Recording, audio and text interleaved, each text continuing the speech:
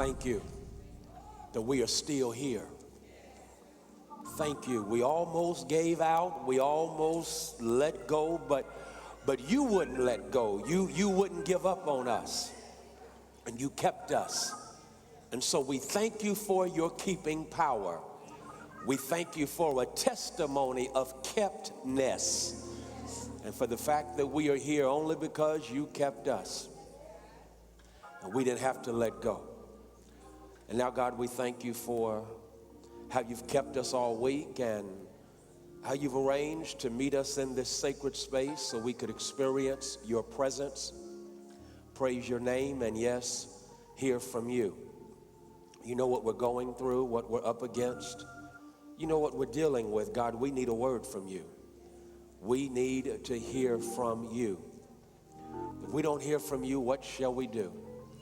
So please now remove any distractions that may divert our attention. Don't let me or anything in me or about me get in the way of what you are up to and what you want to say and accomplish through me. Hide me behind the cross and help us to see Jesus. And we'll give you all of the glory and all of the honor. Empty me of myself. Fill me with your Holy Spirit. Stand in my body. Take over my mind and think your thoughts. Take my mouth now and speak with power your word. Now bless your word. Bless your word with such power that none of us leave church the same way we came. Bless your word. And save the lost. Bless your word. And heal those who are broken. Bless your word. Deliver those who are struggling. Bless your word. Do exceeding abundantly above anything I can ask or imagine. Bless your word. Show us your glory. In Jesus' name we pray. Amen and hallelujah. God is good. Would you thank God with me one more time for this choir that's on fire? Y'all did that. Thank you. Thank you. Thank you. As you know, this month is mental health awareness, and so we are walking our way through the series from trauma to transformation. And so at the 8 o'clock service, we looked at Lamentations chapter 3. And there in Lamentations chapter 3, we discovered that when you call some things to mind, when you change your mind about how God is faithful when life is unfair, life is not going to be fair. Get a grip on that right now. Life ain't fair, but God is faithful. And when God is faithful, you get fresh mercy every morning. When God is faithful, you have something you can stand on when everything around you is crumbling. When God is faithful, you end up with a still here testimony that says, you know what, I could have been wiped out, but I'm still here because God is faithful. And then because God is faithful, as you're going through, you're energized by what you have to look forward to.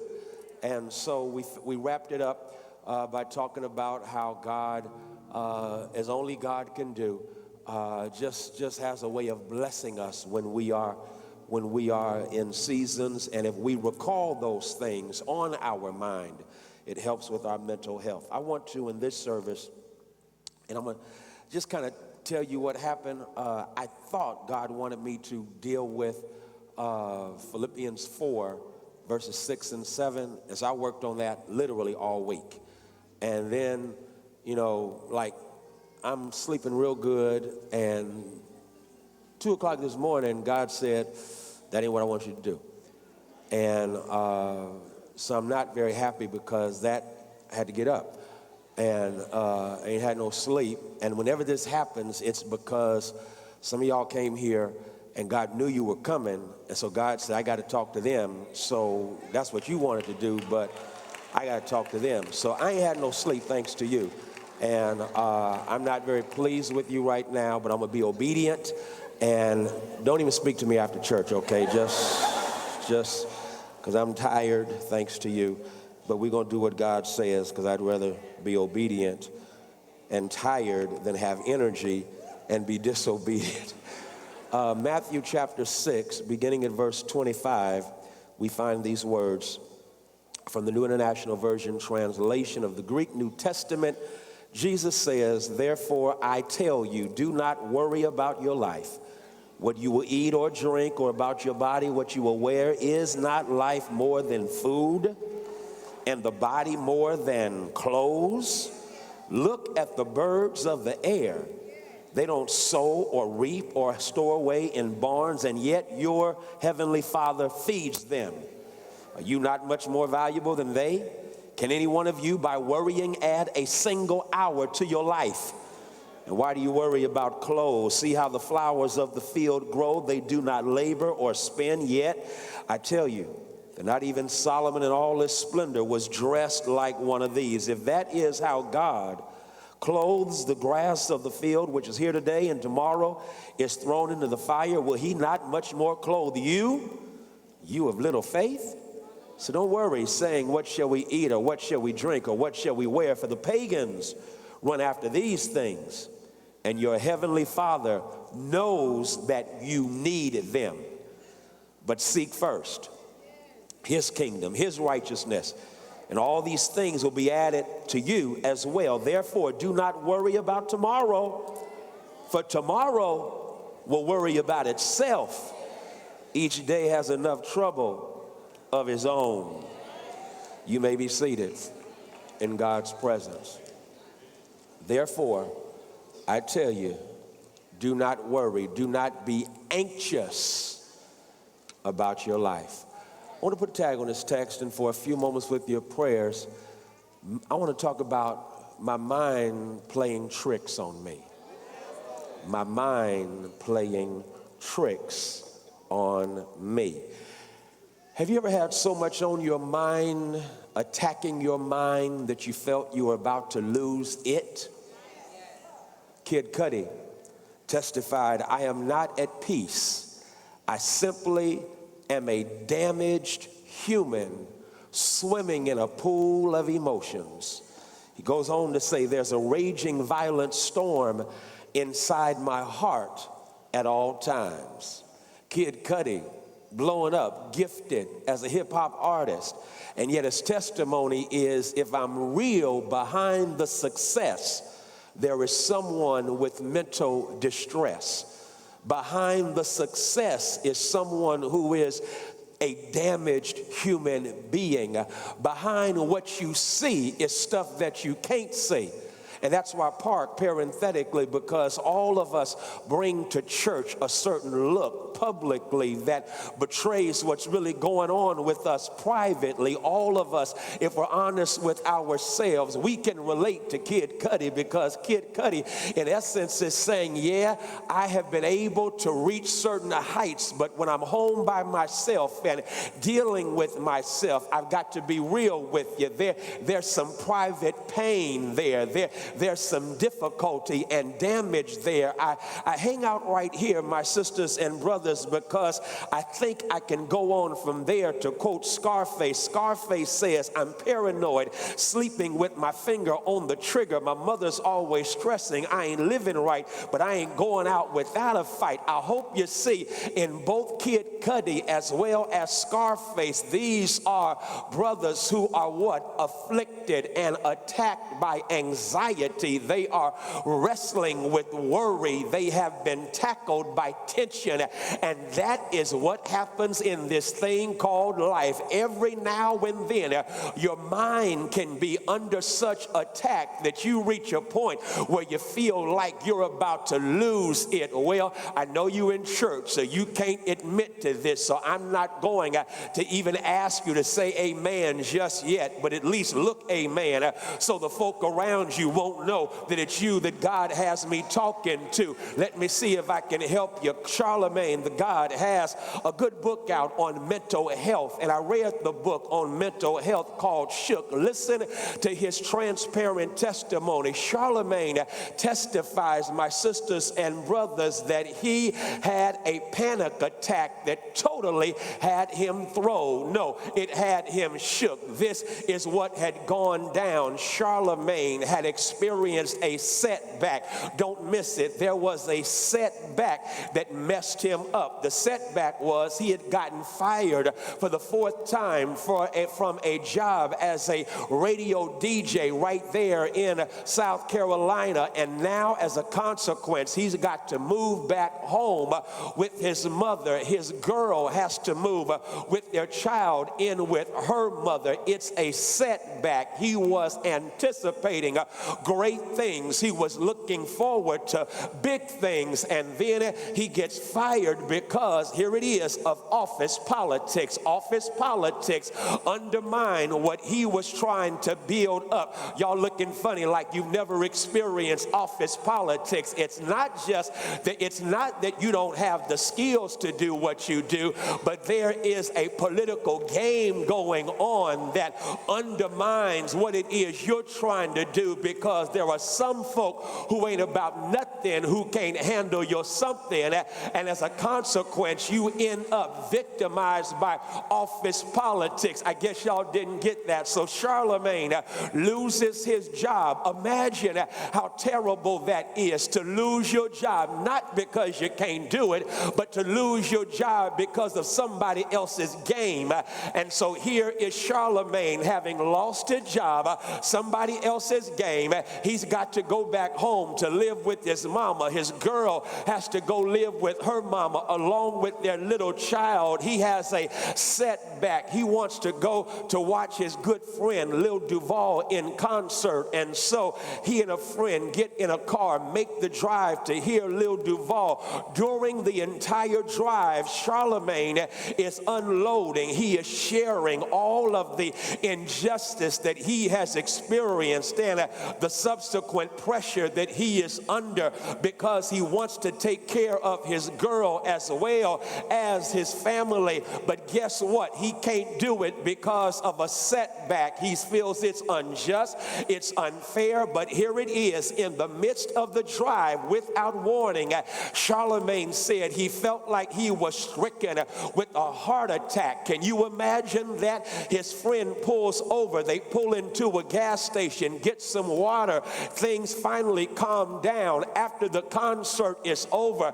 they head back home. But the very next day, he makes an appointment to see a cardiologist. The doctor checks him out and says, your heart is fine. You did not have a heart attack, but tell me the other symptoms. He did. And that's when the doctor said, have you ever had a panic attack before? And that's when he discovered he had been attacked by anxiety. He was wrestling with worry. He was tackled by tension. And as a consequence, he experienced this panic attack. Why did the panic attack occur? It was the culmination, here it is, of the setbacks that had him discussing it. And while in the midst of the discussion, his body reacted to the toxins that were coming out of his mouth. Watch it, as he was talking about all that was wrong in his life. Don't forget that the Bible says there is power of life and death in the tongue. And if you're not careful, you can talk yourself into sickness. You can talk yourself into feeling bad. Here's what's going on. The car is filled with the toxins, the poisons of the negativity that he had been uttering as he's expressing himself. And please know, I'm not saying don't express yourself. Please know, I'm not saying you ought not have an outlet, but don't forget, if you're not careful, you can express yourself and think yourself into a bad situation. I quoted John Milton this morning.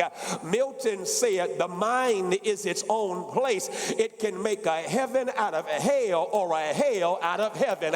I'm going to get y'all in just a moment, because you can think your way into feeling worse. You can think your way into your situation becoming toxic. And somebody came to church today. I don't know you, but God has me in your Kool-Aid. I think I'm calling out your flavor, and you understand what it means to be attacked by anxiety, tackled by tension, and you're wrestling with worry. I'm still not coming through. Have you heard the story about this pilot in the early days of aviation who was attempting to circumnavigate the globe? He had taken off when suddenly suddenly he hears a gnawing sound, and that's when it hits him that a rat is probably trying to bite away at the cable that was just beneath the cockpit. That meant the rat was gnawing away at his lifeline. Can you imagine the tension and the stress that he was under, because he's out over the water, and out over the water now he hears this rat gnawing away at his lifeline. I think I'm going to unpack the metaphor right there, because he had dreamt of circumnavigating the globe, but here's a little rat gnawing away at his lifetime. Have you thought about the fact that every now and then it's them little rats in your life that will gnaw away at what it is you're trying to accomplish? Don't look strange at me. All of us got some little rats running around in our lives who are always trying to gnaw away or tear down what we're trying to build up. They are little rats that just gnaw away. And so there he is out over the ocean, and a rat is gnawing away at his lifeline and converting his dream into a nightmare. And somebody came to church today. I don't know you, but God had me just pull up at your address, because there are some rats of anxiety, some rats of distress, stress, and tension gnawing away at what it is you're trying to accomplish. You're trying to take off, and either you've had a setback like Charlemagne, or while you're trying to ascend, some rats are trying to hijack your hope. If that's the case, then let's hear from the heart fixer and mind regulator. Let's hear from our sable skinned Savior from the streets. The Bible says he's the Prince of Peace, because the Prince of Peace said, and at this point in the message, he was going to show up, and watch this, and he was going to exercise some personal counseling on a group scale. I like that right there. Jesus has just shown up in the house. The Holy Ghost, the Comforter, is cruising through the pews, and right now it's time for a counseling session. Jesus, go ahead, take over right now. And Jesus says, yo, Fred, I got this thing. Yo, G, thank you so much. Jesus said, don't forget the context. I had mobilized the marginalized to meet me on a mountain, and there I gave them a message. Y'all call it the Sermon on the Mount, but I really sat down and taught them. I was trying to give them liberating lessons. After all, they are disinherited, they are dispossessed, they are discriminated against, they are and they are finding themselves occupied and oppressed by the Roman Empire. That meant they live every day with the tension and the stress, the PTSD, if you will, of knowing what had happened in the past by way of enslavement, not to mention the devastating defeat at the hands of Assyria and Babylon, not to mention that now every single day they've got to see crosses that are reminders of the lynching that take place whenever someone rises up against Rome in order to bring about a revolution. Every day they're dealing with that kind of stress. Have y'all ever felt like that? That basically every time you turn on the television, you wonder if you're going to see a 45-year-old black woman who says, I'm pregnant, and yet the police officer says, that ain't good enough, I'ma shoot you. Why? Because black bodies just don't matter. Have you thought about, my sisters and brothers, how much trauma we experience as a people every single time the news comes on, and we wonder if another black body is going to be slain at the hands of state-sponsored violence? Have you thought about the trauma and the stress that we deal with every single day? I guess y'all not feeling that. I'll keep on moving with this thing. That's what's going on. But also there is the hypocrisy of the Roman Empire. We can relate to that, can't we? Because it's downright hypocritical. I told at 8 o'clock that we live in such a sick nation because the citizens continue to inhale the toxins of hypocrisy and delusion. And as a consequence, they are confusing while they support 46-1 urination with precipitation. And as a consequence, here we are in this nation with a sickness that spreads, and we saw the sickness goodness, even in Alabama this week, did you see the nerve of 25 white men decide they're going to control the reproductive rights of women, and they never in their life have given birth to a child, and yet they made up their mind that women have been reduced to just being tools of reproduction. You're not a person to be respected. You're a body that I use to reproduce, because you don't have a say-so with your body. And because you don't have a say-so with your body, I am going to make it illegal for you to do something with your body that I do not approve of. And they do it, here it is, in the name of being pro-life. I'm about to start cussing. Y'all forgive me. Don't judge me, because it dawned on me. I looked up the stats in Alabama. Do you know the infant mortality rate in Alabama is number 3 in the nation? Only 2 other states, Mississippi and Arkansas, have a worse infant mortality rate than the state of Alabama. So y'all got time to talk about what a woman can do with her body, but you ain't had the time or the resources to bring about a better infant mortality rate. It's because you ain't pro-life, you're pro-birth. And there's a difference between pro-life and pro-birth, because when you're pro-life, you make sure that when the child is born, the child can live. You make sure the child doesn't have to worry about age-dependent children getting cut, because you are pro-birth and not pro-life. I see y'all looking at me strange, but I'm just trying to say, Jesus did not say, I have come that you might have birth and birth more abundantly. He says, I've come that you might have life.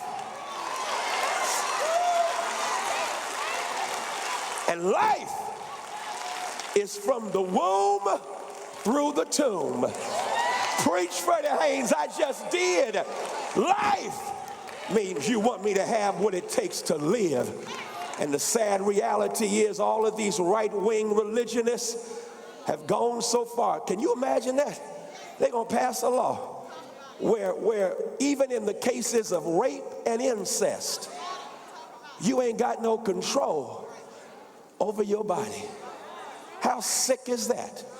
But that's the sickness of the nation that we live in, and that can stress you out. That can bring a lot of worry in your life. And so let's just have a counseling session. Talk to me about what worries you. Are you worried about how you're going to pay next month's bills? Are you worried about, some of y'all just graduated from college and now you're worrying about what's next, because after all, you've got decisions to make, and you're worried about how that thing is going to work out. Are you worrying about your career? Have you gotten bad news about the health of someone in your family, and now you're worried about what's going on with them? Are you the go-to person in your family, and everybody comes to you, and now you've reached a point where everyone has put all their burdens on your shoulders, and your shoulders can take no more? Who am I talking to? Somebody that came to church today that says, I got so much worrying going on. I understand the meaning of the word worry. Etymologically, the word worry, it means to be torn apart or ripped in different directions. That can happen in life, huh? And that is, you're being pulled this way, but yet you're being pulled that way. And the moment you go this way, you get pulled back that way. And then you get pulled forward, and then you get pulled back. And somebody came to church today, and it's like you've been pulled every which way. And as a consequence, it's like you are coming apart, and you can't take it no more. If that's you, talk to us, Jesus. Freddie, I'm trying to let them know that I spent so much of the Sermon on the Mount on mental health, because I recognize that people who are disinherited and discriminated against, they deal with distress, they deal with anxiety, and so I got to help them. But Freddie, you got to give the conclusion to what happened to that pilot first, and then I'll give with the rest of what I mean in this sermon. I said, cool, Jesus. And y'all know what happened to that pilot? That pilot reminded himself, here's your shout right here, that rats are subterranean or terrestrial creatures. They can't handle high altitudes. And he decided to go up higher and higher and higher. And he kept on going higher until the next thing you know, there was no more gnawing. There was no more gnawing. He lands the plane. And when he finally landed the plane, he looks under the cockpit, and there is the dead rat with its mouth on the cable. Why was the rat dead? Because he had taken what was worrying him to another altitude. And I came to tell somebody, whatever is working your last nerve, whatever is ripping you apart, it's time to take it to a higher altitude. We used to sing in the old school church, if the world from you withhold of its silver and its gold, and you have to get along with meager fare, just remember in God's word how God feeds the little bird. Take your burdens to the Lord and leave it there. Boom. I'm trying to say to somebody, it's time to take your situation to a higher altitude and leave it with God, because rats can't handle high altitudes. All right, Freddie. So how does it work? I'm almost done. Jesus, take it over. Jesus said, well, Freddie, make sure you let them know. And this is real good right here. Please let them know that it's time, I like this, to reframe your perspective with a bird's eye view. Reframe your perspective with the bird's eye view. Jesus says, here's what you do. Don't worry. You didn't shout. He says, quit tripping. Don't be pulled apart. You still didn't shout. Jesus says, don't be anxious. Don't be pulled apart with what you're going to wear, what you're going to eat, what you're going to drink. Okay, Jesus, you may want to update this, okay? Okay, because G is real up to date. So G say, all right, y'all, here it is. Don't be worried about your next red bottoms, the Merlot you're going to have at the party, or where you eating brunch after service. Don't be worried about, watch this, stuff. Don't get so caught up in materialism, because here it is. If you're not careful, when you've been disinherited and made to feel that you never are enough, that you never measure up, you will get, here it is, you will become a citizen in the kingdom of thingdom and believe that it takes things to make you feel that you are more than how you feel you are. And so you will have all the latest stuff, all the latest fashions to make yourself feel better about who you are. It's like you got to wear somebody's name as their advertisement in order to give yourself a sense of self-esteem. Jesus says, no, you ain't got to have stuff to be important. You ain't got to have stuff to be significant. Your significance is in the fact that you are a child of Almighty God. And so you've got to reframe your perspective. Taylor Branch said this. He says that African Americans, because we have found ourselves disinherited, dispossessed, we often suffer from status starvation.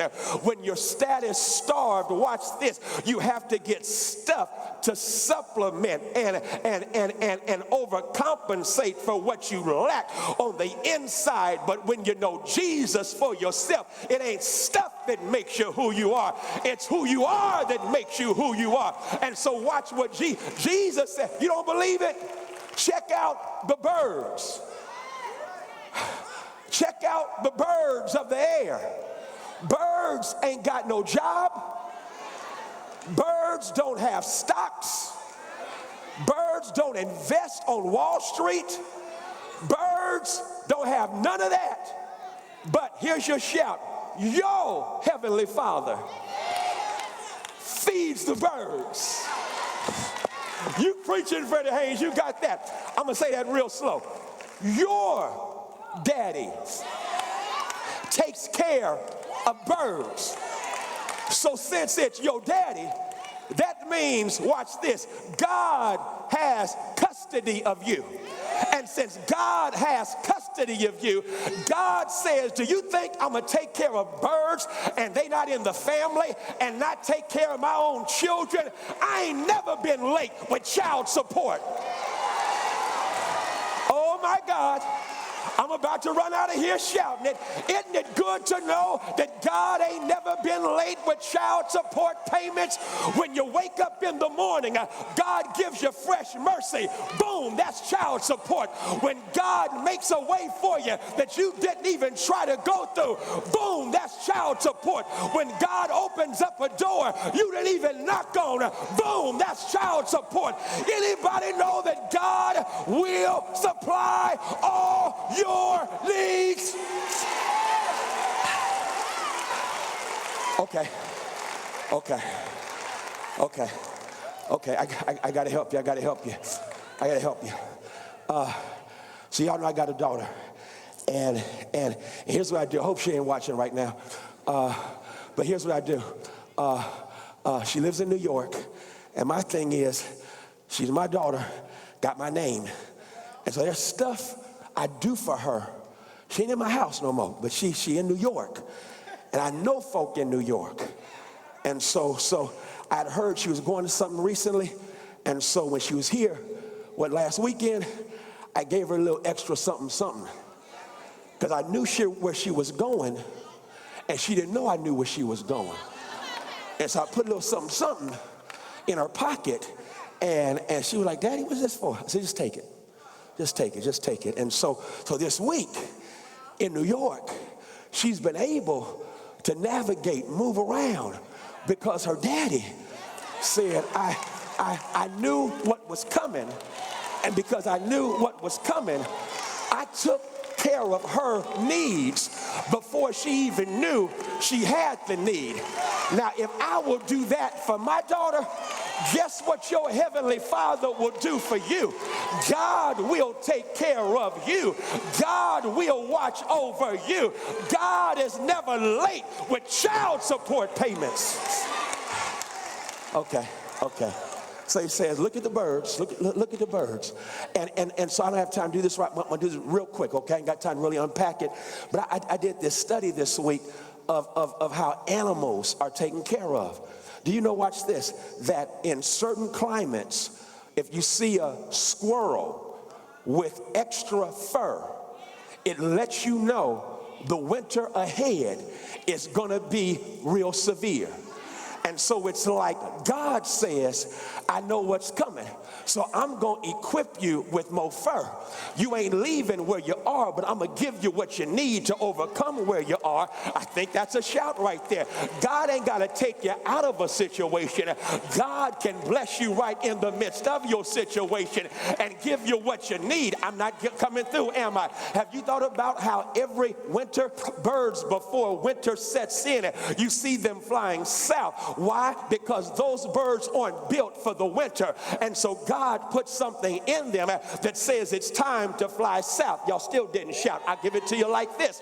I was watching National Geographic, and this thing messed me up because they were following this bird, this mother bird. It was a hawk, and the mother hawk had tried to set up a home, a nest, and it was gathering sticks and grasses and weeds, trying to get together its nest.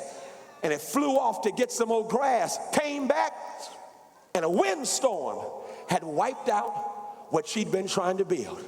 She flies off to get some more. She gets some more grass, weeds, stuff like that, and starts to rebuild the nest. And while she's flying to get some more, she comes back, and wind had blown it out. This time she said, I got to change locations.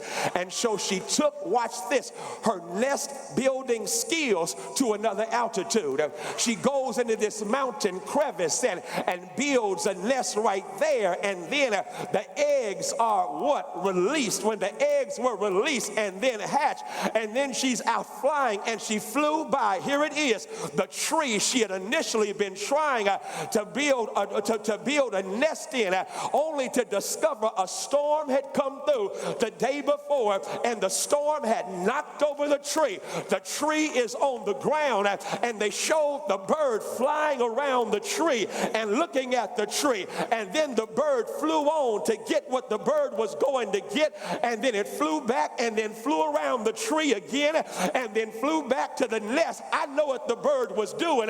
The bird was flying around what could have been the tree and said, thank you, God. This could have been my home, but you kept blowing down what I thought I had to have, and because you blew it down, I'm up in the mountains right now.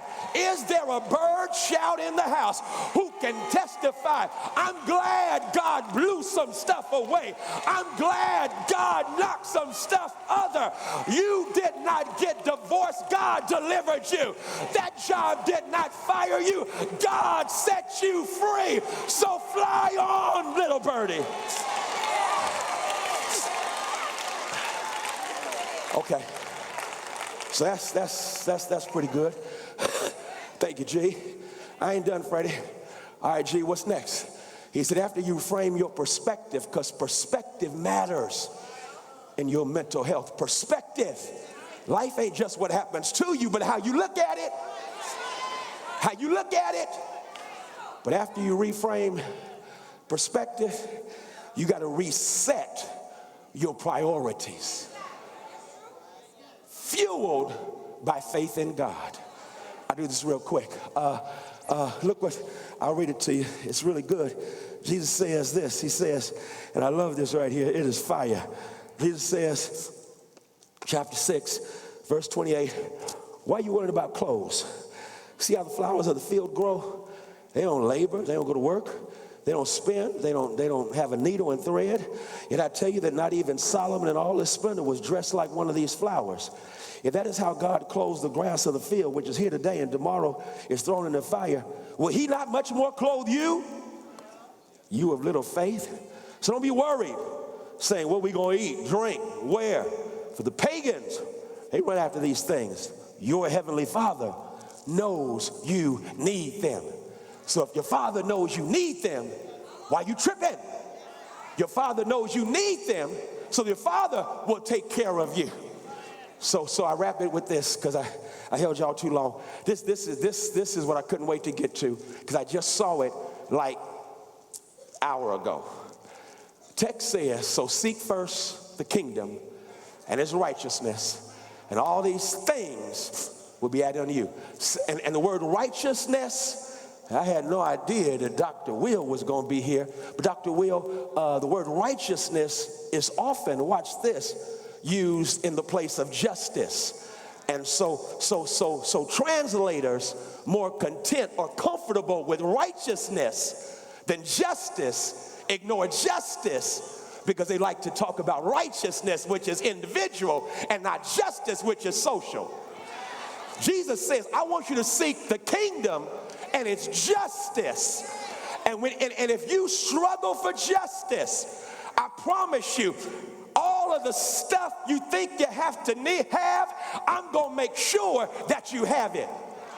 And then he says this, so don't be tripping on tomorrow, because tomorrow is a trip itself.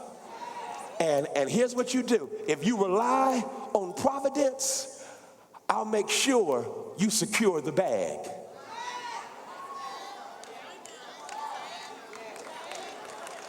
What service am I in? Oh, I see you, Kennedy. Secure the bag. You got me, don't you? Tell your mama what that means, okay? Secure the bag. Secure the bag. That's hip hop. I looked it up. I'll read Urban Dictionary right quick, okay? Because I want y'all to see what Urban Dictionary says about secure the bag. It is so fire. It's going to run you out of here, but don't run because I'm going to shout you right quick. Look what Urban Dictionary says. Secure the bag. Secure the bag. It's trying not to come up. Secure the bag. No, that ain't it. S-E-C-U-R-E. The bag. Okay. The bag being anything you want, desire, You must obtain it or accomplish your goal. Secure the bag. You didn't get that. Secure the bag. It talks about an expression used to describe the act of taking, obtaining advantage of the situation and keeping something of value because of what you got from the situation. That's what it means to secure the bag. Secure the bag means to get what it is you think you out here to get because it's of such value. Jesus says, seek first the kingdom, seek first the kingdom and its justice, and you will secure the bag. And once you secure the bag, you ain't even got to worry about tomorrow because tomorrow is going to take care of itself. It's enough drama in tomorrow, so you handle today, because here's your shout. God says, what I'll do if you let me walk with you today, what you don't know is I'm already in tomorrow. Since I'm already in tomorrow, I can walk with you today. By the time you get to tomorrow, what you don't know is I've already been to tomorrow and I've handled stuff tomorrow. So by the time you show up in tomorrow, it's already handled. Okay, this is the close, and it's fire. So I went to South Africa back in September, Cape Town. Here's the trip. Get there, and this young cat shares this with me that I've been waiting to share with y'all. I just didn't know how to do it until he gave it to me. He gave it to me like this. He said that he's doing his internship over in Cape Town, and he said, Pastor Haynes, here's the deal, because he's heard me at Howard, and so that's how I knew him and all this stuff. So anyway, he said, Pastor Haynes, let me tell you how this thing works, because I'm sure you could use this.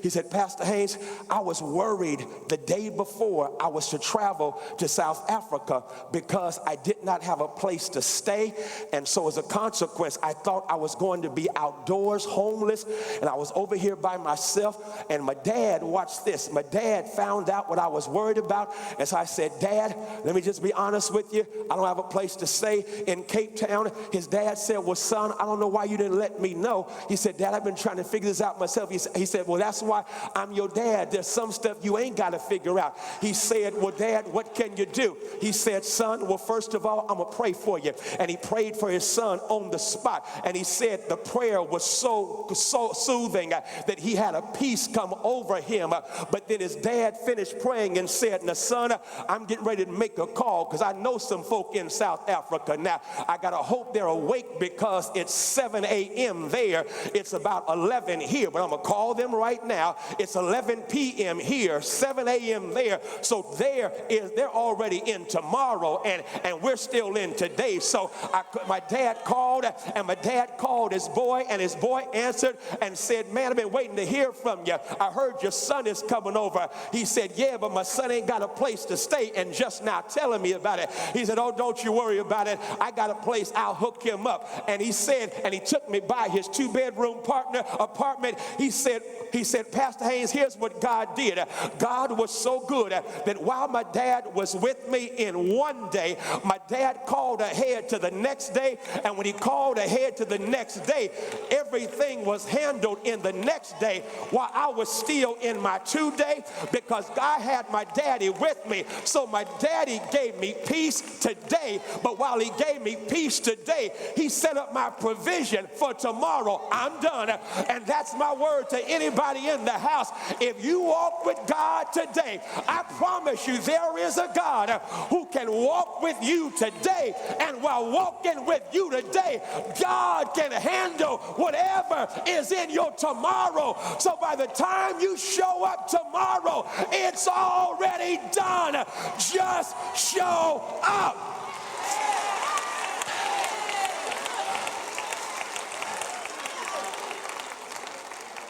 Shall we pray? God, thank you. Thank you that you are the source of our strength. You're the source of our mental health and well-being. Thank you that even when life stresses us and distresses us, even when life messes with our head, that you, oh God, are a heart fixer and a mind regulator. Thank you for how you can get in our minds so our minds don't play tricks on us. And right now, God, I first cover in prayer everyone in this house who knows the stress of panic attacks. God, right now, in the name of Jesus, the great physician, I stand in the gap for anyone who's been dealing with panic attacks. God, deliver, give peace, and set free. However you choose to do it, if you use medicine, hey, we know you create. If you decide just to touch them right now and give them such peace and joy that a panic attack can never show up again. We believe your word that says, be anxious for nothing, but by everything with prayer and supplication, with thanksgiving, let your requests be made known unto God, and God's peace that passeth all human understanding will guard your heart and your mind in Christ Jesus. Oh God, right now, I pray for those who suffer from panic attacks. I pray, oh God, for those who are afflicted by anxiety. Oh God, just going to work is stressful. Dealing with people in their lives is stressful. God, heal, deliver, set free, even right now, in Jesus' name. And then, God, I pray for those who deal with the symptoms of anxiety, from headaches to ulcers to stomach issues. God, in Jesus' name, you are a healer. And right now, I give them all to you. I place them in your healing hands. So please heal and get glory through their testimony in the name of Jesus. Now save the lost. Bring home to your church those who don't have a church home. Just don't let anyone leave here the same way they came. In Jesus' name.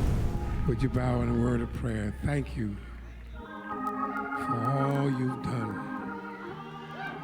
Thank you for 33 years.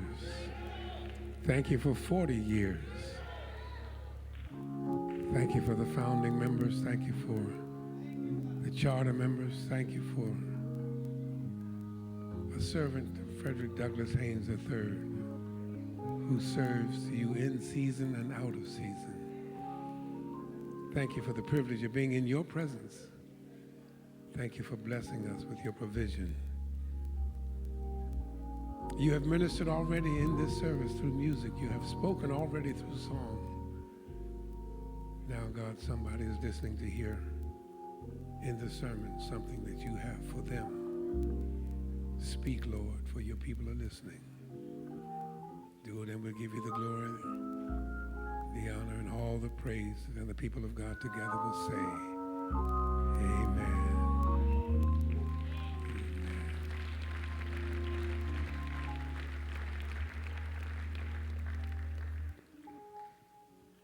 While you're on your feet, so you won't have to stand again, if you would turn with me to the first chapter of the Gospel according to St. Luke. I'll be reading from the New Revised Standard Translation. Luke, the first chapter. This morning, the media ministry surprised me and found it when my iPhone died on me. Beginning at verse 34, Luke 1:34.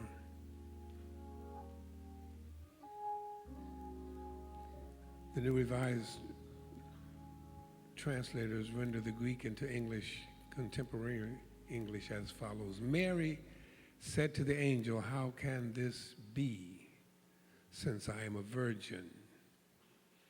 The angel said to her, "The Holy Spirit will come upon you, and the power of the Most High will overshadow you. Therefore, the child to be born will be holy. He will be called Son of God. And now your relative Elizabeth, in her old age, has also conceived a son. And this is the 6th month for her who was said to be barren. For nothing will be impossible with God." Then Mary said, "Here am I, the servant of the Lord. Let it be with me according to your word." Then the angel departed from her. In those days, Mary set out and went with haste to a Judean town in the hill country, where she entered the house of Zechariah and greeted Elizabeth.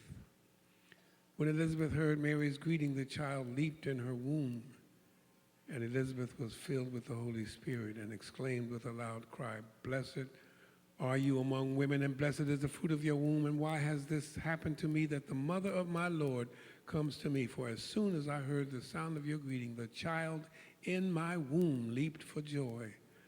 And blessed is she who believed that there would be a fulfillment of what was spoken to her by the Lord. And Mary said, my soul magnifies the Lord, and my spirit rejoices in God my Savior, for God has looked with favor on the lowliness of his servant. Surely from now on all generations will call me blessed, for the Mighty One has done great things for me, and holy is his name.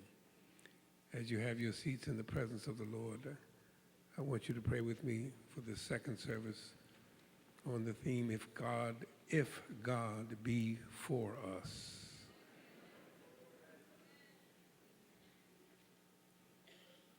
The Mighty One has done great things for me. Sean, I don't know if you know, he's done great things. He has done great things for me, or he has done marvelous things. Either one, he has done marvelous things, or he has done great things. Either one at the end of the service, either one of those two, be fine. In the meantime, we can do, maybe she's just like my mother. She never satisfied. Oh.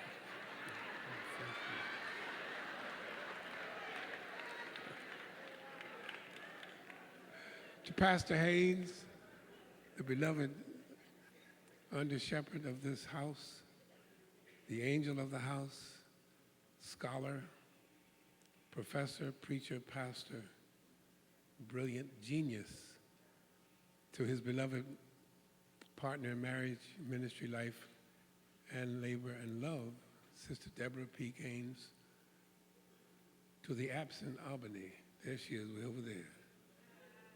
Why can't you be still?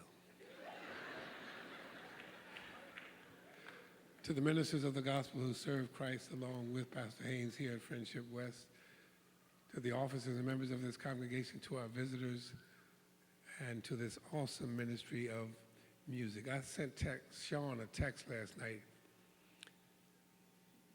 Y'all know what M-A-Y-L-A-C-K, how you pronounce M-A-Y-L-A-C-K? M-A-Y-L-A-C-K. Yeah, he made like he didn't get my text.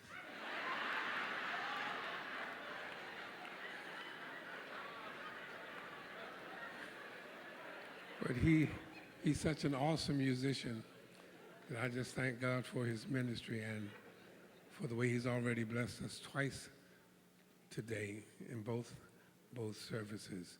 You all have several members of Trinity United Church of Christ who have joined here, having relocated to DFW. You know my deacon, everybody knows my deacon, Regina. She makes her presence known. She was dancing with the dance ministry, only she's out there. Such a Deacon Regina. But you have two of my daughters. You've had my newest daughter in terms of new to the family for about 12, 13 years ago. I've shared with you Giselle Marcus, who with your Gap ministry, who took over in South Africa when our baby daughter was insulted by a clerk in the store, and has been a part of our family ever since. Vernessa Gibson Turner, our newest member at Friendship West, she said that she grew up with Janet and Jerry, but I said, I remember, I'm old, but I remember her being a little older than Janet and Jerry. But since the 1970s, 72, 73, she has been their big sister, my oldest two daughters' big sister. She has relocated here and become a member of Friendship West. So now y'all got two of my daughters and a deacon. Please take care of them. Please, please, please. Nessa, where did you go this time? You were sitting over here. You like Albany. There you are, over there. You were here, now you're there. Y'all like this big sanctuary. Y'all can just move all around. Amen. Mary said, my soul magnifies the Lord, for God has looked with favor on the lowliness of his servant. He has done great things for me. In November of 1973,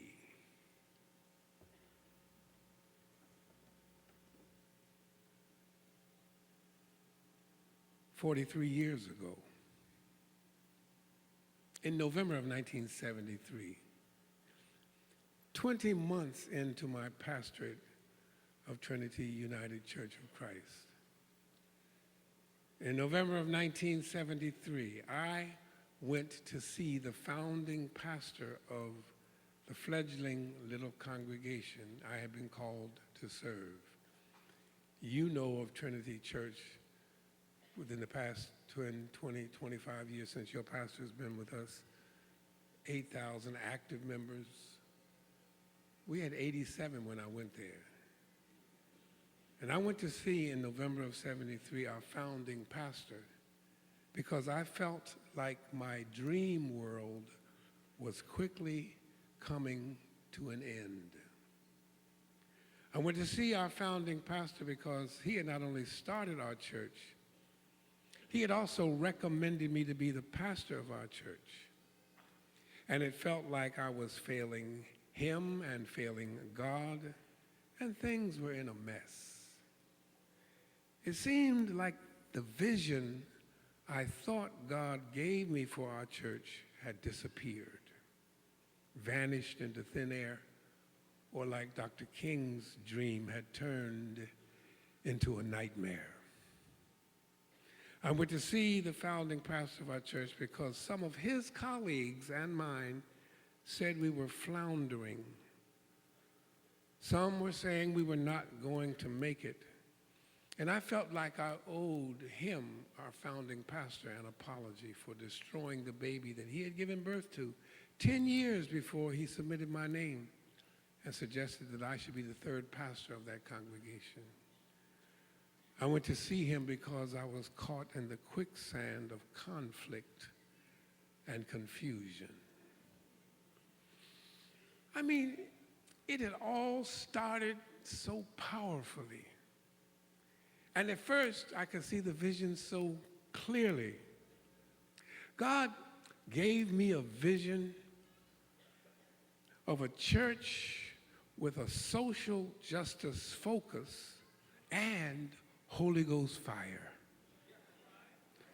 Music that quenched the thirst of black folks who had been put down all week long in a racist white world back in 1970, combined with ministry that addressed the needs, spiritual needs, social needs, legal needs, and cultural needs.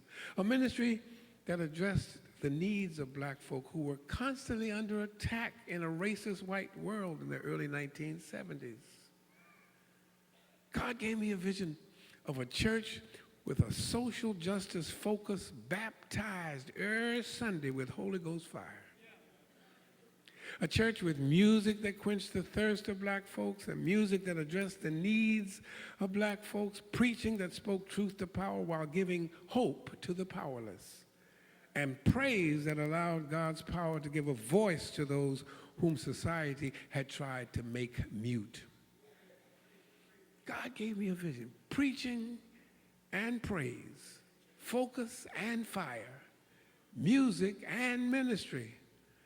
A church that dispensed every week, not an opiate dulling the masses, but a divine message to energize the masses to rise up and right every wrong they encounter, from their own house to the mayor's house to the White House and the church house. God gave me a vision of a church. I didn't see it. Not a church or a message that put white people down or put any people down. Why is it that every time you try to affirm black people, somebody hears you putting white people down? God didn't give me that. God gave me a vision of a church, a ministry, and a message from God that lifted black people up and helped black people undo the damage done to their psyches by the dominant culture, which constantly, consistently, and incorrectly had said to them that their lives counted for nothing.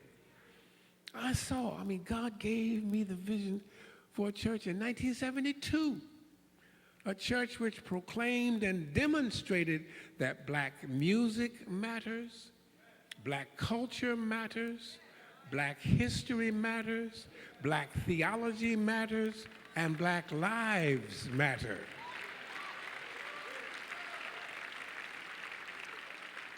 And as I've traveled around this country, I run into a lot of church folk who are upset with the Black Lives Matter people and upset with the young people. Before you get upset with these young people today, I ask you to remember that when it comes to the history of that church where I served for 36 years, in 1972, when I started there, I was 30 years old. I was 31 years old when I went to see our pastor. 30 years old, I started in March of 72. And in July of 72, when I articulated that vision to the national gathering of our church, we had all the black pastors from Detroit, Michigan to New Orleans gathered in Chicago for the United Church of Christ. And we started off, they asked you to say who you were, where you were serving, 3 things in ministry that you had done. If you were new like I was, 3 things you hoped to do. And I articulated my vision, giving them 3 things I hope to do. And at lunchtime, the senior statesman for our clergy, the senior statesman for the denomination, former president of Talladega College, he said, boy, what make you think you're going to be able to do all that? I said that scripture verse that says, if God be for us, who can be against them? I told them, and I had a vision God had shown me for a black church that cut across socioeconomic lines. No more black, bougie, upper-class, silk stocking foolishness, buying into a Eurocentric Marxian model of class systems. I said we were going to be a church with silk stockings, runs into stockings, no money for stockings, and Sunday morning stocking caps.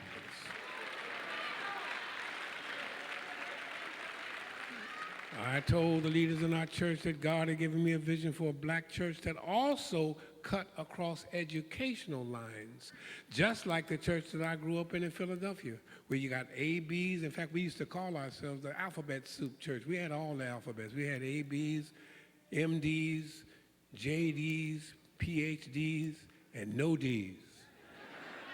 We had all the alphabets, including ADC. I don't know if y'all know what that is in Dallas. That's welfare, aid to dependent children. Because we believe firmly that the letters behind your name talked about how you make a living. The church is about how you make a life. And in the church where I grew up, Mrs. Wilson, I go to my grave, I'll never forget her. Mrs. Wilson, who did our laundry, sat right next to my mama in the same gospel chorus. My mama had 2 master's degrees and a PhD, and they sat side by side singing the gospel of Jesus Christ because the degrees didn't mean nothing when it came to the church. I was 30 years old. And in July of 72, when I was still 30 years old, I think Vanessa was there.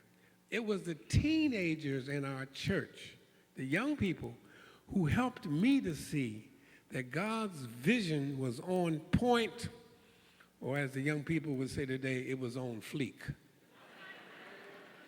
I mean, the teenagers of Trinity Church in July of 73, hear me, Black Lives Matter critics, the teenagers came to me and they told me they wanted a choir for the young people. We had the senior choir and we had the little children's choir, and they wanted a teenage choir. So I told them to rehearse, and that when they thought they sounded good enough, let me know. And I would see about letting them sing. The president of our youth fellowship called me. He was so excited. On the 4th Wednesday in September, Rev, you got to hear this. You got to hear. We ready. We ready. I went in here. I said, I'm going to let y'all sing. I'm going to let y'all sing. So the 5th Sunday in October, we made it Youth Sunday. And the teenagers showed me something important. See, prior to the 5th Sunday in October, October 29, 1972, they gave me a plaque that used to hang in my office that said Youth Fellowship Choir of Trinity United Church of Christ. Prior to that 5th Sunday in October, our choir, now you all don't know nothing about that because you got Sean, y'all got Kirk Franklin, y'all got Yolanda Adams, y'all know gospel music, contemporary gospel music. But the church would call me to serve. from the first Sunday in December 1961, when it was founded, until the fifth Sunday in October 1973, our senior choir, Sean, I don't know if you ever saw that, senior choir with robes on. They just walked down the aisle. Beneath the cross of Jesus, I fain would take my stand. The shadow of a mighty rock within. On the fifth Sunday in November 1973, with red and green dashikis, the brothers had on black slacks. This was 72, fifth Sunday in October 72. The girls had on 72 miniskirts. Red, black, dashiki, red and green dashiki, black miniskirts. And the teenagers hit the aisle, not singing Beneath the teenagers with a Jeffrey Radford, who was 19 years old, on a Hammond B3 organ, tambourine, washboard. They hit the aisle, stepping like Florida A&M and Grambling in a competition. How I got over, how I got over, my Lord, and my soul looked back and wonder how I got over.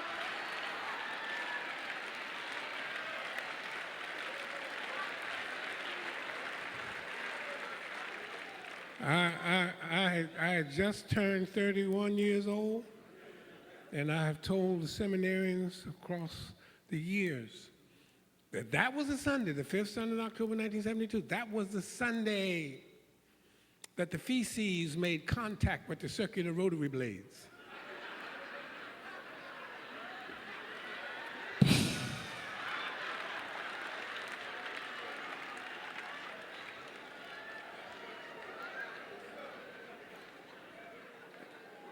And most of the adults who came complaining did not complain about the rhythm, did not complain about the stepping, did not complain about the drums, did not complain about the washboard, did not complain about the tambourine. They complained about the name of the choir. It was the Youth Fellowship Choir of Trinity United Church of Christ. They said, when are you going to change the name so we can get in this choir? It had all started so powerfully. And that was 1972, but in November of 73, longtime members of the church were leaving. Freddie, you've seen some old members of Friendship West leave. Longtime members had left and lied to me about leaving. Looked me right in my face and lied to me. So I went to see our founding pastor, because some of those longtime members had even joined the church he was serving in 72 and 73. It had all started so powerfully. And now in November of 73, charter members, not just long time, charter members were leaving. Some said we were floundering. Some who stayed said I was bringing the wrong element into the church. I was attracting the wrong kind to the congregation. It had all started so powerfully, and now in November of 1973, some of the members of the search committee, I mean, that's the pulpit committee, the folk who voted for me unanimously, recommended me to the congregation, they were leaving, or they had left. So I went to see our founding pastor because it looked to me like things were in a mess. Is there anybody here at Friendship West this morning who has ever had what I call a November of 1973 moment where you felt like your world as you knew it was coming to an end? A moment where it felt like everything was in a mess, a moment where your dreams vanished into the thin air, a moment where your dreams turned into a nightmare, a moment where you were caught in the quicksand of conflict and confusion, a moment where you looked up from wherever you were on life's journey at that moment, then you look back to where you had started. It had all started so powerfully, so beautifully, and found yourself wondering, how in the world did I end up here? How did I get to this place? It wasn't supposed to turn out like this. Some individual looking at me right now, maybe video streaming, somebody listening right now. On the personal level, you know exactly what my November 1973 moment felt like or feels like. Nobody gets married with the intention of getting divorced. How did I get to this place? It wasn't supposed to turn out like this. Nobody falls in love. Nobody enters into a relationship for the express purpose of finding out what it feels like to have a broken heart or to experience broken promises, broken trust, broken dreams. How did I get to this place? It wasn't supposed to turn out like this. Somebody on the personal level knows exactly what I'm talking about. And you can sit here looking saved, sanctified, and silly at me if you want to, but I know from personal experience what that November of 1973 moment was like. And let me say right quickly that I have had several more moments just like that one since November of 1973. Just recently, I shared with the members of Trinity Church, my mind ran back to a conversation I had with a mother who, in the middle of our talking, laughing and joking, talking about Freddie Haynes, talking about Rudy McKissick, talking about different preachers who had come to the church, she just started shrieking at the top of her lungs, crying. And when she calmed down long enough for me to ask her what is wrong, she said her son had just confessed to her that he had committed a murder in cold blood. He had been picked out of a lineup, and she just knew it was a mistake that he had been picked out because it was dark. The kids couldn't see who it was. They confused him, mixed him up with somebody else. And when she went to visit him in the privacy of the interview with no recording going on, he said, "Ma, I did it. For no reason." How did I get to this place? It wasn't supposed to turn out like this. Nobody raises their child, pouring love into that child, sacrificing for that child to have a child end up in prison. My mind ran back to that conversation. Why? Because my number 2 daughter, as we look at each other right now, is serving 2 years in a women's federal facility. How did I get to this place? It wasn't supposed to turn out like this. How? Somebody looking at me right now on the personal level, you know exactly what I'm talking about. You know what it feels like. And every conscious black person, and I say that realizing that all black people ain't conscious. Every conscious black person knows on the political level, if not the personal level, what my November 1973 moment looks like. The brilliant womanist scholar Katie Cannon puts it this way. She says, since 1865 and the passage of the 13th Amendment, which ended slavery, started out so powerfully. Every time African Americans have made advances toward full participation in our democracy, God's vision for black people, because black lives do matter. Every time white reaction has fueled a deliberate and relentless rollback of black people's gain. How did we get to this place? It wasn't supposed to turn out like this. The end of the Civil War, Dr. Cannon says, and Reconstruction, it started out so powerfully. Reconstruction, black folk could vote for the first time in the history of this country. Reconstruction, we got black elected officials, we got black state senators, even a black United States senators. It all started out so powerfully. But the end of the Civil War and Reconstruction was greeted with the black codes and Jim Crow, legal segregation, legal racism, legalized white hatred, from white robed wearing Ku Klux Klansmen hanging black bodies, all the way to black robe wearing Supreme Court justice hamstringing black bodies, from the Dred Scott decision to the Plessy versus Ferguson decision. How did we get to this place? It wasn't supposed to turn out like this. The Thurgood Marshall, John Hope Franklin Brown versus Board of Education case, which won The Supreme Court decision of 1954, desegregating public schools. It started out so powerfully. That landmark decision was met with white folks shutting down public schools throughout the South, while black taxpayers' dollars financed segregated white private schools. How did we get to this place? It wasn't supposed to turn out like this. The Civil Rights Act of 1974, the Voting Rights Act of 1965, it started off so powerfully. Those acts of Congress triggered a coded but powerful negative white response called the Southern Strategy and the war on drugs that took the vote away from millions of African Americans while propelling President Nixon and Reagan into the White House. How did we get to this place? It wasn't supposed to turn out like this. Every time social progress for African Americans was made, it was countered by deliberate and cleverly crafted opposition, up to and including a Republican Supreme Court gutting the Voting Rights Act of 1965, up to and including the election of the first African American president being met with countless murders of black men and women by militarized police who keep on showing you that to them black lives don't mean nothing. From Michael Brown in Ferguson to Laquan McDonald in Chicago, covered up in Chicago by a mayor who made like he didn't know nothing about it during the election season because he needed the black vote. Come on, man, how did we get to this place? It wasn't supposed to turn out like this. Somebody sitting in this sanctuary knows on the personal level what I'm talking about.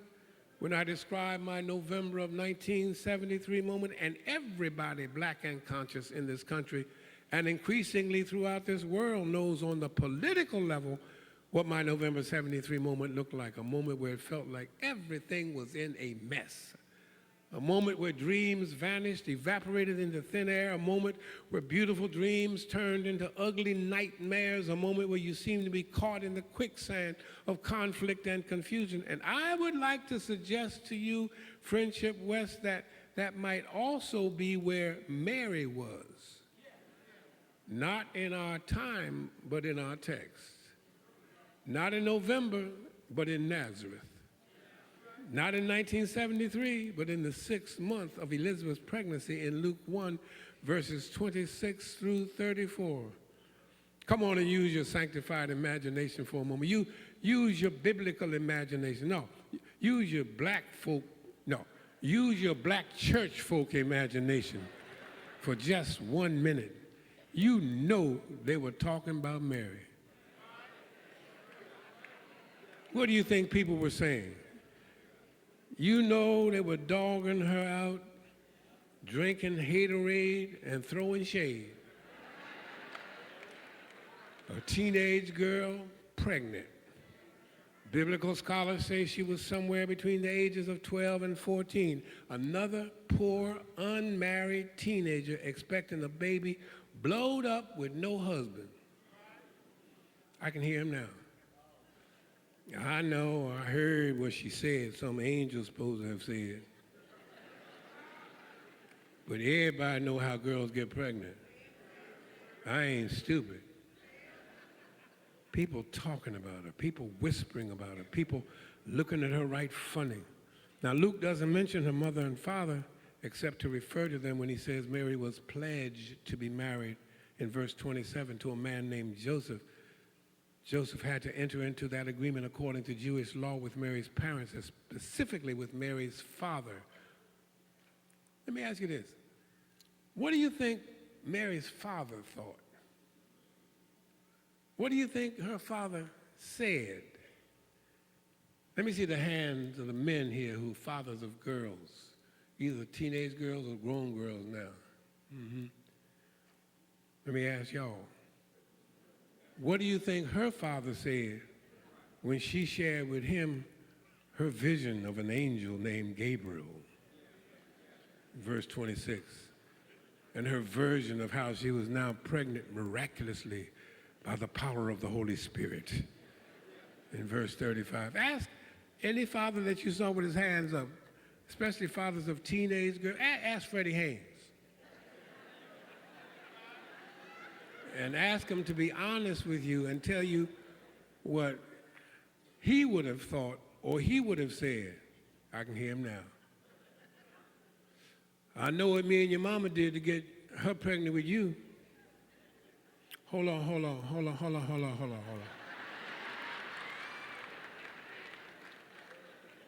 Run this by me one more time about how you got pregnant without doing what me and your mama did when she got pregnant.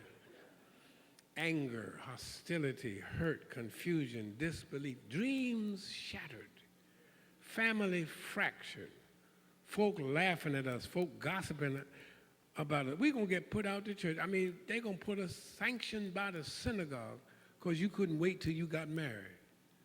How did we get to this place? It wasn't supposed to turn out like this. In November of '73, I had to talk to my elder brother in the faith. And in verse 39 of Luke 1, it says, Mary got ready and hurried to a town in the hill country of Judea to talk to her older sister in the faith. I had to talk to somebody who knew about the promises of God, who knew what God had said and what God had promised in spite of how things looked and in spite of what other folks were saying. And I wanted to submit to you that Mary was in the same place. Mary had to talk to somebody who knew about the promises of God, somebody who knew what God had said, somebody who knew what God had promised in spite of how things looked. In verse 7 of Luke 1, it says, Elizabeth was not able to conceive, and she and Zechariah were both very old. That's how things looked. Luke 1 verse 13 says, God promised Zechariah that Elizabeth would have a son. And in Luke 1:36, I read it for you, Gabriel said, your relative Elizabeth is going to have a child in her old age. Mary had to talk to somebody who knew the reality of what God had promised in spite of how things looked and in spite of what other folks said. Verse 36 says Elizabeth was said to be unable to conceive. That's what other folks said, but she's now 6 months pregnant. Mary had to talk to somebody who knew what God had promised and who knew what the messenger said. In verse 37, the NIV translates that verse, for no word from God will ever fail. But both the NRSV and the King James put it the way you know it. For with God, nothing shall be impossible. Most of the folk close to me in November of 1973 said, you must be out of your tree, talking about what God said could be. So I went to talk to somebody who knew that what God said God would do. If God promised it, God would do it. Verse 37 says, for no word from God will ever fail. That's NIV. NRSV says what? For with God, nothing shall be impossible. Mary heard what those around her were saying. Mary heard what those close to her were saying. Mary heard what her own parents who loved her were saying, and she knew what they were not saying in her hearing. But the naysayers had not heard the promises of God, and Mary wanted to talk to somebody who had heard the promises of God and somebody who had seen the promise of God fulfilled in their lives. The text says, so Mary got in a hurry and went to see her sister friend, her elder in the faith, Elizabeth. And please look at what verses 41 through 45 say. When Mary greeted Elizabeth, as soon as Elizabeth heard her voice, John the Baptist, a 6-month fetus, leaped for joy in Elizabeth's womb.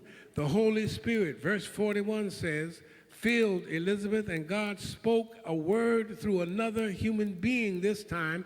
He didn't speak through a heavenly being this time. He spoke through a human being, and the message that God sent is in verse 45. Blessed is she who believed that there will be a fulfillment of what was spoken to her by the Lord.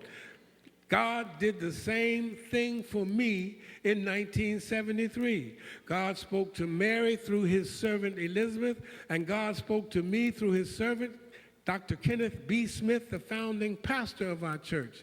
Dr. Smith sat there in his office patiently and paternally listening intently as I poured out my hurt and poured out my tears. I felt like my dream world was quickly coming to an end. I felt like I was failing God. who had called me. I felt like I was failing him. Dr. Smith, who had recommended me, failing him. And he had founded our congregation. I felt like things were just in one big mess. It seemed like the vision I thought God had given me had vanished, evaporated into thin air, turned into a nightmare. I poured out my tears. I poured out my fears. Some of his colleagues and mine were saying bad things about me. They said we were floundering. They said we were not going to make it. They said there's no such thing as a Black United Church of Christ that cuts across socioeconomic, educational, and class lines. Some of the old founding members of Friendship West thought the same thing. Y'all was a silk stocking church. Y'all was a upper class church. They said to me that may have worked in a lower income community in Philadelphia while I was growing up in a segregated world with parents who were raised in the segregated South. But they said to me, this was post-1954 desegregation America. This was post-civil rights Chicago. This was a home-owning, earned degree group of professionals who only wanted a certain kind of Negro in their pulpit and in their parish, in their clubs and in their cliques. I didn't believe that, but that's what our clergy colleagues were saying. My own denomination said to me, Jeremiah, we did not think you were going to make it. I poured my heart out to him, and it all started out so powerfully. At first, I could see God's vision so clearly. The teenagers confirmed that vision. The youth and the teens confirmed what I had seen. We could be educated and animated. We could be professionals and praisers. We could have the focus and the fire. We did not have to give up our Africanity for our Christianity. We could sing white music and black music. Black music mattered just as much as white music. Black culture mattered just as much as white culture. Black history mattered. Black theology mattered. Black lives mattered. It all started off so powerfully in the summer and fall of 1972. But now, 20 months into my pastorate, longtime members were leaving. Charter members were leaving. Some of our members had joined his church. Folk, I asked, have you left us? Look me right in my face. Like, no, Reverend, the devil is a liar. Some members of the search committee, the pulpit committee, I poured out my heart. I owed him an apology when I paused for a breather, and silence hung heavily in the room.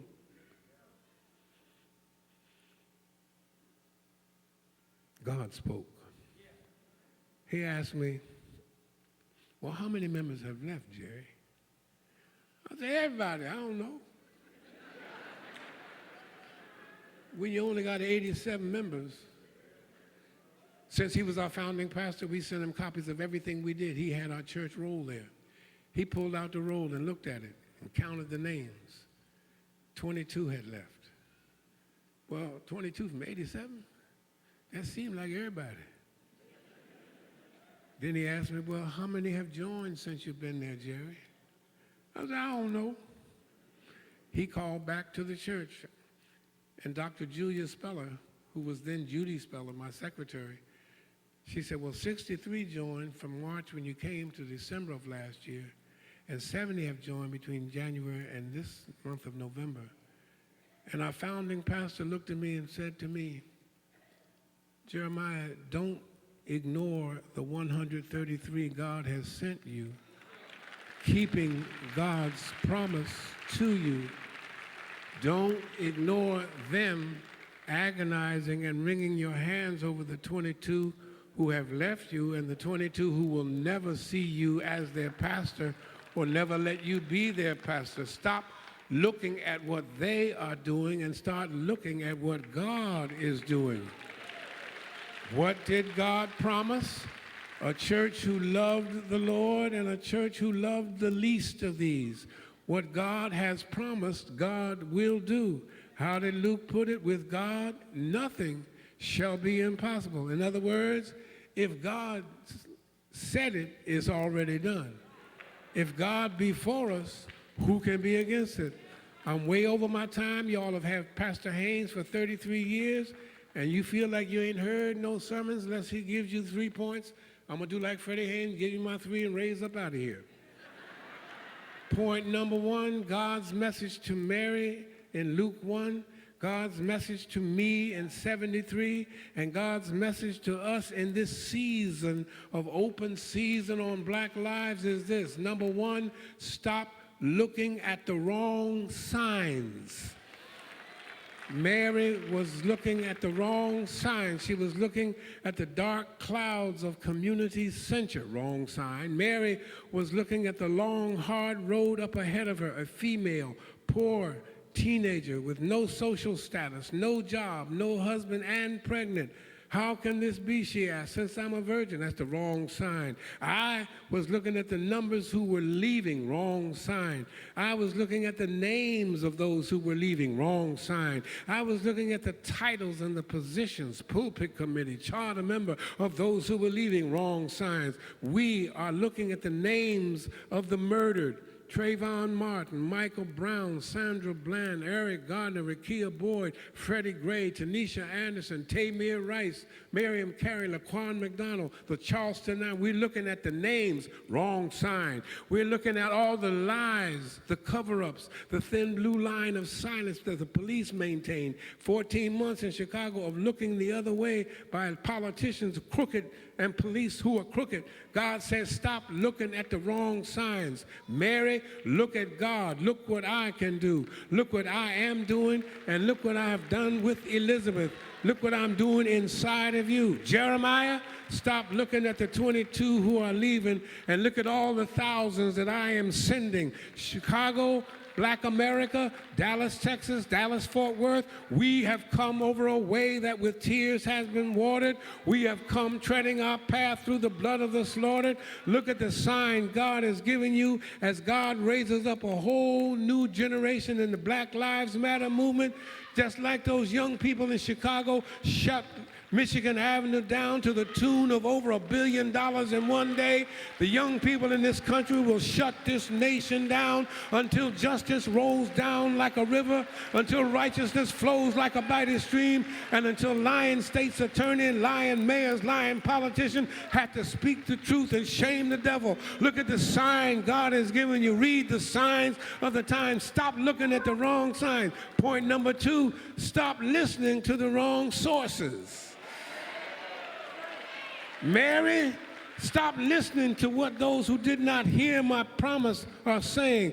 Listen to my promise and remember that no promise from God will ever fail, because with God nothing shall be impossible. Jeremiah, stop listening to the wrong sources. Don't listen to what your colleagues say. Listen to what your Christ says. Inasmuch as you have done it unto the least of these, my little ones, you have done it unto me. Don't listen to what former members are saying.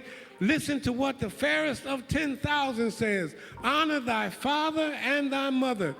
What did your mother show you, boy? You can be a thinker and a thanker. You don't have to give up one to embrace the other. Look at your own mama. Earned PhD, will tear up any service. All you got to do is call the name of Jesus, and she's going to go off on you in that service. Look at your own roots. Look at your own family. When she starts thinking about Jesus and all that he's done for her, she's going to thank him. Stop listening to the wrong sources. Chicago, Dallas, Black America, listen to what our young people are saying. What are they saying, Reverend? They're saying we're not just going to pull down crooked politicians. We're going to get Pookie and Baby to put down their guns and pick up a book.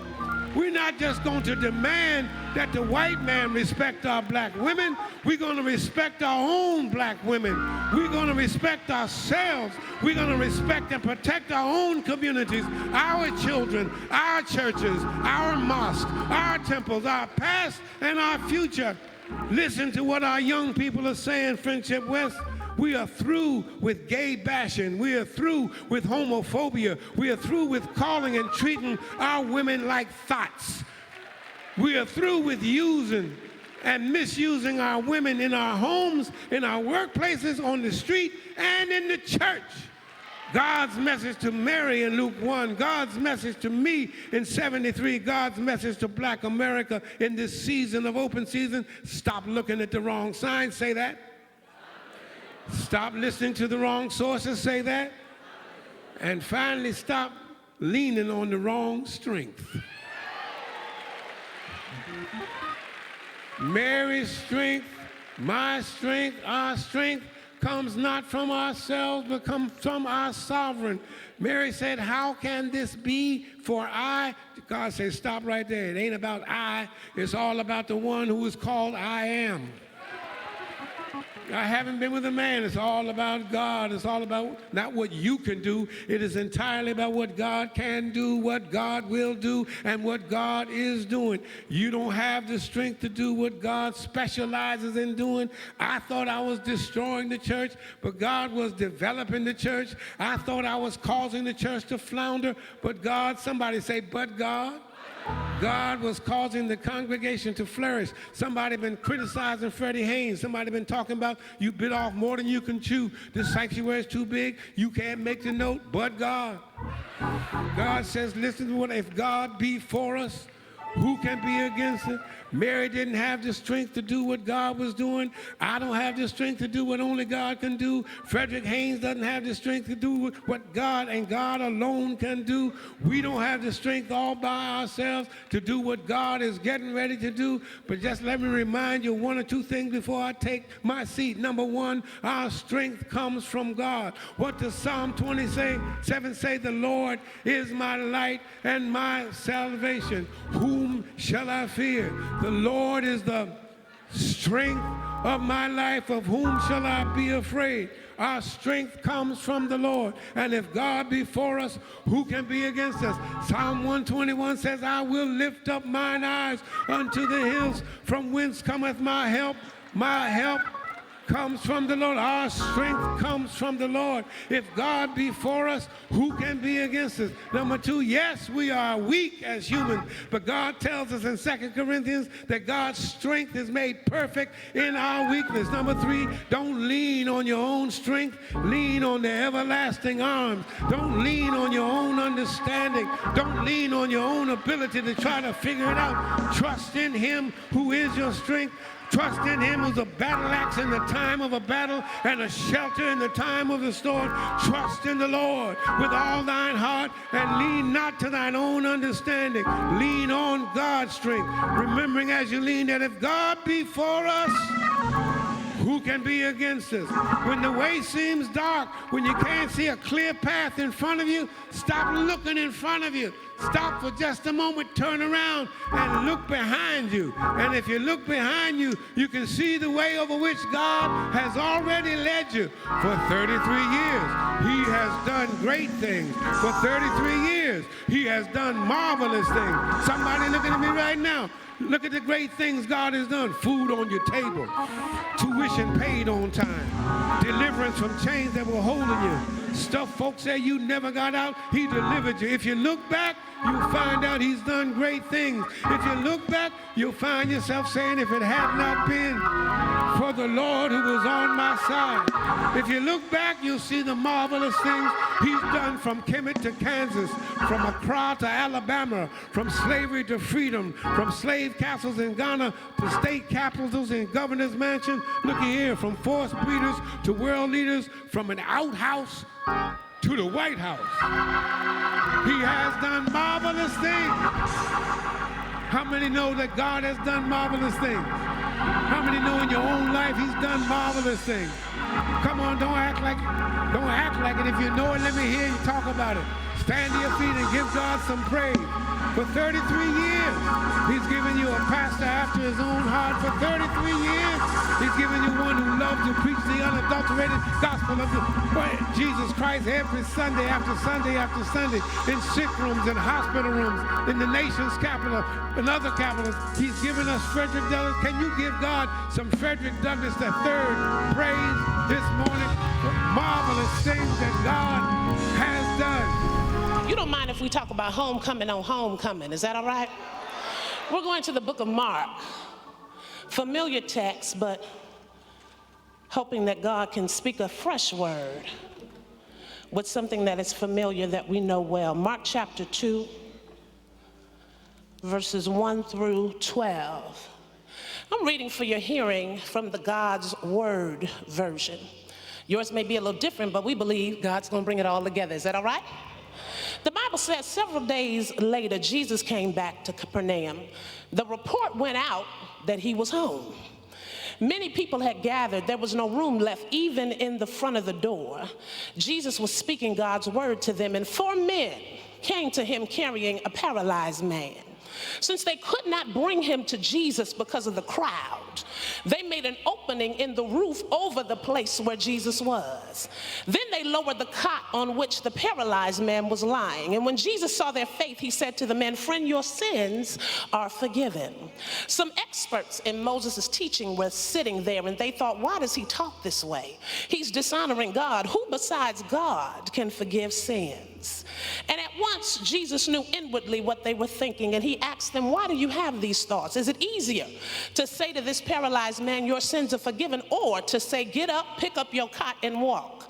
I want you to know that the Son of Man has authority on earth to forgive sins. Then he said to the paralyzed man, I'm telling you to get up, pick up your cot, and go home. The man got up immediately, picked up his cot, and walked away while everyone watched. Everyone was amazed and praised God, saying, we have never seen anything like this. Now, I need you to help me. Is that all right? It may not help you, but it's going to help the preacher. So just look at your neighbor, tell them it's time to come home. If they're not talking, they're the wrong one. Turn around, find somebody else, tell them it's time to come home. Come on, we all family in here today. Just find one more person and say, it's time to come home. You may have your seats. It's time. Only a Reverend Dr. Frederick D. Haynes III would select Beychella as the foundation for the homecoming concept for this anniversary.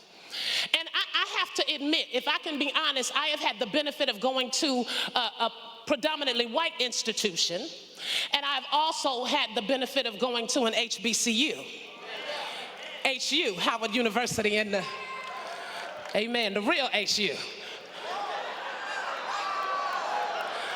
Like Mueller, I said what I said. And I have to be honest, Dr. Haynes, there are all kinds of homecomings, but there is no homecoming like a black college homecoming. I got anybody went to an HBC? Don't nobody do it the way we do it.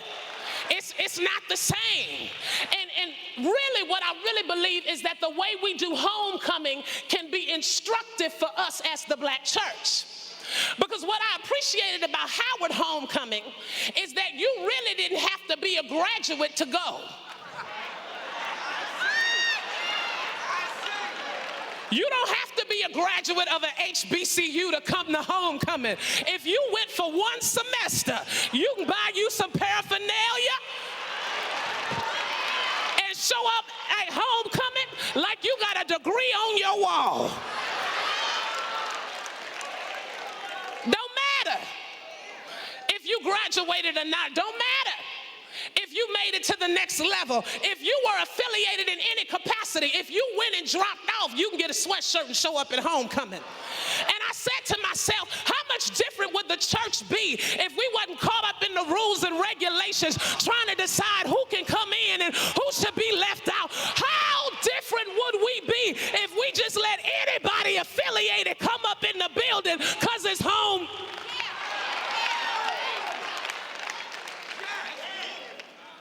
Don't nobody do homecoming like HBCUs. But not only is it because anybody can come, but it is a celebration of black excellence in culture. It is the finest at homecoming. You're going to see the finest in fashion. Now, it may not be your fashion, but fashion is going to be in the finest in beauty, the finest in music, the finest in band and culture. Everything is a celebration of what it means to be excellent and be black. And it is needed in these days and times when every time you turn on the television, it is a degradation of who we are as a people. You need a time when you come together and celebrate everything black. Black music, black food, black people, black clothes. I need a few folk understand that we come from an excellent people. It didn't just start today. We've been playing drums since we were snatched off the coast of Africa. It ain't no wonder that we are excellent. Loved it. But the last reason that I really like black HBCUs and their homecoming is that it's a reminder that when we gather, we are gathering under something bigger than ourselves. When you come to homecoming, it's not about whether you're in the MBA program or whether you're in the pre-med program. We're gathering under something larger. And isn't that why we come to church in the first place? Shouldn't this be the place where what you have don't matter, where what you drive don't matter, where what you look like don't matter? Because I didn't come in here for you anyway. I came because there is a God that's been keeping me in spite of me. And if you want to connect with me, then help me celebrate Jesus. Don't nobody do homecoming the way HBCUs do homecoming. But the thing that messed me up about the concept is, what do you do when everybody can't come home?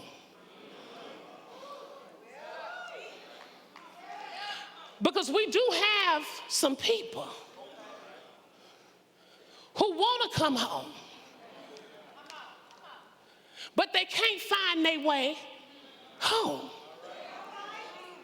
And if we are not careful as the church, we will get so comfortable in celebrating our own homecoming, so comfortable with the fact that we are the ones in the building, that we forget that there is a whole generation that ain't found their way home yet. And it is not their responsibility to bump their heads trying to find their way back home. It is our responsibility, since we know the way home in the first place, to go get them and bring them. You got kids in your house right now that need to. It's my first time and I want to come back, so I'm going to act real good.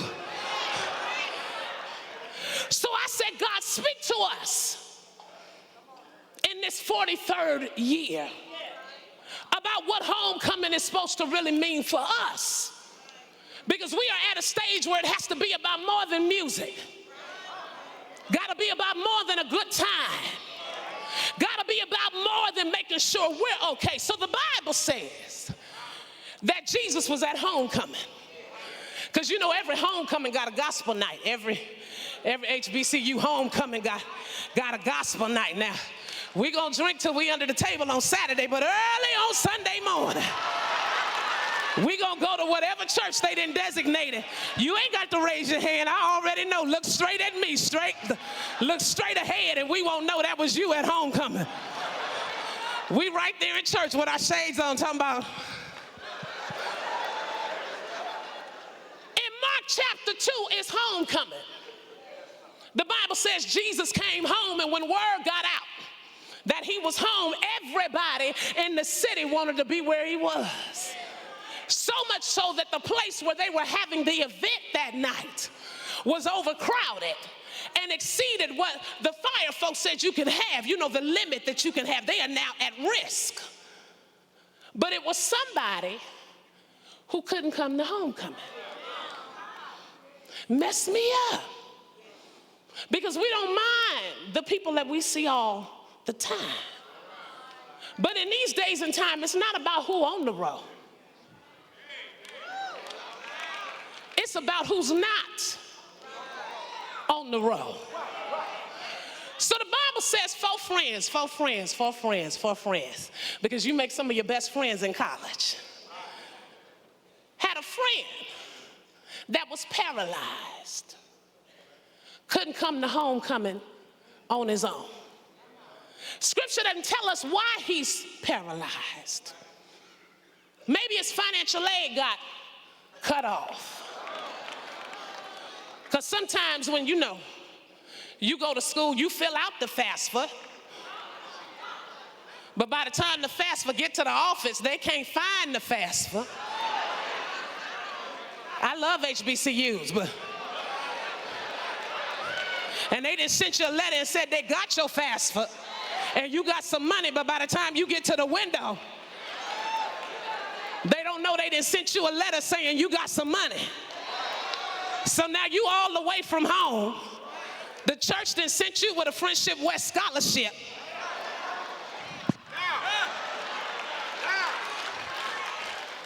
Because you done filled out the housing application. But maybe he's paralyzed because his housing didn't come through on time. And if we tell the truth, it's some of us that go to college and we don't have the luxury of all three. We have to choose between paying tuition, paying for books, or eating. Scripture doesn't tell us why he's paralyzed. Maybe he's paralyzed because a case he caught when he was in high school caught up with him and he thought it was over. All we know is that it's homecoming and the whole city is there, but it's one person that's paralyzed and can't make it to homecoming. And with everything your pastor just said this morning, you are living in a city of paralyzed people who can't make it to home.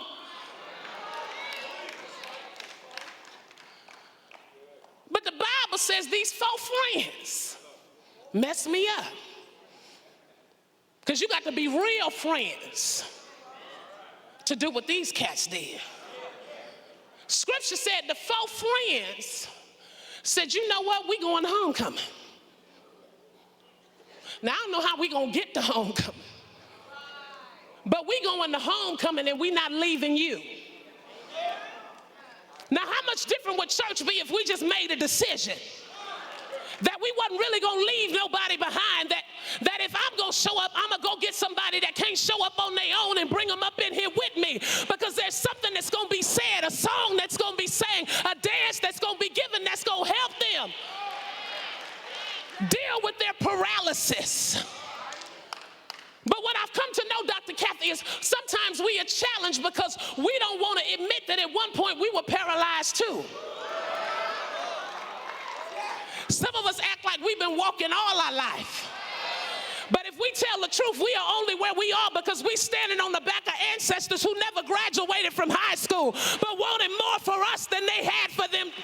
I need real saints that ain't ashamed to say, I didn't always live like this. The Bible says, four brothers said, we're not going to leave our brother behind. And they made a decision that they were going to take the brother to homecoming. Mess me up. But they model for us what's going to need to happen if we really going to become a people that support what other black people are doing in the community. If we are going to be a people that rectifies this wreck of a presidency that is in office right now. See, and that's why I appreciate growing up in the hood, because when you grow up in the hood, you ain't scared of nothing and nobody. Yes, I said it. You are a wreck, and I am ashamed to say that you are the leader of this nation. And we don't have no time to be playing no Democratic games. We need to figure out what the game plan is so we can get this joker out of office 2020 by hook or by crook.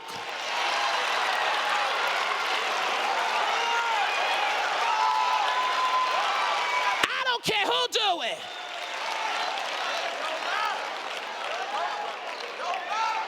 Get out of here. How we gonna come off that black excellence into this foolishness? Over there with the queen and don't even know the queen shaded him so terrible. Did y'all see it? When you in your 90s and can shade somebody, that's how you know you a queen. You ain't even gotta say nothing. You just stand there. And with the flick of your wrist, honey, shade. That was it. You missed it. So my friend said, well, what did she do? How did she shade him? I said, well, she gave him a gift. And she said, well, what did she give him? I said, a book.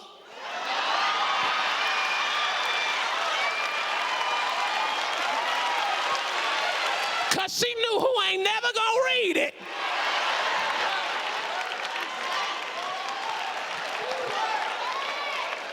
So the Bible said these four brothers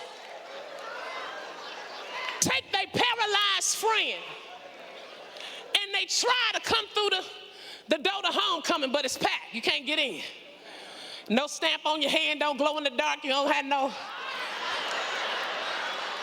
It's all gone. But I like them because they represent who we gonna have to be if we gonna reclaim a generation that's been stolen for us. The Bible says that when they couldn't get in the traditional way, they said, that's all right, I don't need your door. There is another way. Scripture says that while Jesus was in there having gospel night, that it was a rumbling on the roof, and straw started falling, and the trustees of homecoming was saying, this ain't in the budget for the homecoming. Who these people? It messed me up because isn't that who we've always been as a people? Isn't that how we got HBCUs in the first place?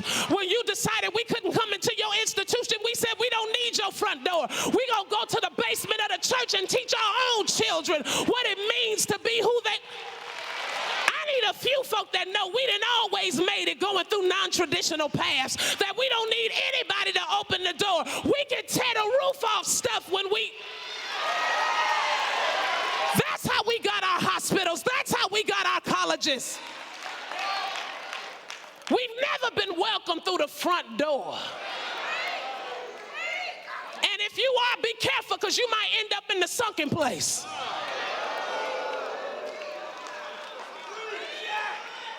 The Bible says they lower their friend to the roof in the middle of gospel night at homecoming. And Jesus said, your sins are forgiven. Mess me up because I'm paralyzed. And you talking about sin.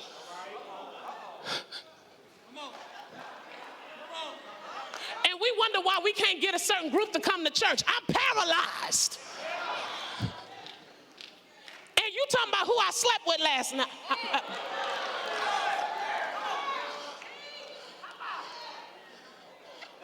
But what the listeners did not understand is that in this culture, disease was associated with sin.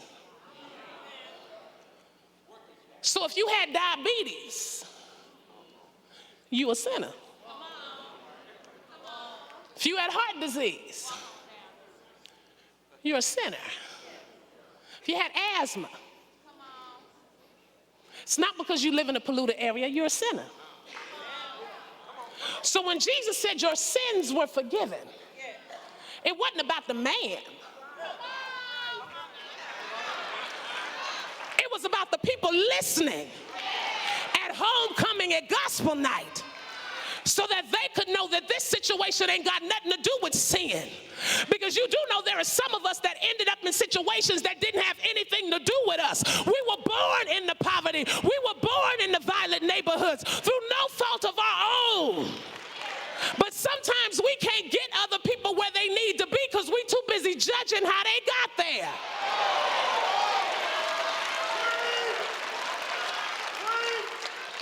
I'm grateful because I was a Flatlands girl. But I went to school in the hills. That's my hills friend right there. She was in the hills. And we went to school in the hills, and I lived in the Flatlands where you had to get up like 5 o'clock so you catch 3 buses. That's how far my school was. But what I learned is that folk in the hills got the same issues as folk in the Flatlands. They just drive a better car.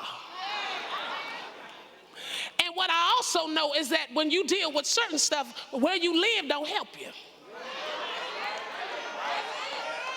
When you don't know where your child is, it don't matter where you live. When you got issues in your family, it don't matter where you live. I need a few folk that have decided, I'm not into judging where you come from or what you do. That's not my call. The blood of Jesus covers that. I'm just here to try to help you not be paralyzed. So he looks at him and says, your sins are forgiven. And the saints, because only the real saints go to gospel night. The rest of us be at Puffy when he was back, you know, back when he was Puffy. P. Diddy, well, he had 100 names, but he was at Howard throwing parties, you understand. They looking around. And he says, oh, you think it's easier to say your sins are forgiven than to say get up and walk? Get up and walk. And the Bible says immediately the man got up and started walking. But what is instructive for us today is what was it in the friends that made them do what they did? Because I've come to know that sometimes non-paralyzed people don't have sympathy for people who are paralyzed. And they will deal with you for a little while. But when your paralysis starts to inconvenience them, then there is a time limit on the help that they have decided to give you. So I said, God, what is it that we need to know? What can these young men teach us? 3 things, and I'm out your way, just like you said. The first thing we're going to have to recapture if we coming home is vision. You are blessed to sit under a pastor that has vision.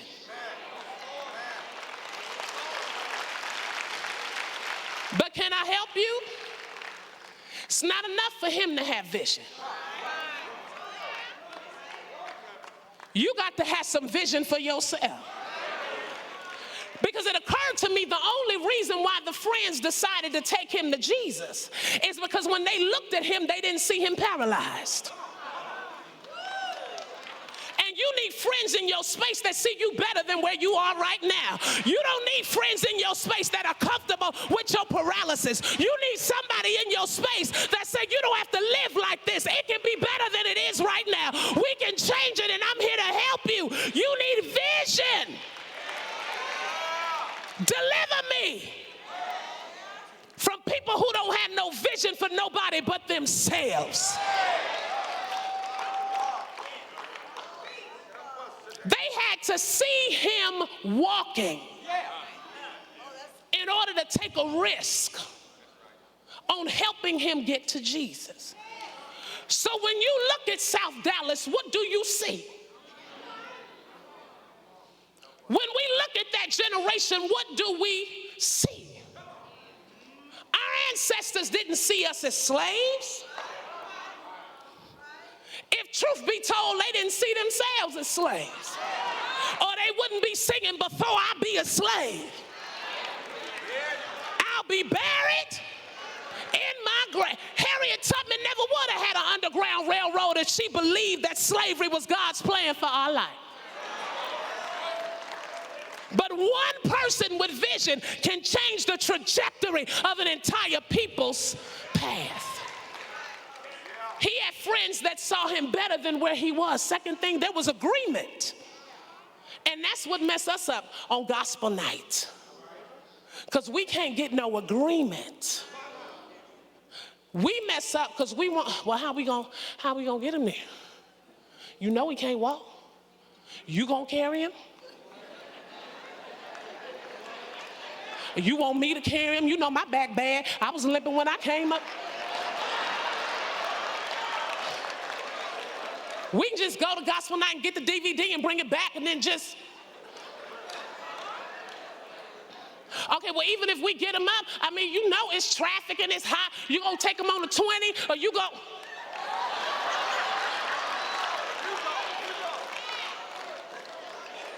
We can't get them where they need to go because we can't agree on how to get them there. Are we gonna have rappers at the youth night or we not gonna have rappers at the youth? Who cares? Put some earplugs in your ear and do whatever needs to be done to get them up in here.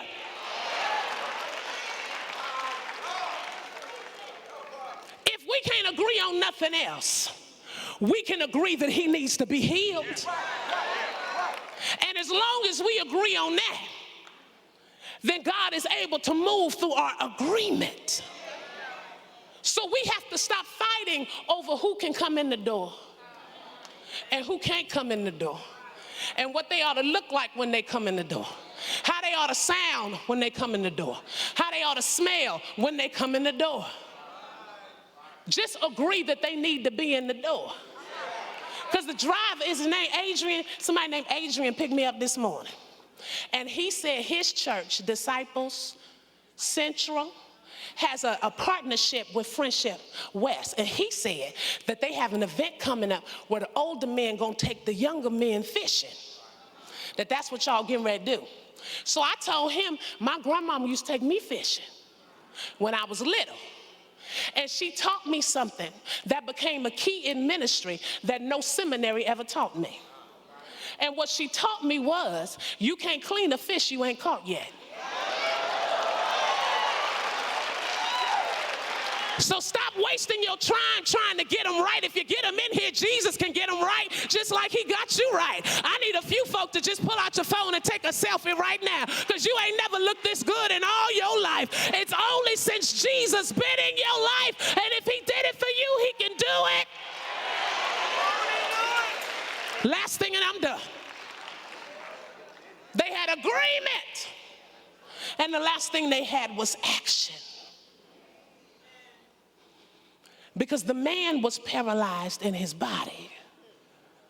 But sometimes we as a faith community are paralyzed in our minds. So we have a whole lot of summits and a whole lot of conferences and a whole lot of gatherings and a whole lot of meetings. And we bring the most brilliant minds together to teach us about the issues that are impacting us. And then we leave with our t-shirts in our bag and we go back to our regular lives. And we ain't got nothing from the conference but information. And the people who we're supposed to be there to help are still in the same predicament they were in, no better because we have gathered. So at some point, it was not enough for the friends to recognize his need. It was not enough for them to know where the answer was to his need. At some point, they had to say, you know what? Let's go. And we get stuck at the let's go.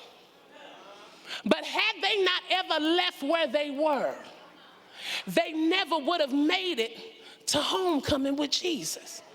And then it occurred to me, Reverend, that really is what God did in the first place. You do know I'm Baptist, so we're going to have to go there. You do know that the only reason we save is because God desired a homecoming.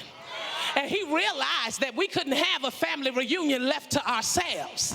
And so he decided that he was going to leave the comfort of where he was and come down 40 and 2 generations, because we were paralyzed and we weren't going to be able to get to him. So he said, I'm going to go to them and do for them what they can't do for themselves. He knew that we were not able to bring redemption to ourselves. So he died on a cross for our sins and was resurrected on the 3rd day and said, whosoever believeth in me shall be. That's the only reason. So I just came by to say on this 43rd church anniversary, it's time to come home. And what we must remember is that homecoming is not just black music, not just black culture, not just black food, it's black faith.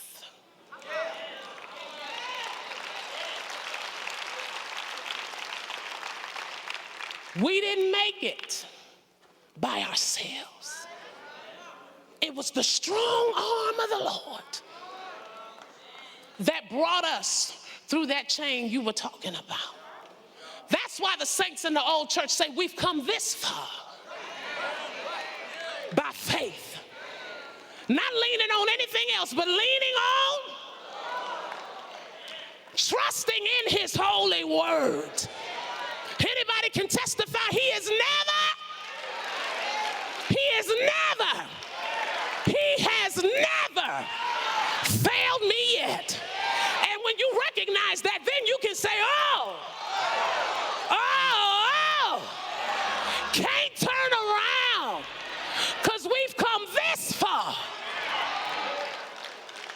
by faith.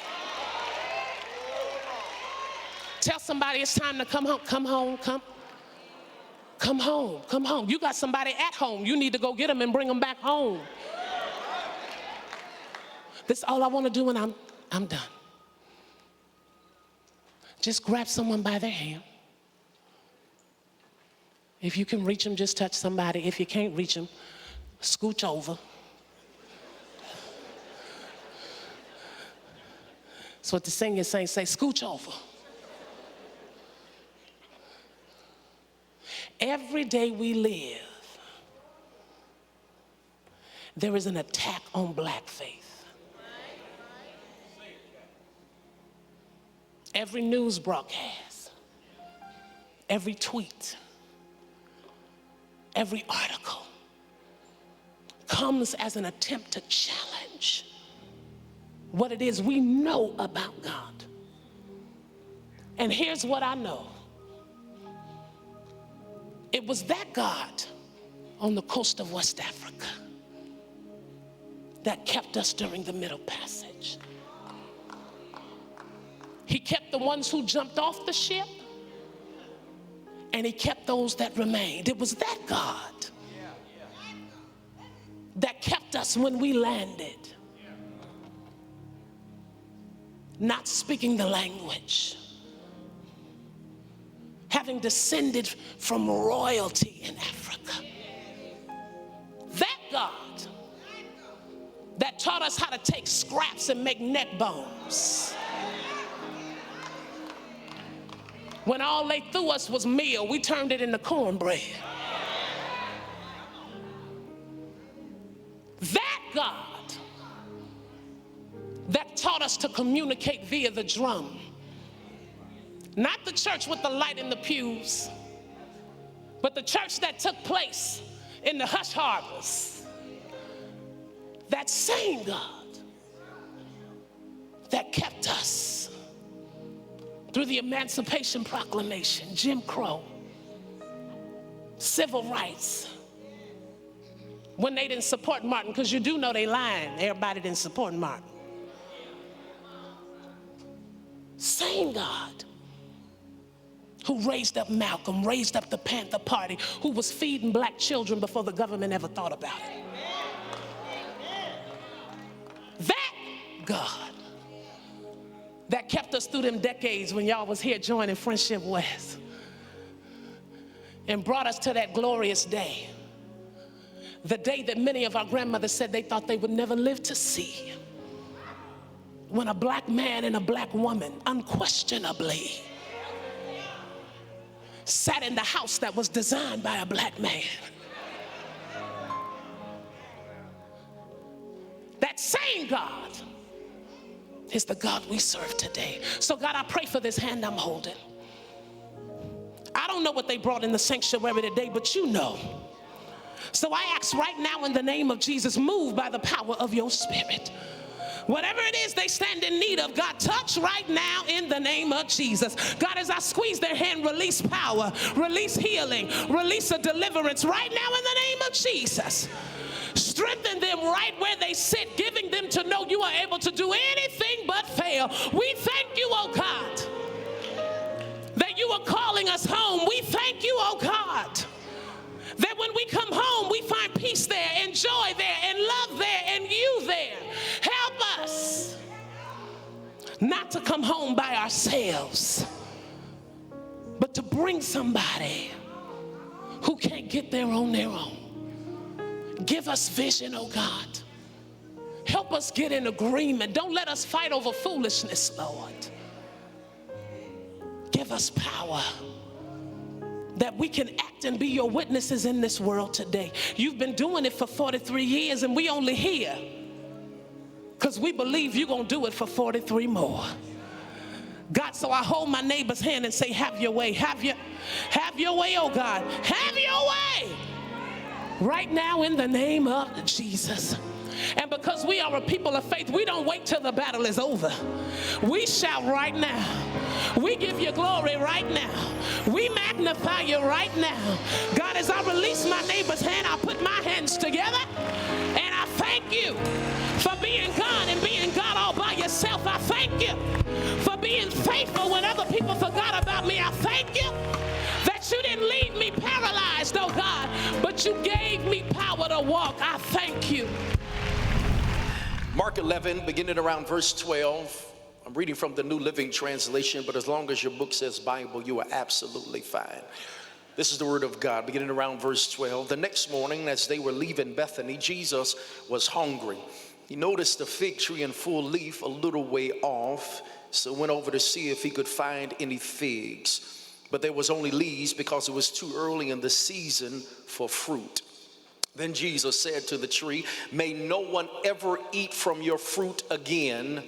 And the disciples heard him say it. Look again at verse 13. He noticed a fig tree in full leaf a little way off, so he went over to see if he could find any figs, but there was only leaves because it was too early in the season for fruit. For the time with desires, I want to challenge us today. I want to preach from this thought. I want to talk about, what do you have to offer? Look at the neighbor next to you. Say, neighbor, what do you have to offer? Lift those hands to heaven and say, Lord, speak. We need to hear. You may be seated in the presence of our God. What do you have to offer? I submit under careful observation, God has graced me for close to 17 years to pastor. There was an interesting fight going on in the church. It's not between the deacon and the pastor. It's not between the ushers and the welcome ministry. The major fight that I think we're having in the church is between style and substance. In essence, what I'm submitting is that there are many within the confines of the church who will make the argument that as long as you look good, then that's all that matters. As long as you have the accoutrement, as long as you have the appeal, the appearance of being powerful, then that is what's attractive. Then there's others on the other side who would suggest it's not really what you look like, but do you have something worth saying? Do you have something worth offering? And I submit to you today that not only is it a contagious and perhaps a problem within the church, but even within the preaching ministry of the gospel of Jesus Christ. We have many who can step up and have the right kind of tenor and tone in their voice. They can submit and say some cliches. They have some things that may make sense, but really is not saying much at all. And at some point you ought to be able to discern, is there a difference between style and substance? To really illustrate that, I think we have to go back to January 10th, 1984. It was an interesting moment. It was then that a fledgling fast food connoisseur restaurant decided they wanted to make a splash in the fast food industry. At that time, the biggest competitors were McDonald's with their Big Mac and Burger King with their Whopper. And so now Wendy's was trying to figure out, how can we make a difference with the burgers that we have? We feel that we have something to offer. So they went into marketing. They decided to try to figure out some way to try to perpetuate their message. On January 10th, 1984, they debuted an amazing commercial that even to this day has gone viral. It's a commercial of three elderly women at a fictitious restaurant. They walk up to the cashier and they order a hamburger. What's interesting is when they bring out the burger on this saucer, it just seems to be two big pieces, two big buns on a plate. And the one elderly lady who all of us can remember her looking at these two big buns on the plate, she asked the proverbial question, where is the beef? You remember that commercial that went viral even in the 80s. It went viral in presidential campaigns. It went viral. Her statement was crucial. What she was simply submitting is that what she said is that I'm looking for substance, not just some buns. May I submit, child of God, that in the kingdom of God, that proverbial question is raised, but the proverbial question is not where's the beef. The proverbial question is where is the fruit? At some point, what are you offering? At some point, what are you producing? At some point, is your ministry, is your preaching, is your service being fruitful to the kingdom of God? And I come to submit for you today that the biggest problem we have in church is not people that believe in God, but it's people who say that they have something to offer but have nothing to show for it. That's what I'm submitting for us today as we journey into Mark's gospel. I really love Mark's portrayal of his portrait of Jesus Christ. And by the time we come to this text today, Mark chapter 11, what we see is is an interesting, if you will, shift in the theology of Mark. Mark, for the first 10 chapters, has really been trying to follow the miracle ministry of Jesus. When you read the book of Mark, we begin to see a Jesus that's a superhero. He comes in and things change. But when we shift in Mark chapter 11, now Mark slows down the pace of his gospel because he begins to highlight what he believes is the most important time in the life of Jesus. That was his last week here on earth. Here, beginning around Mark chapter 11, he highlights what we consume his Passion Week. It talks about not only his crucifixion, not only his time with his disciples, but Mark chapter 11 is an interesting moment. It chronicles the first day of the week of the Passion for Jesus. And here, my brothers and sisters, note what takes place is we get an interesting dialogue and interaction between Jesus and an interesting character in Scripture. It is this character by the name of a fig tree. I know that you wanted him to have some full name. We don't know where he come from. We don't know his background. We don't know his parents.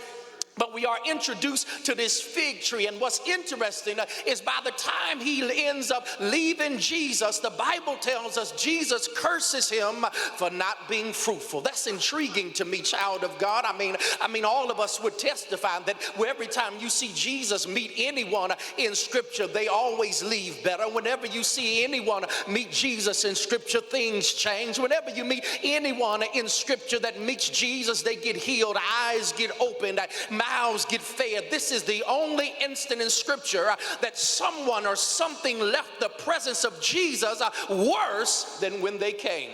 And I want to argue that today, child of God, because I want you to know that I hope that none of us be like this fig tree. My prayer, child of God, is that none of us leave Jesus worse than when we came. And what we see here becomes the condemning, judgmental aspect of the text. The reason why Jesus said from this point forward, you shall never produce again, is because this fig tree, when it should have been productive, when it should have been producing fruit, had no fruit to show. And I don't know where you are, child of God, but I got to ask you a question. Where is the fruit? When you look at your life, where is the fruit? I know you come to church, and I know you showed up at early service, but where is the fruit? I know you sing in the choir, and I know you sit on assigned rows, but where is the fruit? At some point, God says there's going to come a period where I'm going to hold you accountable for what I've created you to do. And if you do not have any fruit to show, then what is your purpose in the kingdom of God? That's my chief aim today, my brothers and sisters, because I've come to destroy the demon of thinking you got to have the appearance of fruitfulness when God says I need actual fruit. I don't need you just acting like you're a good Christian and acting like you're a good ministry worker or acting like you're a good preacher, but at some point your fruit is your testimony. That's the text, my brothers and sisters, and I want to lift this today. I know this is not an easy text for us to digest, but I believe if we were to look at our lives and put it into a parallelism with this fig tree, there are some things we can learn that perhaps we ought to do better in our own lives. If you're taking some notes, I want you to jot these things down. My chief aim as you leave this experience is you not leave like this fig tree. Well, what can we learn from this passage? Well, Dr. Haynes, first thing that I noticed in the text, that if we are to bear fruit, if we are to be productive, the Bible lets us know, according to this text, that time for productivity is based on divine need.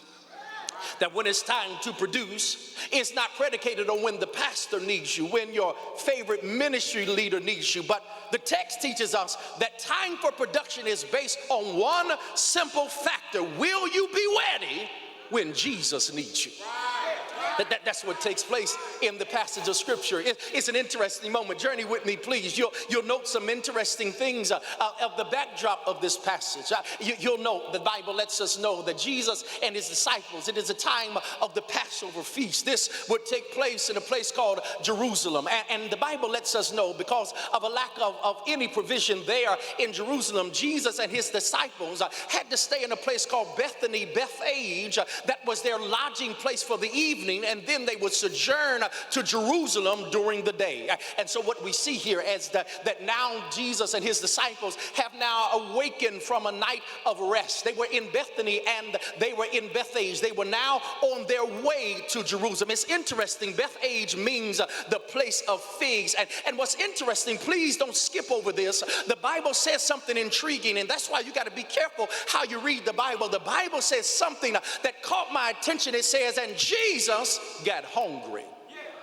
Don't miss this. This is important. Part of our theology is predicated on this simple factor. I know that you must understand, yes, Jesus is 100% divine. He is a God incarnate. He is the Son of God, but he's not only 100% divine, he's also 100% human, which means that he had to go through the tendencies, the proclivities that oftentimes plague our humanity. Here in our text, we see something intriguing. Mark highlights it that Jesus gets hungry. I mean, y'all pardon me, I can vision Jesus in our text, his stomach starting to rumble. I can see Jesus probably looking at his disciples, say, man, y'all ain't fixed breakfast. You know, we got a little journey to move from Bethany, Bethphage to Jerusalem. Y'all ain't picked me up a biscuit or nothing. I can see Jesus having this interesting discourse until all of a sudden, based upon his hunger, he sees something he perceives to meet a need. He sees what in those days, where there are fast food restaurants, he sees a fig tree in full bloom. This is important now. He sees this fig tree that's now laboring with leaves, and because his stomach is now bubbling, his stomach is now hard, he walks over to this fig tree. He sees leaves on the fig tree, but when he lifts up the leaves, there is no fruit. Now here's the challenge, and I want to park here parenthetically because I submit to you that that's an interesting moment here, because in order for us to understand the astonishment of Jesus, we have to understand how fig trees were designed and created by God. Ficus coryca is literally their scientific name. They could grow, don't think these were bushes, but they could literally grow to about 10 to 15 feet in height and in width. They were amazing trees. They were a major food source in this area of antiquity. But here's the interesting thing. When God created fig trees, he made them with one quirk. The one quirk is that when they produce leaves, they produce fruit at the same time. That you cannot grow leaves and fruit. They have to be grown together. So whenever you are harvesting a fig tree, the reason you knew that they would have figs is because you will see leaves on the branches. So can you imagine Jesus as he's now hungry, he's in need, he sees a fig tree in full leaf blown, that he walks up to it, lifts up the leaves, but there is no fruit.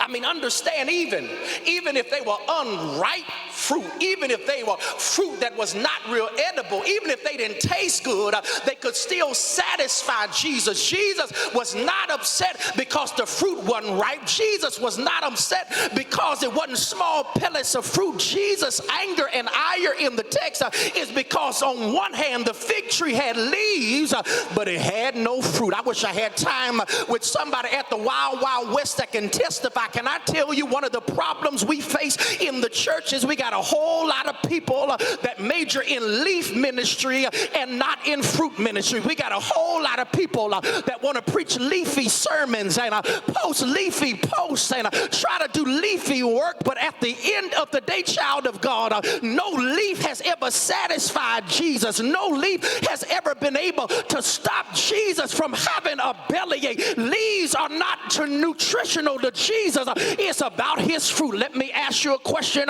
because some of you are wondering, how can I tell if I'm leafy with no fruit? Well, you can tell a leafy saint, because a leafy saint ain't nothing but being shady. If you're a shady saint, you're a leafy saint with no fruit. I need to know where my folk at the Wild Wild West that can look over your life and testify. I will admit, Pastor, I've had some leafy moments. I've tried to get applause for my leafy sentences and my leafy stuff. Look at somebody and tell them, you can have leaf, but you better have some fruit. And the challenge for us is that we love to applaud leaves. And so we'll give leafy saints all the pub and all of the accolades. And We'll put leafy saints in the vestibule. We'll build leafy billboards talking about what we have, but at the end of the day, leaves can't satisfy Jesus. It's all about the fruit. Here is the challenge, because this is where the tree falls out of compassion with Jesus, is that in this moment, Jesus needed something. And when the fig tree's name was called, he wasn't ready. There's something to be said about being ready. See, part of us struggle because you want to get ready. But in the kingdom, you can't get ready. You gotta be ready. I say this all the time, I know, because here's the problem. Most people wait for the opportunity to then prepare. But you do not wait for the opportunity to prepare, but by the time you have prepared, the opportunity should come. That's what happened in 2015. It was a nip and tuck opening finals in the NBA between the Cleveland Cavaliers, led by LeBron James, and the Golden State Warriors. At that time, LeBron James, in his usual Superman capabilities, was leading the finals in points, rebounds, assists, blocks, and steals. At that time, this was pre-Kevin Durant Golden State, and they literally had no answer for LeBron James. Until now, their coach made an interesting decision. He would start a player that, even though he had some past success, had not started that entire year. Matter of fact, if you go back to 2015, you'll note that this particular player wasn't even getting much time in the playoffs. But the coach says, I need you to guard perhaps the greatest player in the world if we're going to have an opportunity to win. He called a man by the name of Andre Iguodala. That is who he lifted up to the starting lineup. This was around game number 3, and wouldn't you know it, that after that key insertion, that key change, Golden State goes on to beat Cleveland. And here's the interesting thing, Andre Iguodala becomes the NBA Finals MVP. Now you're saying, why is that unique? Well, he became the first and only NBA Finals MVP to ever win the award and did not start every game. When they asked him after they had won the championship, as he still smells soaked in champagne, I want to paraphrase Andre Iguodala simply saying this. They asked him, how were you prepared? How did you get ready? How did you know when Coach Kerr needed you to help guard LeBron James? How then were you able to do it? He said something, and I paraphrase. He said, I didn't know when my chance would come. I just wanted to be ready when the coach called my name. Let me ask you a question to anybody in the house, because I ought to have some people at Wild Wild West that can testify. I might be sitting in the pew, but I'm just waiting on my name to be called. I know I may not seem like I got much right now, but I'm just waiting on my name to be called, because when my name gets called, I'm going to step up to help my team get the victory. It's the challenge of the text, is that time for productivity is based on divine need. But there's something else I want to really show us in the text. There's another layer here in this second principle. And the second principle that I glean from this passage is that off seasons are no excuse to be fruitless. Your pastor's my homiletical hero. He forces me to read scripture closely. And there's something I will admit to you that bothers me, that I'm hoping and I was wishing Mark wouldn't even include it in the text. When you read Mark's version, when it says Jesus goes to check out the fig tree and finds no fig, Mark adds this little footnote. He says, but it's not the season for figs. Now, hold on, Jesus, I got a problem. I'm struggling because, why in the world would you go expect figs and you know it's not the season for figs? If we were to contemporize their calendar, perhaps it has been suggested that this interaction between Jesus and the fig tree was around March or April, and fig trees normally do not produce figs till around June to August. So he's about 3 months early. And so my question to Jesus, if you're saying it's not the season for figs, why are you expecting figs from this fig tree? That's when Jesus said, Goody, check this out. My anger and ire with this fig tree is not that it's out of season, and not that is producing figs. If it had been barren, I would have been cool. If it had no fruit and no leaves, I couldn't have complained about it. But the mere fact it got leaves and no fruit means that it's perpetrated and being hypocritical. It's advertising something that it really don't have. Y'all gonna catch this in a second. So my problem with the tree is that if you ain't have no leaves, I couldn't complain.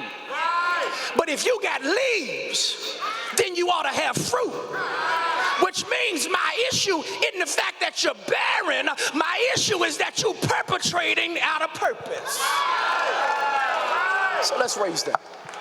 Because I will admit to you, I struggle because I begin to wonder and ask the question, what could cause this fig tree to produce leaves but no fruit? Let me offer three observations. You can take them or leave them, but I believe these are things that perhaps we can learn. If you read this pericope, there's other gospels that share in Matthew and Luke, and they give other little tidbits that kind of give us more concrete foundational information concerning this fig tree. I make the argument, first of all, that the one thing the fig tree can't complain about is the soil is planted in. If you read some of the other renderings of this text, you'll note that it says that this fig tree was planted in a vineyard. Anybody that studies agriculture of that day realizes that vineyards had the best soil. They were nutrient packed. They had the looseness of soil that allowed the elements to get in that were very beneficial to root growth. So the question is raised, is the fig tree can't complain about the soil, because if the soil is good enough to produce leaves, that same soil should be also good enough to produce fruit. Okay, I know y'all don't deal with it here in Dallas or the Wild Wild West, but your cousins and them in Augusta, Georgia, I have some people who always want to blame the soil. They say the soil ain't feeding them. They'll say the soil hadn't been giving me what I need. They'll always complain about the soil. And here's my question. If the soil is so bad, how come that same soil is letting you get leaves but not letting you have any fruit? See, y'all ain't gonna like me here because y'all know some trees that I'm talking about that will jump from soil to soil and soil to soil, but then all they keep producing is leaves. At some point, child of God, it can't be the soil that's the problem. At some point, you just got to take accountability and responsibility and say, you know what, it ain't the soil, it's me. Touch somebody and tell them, it ain't the preaching, it's you. It ain't the ministry, it's you. It ain't the service, it's you. At some point, it's easy to blame the soil, but if the soil produces leaves, it ought to produce some fruit. Okay, so it's not a soil issue, but also the text tells us in Matthew, it tells us that this fig tree was on the side of the road. Don't miss this. This is important because literally, based upon that description, one thing we learn about this fig tree is that it's in an uncovered space. Could it be that whenever you are uncovered, you will not produce fruit? There was no barriers of restrictions. Why is that important? Well, remember Jesus and his disciples have now stayed in Bethany, Bethphage. They're making their way to Jerusalem. It is the Passover feast. The route for which Jesus and his disciples are going is a well-traveled road. The Passover could literally draw close to 1 million of people during this festival. So I make the argument, because of its position by the road and because it's uncovered, it's not unlikely that this fig tree had fruit. But earlier that morning, as more pilgrims were making their way through this route to go to Jerusalem, and this fig tree was uncovered, it's not unlikely that this fig tree had fruit. But before Jesus showed up, since it was uncovered, everybody that came by plucked its fruit before Jesus showed up.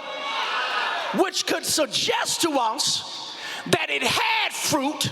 It had just allowed everybody to take its fruit before Jesus was there. Y'all miss what I'm saying. Can I submit that maybe the problem with some of us in what we offer to the kingdom is not that you haven't produced fruit, it's just you let Lottie, Dottie, and everybody pluck your fruit before Jesus shows up, and you can take that whichever way you want to take it. But what I am suggesting is that some of us have to look at our lives and suggest that we have given up stuff way too early before Jesus showed up. We have allowed the world to take what should just belong to Jesus, and here you are fruitless. And it's not because you haven't been productive, it's simply because you haven't been discerning. At some point you got to make a decision that this fruit belongs to Jesus and Jesus alone. Look at somebody next to you and say, neighbor, this belongs to Jesus.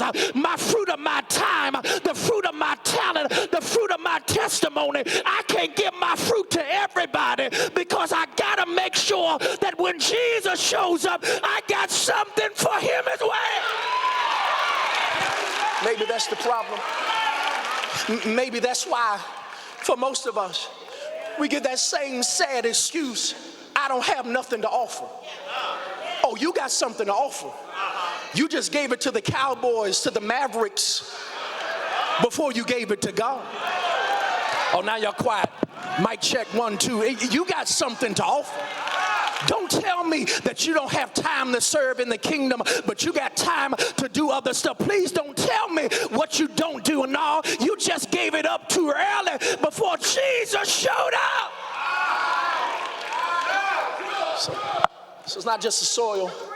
It's not just perhaps it's uncovered, but there's something else Matthew says, and don't miss this. He said it's a lone fig tree.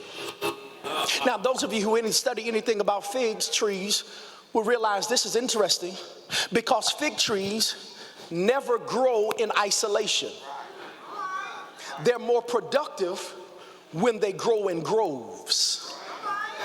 So when Matthew says it's a lone fig tree, then perhaps we can also surmise that it can't produce because it's too much by itself. See, the reason why they grow in groves is that when God created fig trees, he realized that to maximize production, they need to be close to one another for cross-pollination. In other words, their fruit bearing was predicated on being connected to another tree, because as the bugs would pollinize that tree, it would jump from tree to tree, which means I need you to produce and you need me to produce. Y'all ain't gonna like me, but I gotta preach all of this today. And one of the dangers of 21st century ministry is that we have now fallen under the illusion to think that you can do church by yourself. So we'll watch it from our bedside. So we'll try to be in isolation. And I'm not saying nothing's wrong with those watching on live stream, but can I tell you, there is nothing about being in the house of God. There is something powerful about the connection of corporate worship, because something happens when you get on one accord, when you can touch and agree with somebody. A matter of fact, do me a favor, grab someone that's close to you by the hand and say, neighbor, I'm glad you in church today. And so this is what we gonna do. We gonna cross-pollinize for a few moments. When I pray for you, you pray for me. When I praise for you, you praise for me. When I holler for you, you holler for me, because something happens when you get connected to another fig tree. It helps produce fruit in your life. That's the thing. I'm an avid reader. I try to read between 5 to 7 books a week. And let me go ahead and mess you up. I don't always read spiritual books. I know some of y'all already messed up. I know. I try to read all kind of stuff. I love autobiographies. I love all those different things. And there's a book, because I'm really into training and working out, that a man by the name of Tim Grover wrote a book entitled From Good to Great to Relentless. Let me warn you, if you're going to read the book, it ain't always got good flowery language. It's got some hard language in it. But I like reading books. Tim Grover, if you don't know who he is, he got his fame because he was the trainer for Michael Jordan.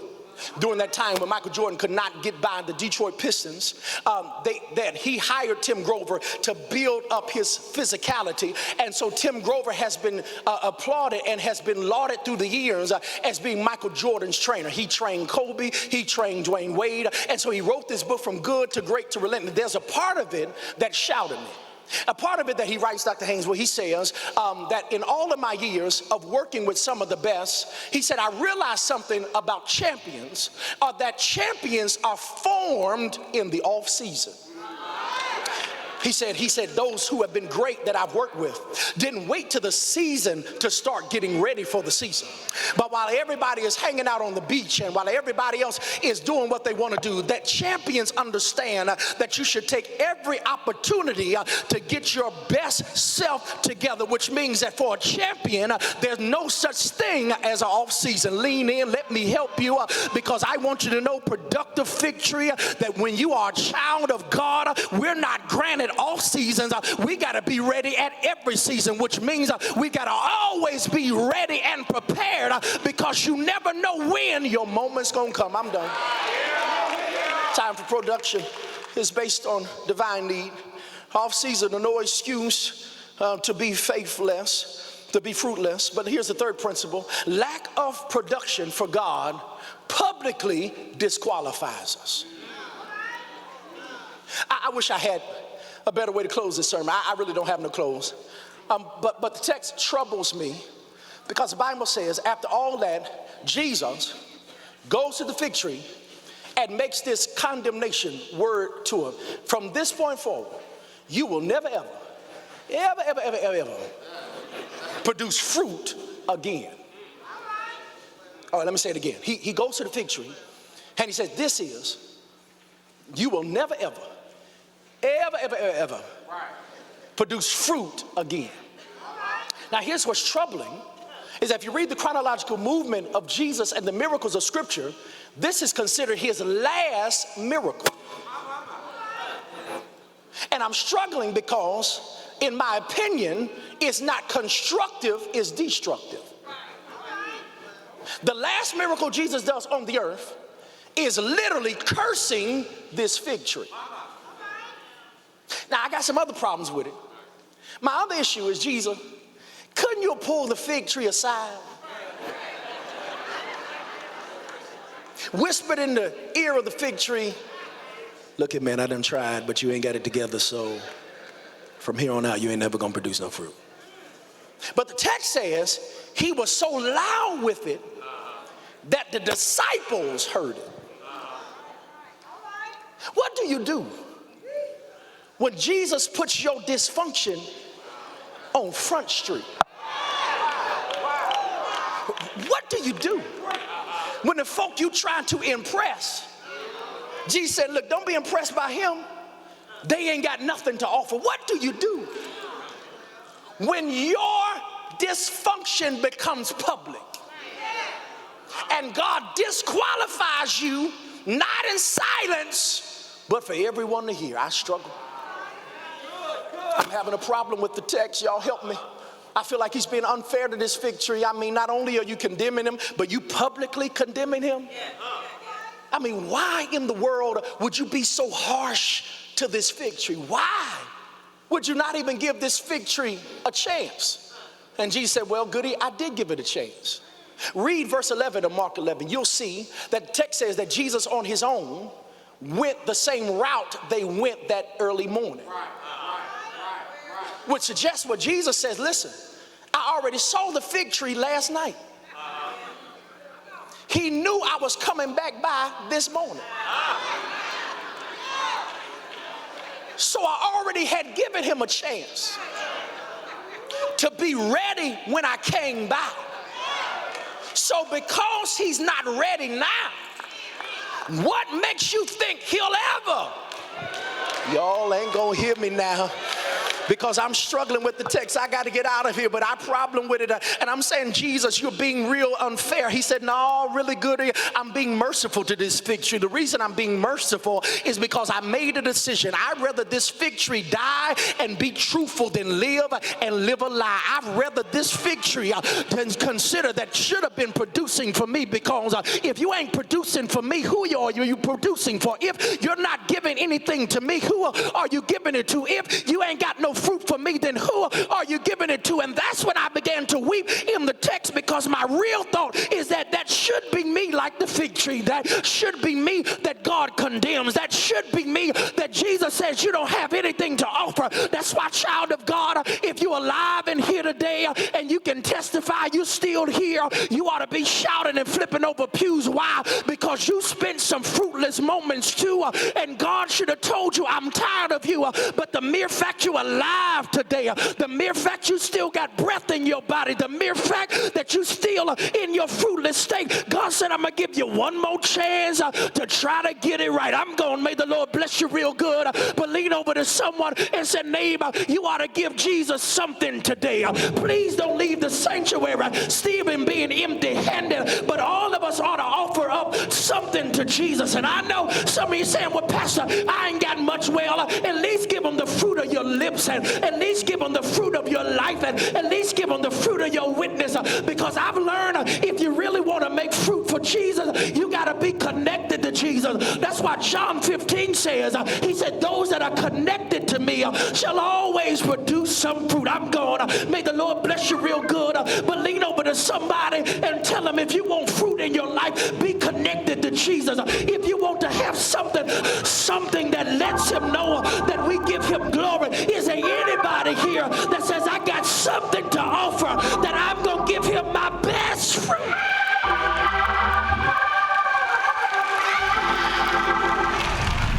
There's a word from the Lord tonight, and if you have your Bibles, I invite your attention to the New Testament Gospel as recorded by the writer Mark. The New Testament Gospel is recorded by the writer Mark at chapter 5. The New Testament Gospel of Mark at chapter 5, we'll begin our reading at verse 34. The New Testament Gospel is recorded by the writer Mark at chapter 5, beginning with verse 34. If you have that passage of Scripture, say amen. If you don't, say wait for me. I'm waiting, I heard you. In the New Testament, Matthew, Mark chapter 5, beginning with verse 34. I'm reading tonight from the New International Version of the Holy Word of God, and this is what it says. Jesus said to her, daughter, thy faith has saved you. Go in peace and be freed from your suffering. That's enough. Amen. Praise God for his holy word. You may be seated in the presence of our good and gracious God. Daughter, your faith has saved you. Go in peace and be freed from your suffering. For the time that is ours to share together tonight, I want to talk from the subject, faith to fight on. Faith to fight on. Choir just said, I'm on the battlefield fighting for the Lord. I want to talk tonight about faith to fight on. Just a couple of weeks ago, a few weeks I suspect, we were thrust into having to deal with the reality that death by suicide was on the national landscape. We learned earlier in that week, Tuesday, if I'm not mistaken, that Kate Spade, the designer, had chosen to take her life. And then just a few days later, on Friday, CNN's Anthony Bourdain decided to do the same. We had to deal with the reality that death by suicide was now on the national landscape. Persons who were looking at these individuals could have presumed that they had it going on, that everything was going well for them, that they were living on the top of their proverbial worlds. But something within them made them feel as if they couldn't go on any longer. So they chose to take their own lives. Death by suicide now is on the rise, according to statistics. more than 25% over the last decade or so. Persons have, because of their own silent struggles, dealing with the demons within them, the pressures that weigh heavily upon them, have found themselves in the doldrums of depression, so much so that they feel as if they can't go on. They don't have the strength to keep pressing, keep fighting, keep persevering. The truth of the matter, my brothers and sisters, is that it's not just those on the national landscape who deal with private demons and silent struggles, pressures that weigh heavily upon them, but let's go ahead and be honest about it. Even the saints have to deal with the reality that sometimes there are pressures that weigh so heavily upon us, that jostle us back and forth, that hold us down, that even though we look all right on the outside, seemingly have it going on, all is going well with us, so others seem to suggest. There's some of us in church tonight who have had to battle that demon called suicide.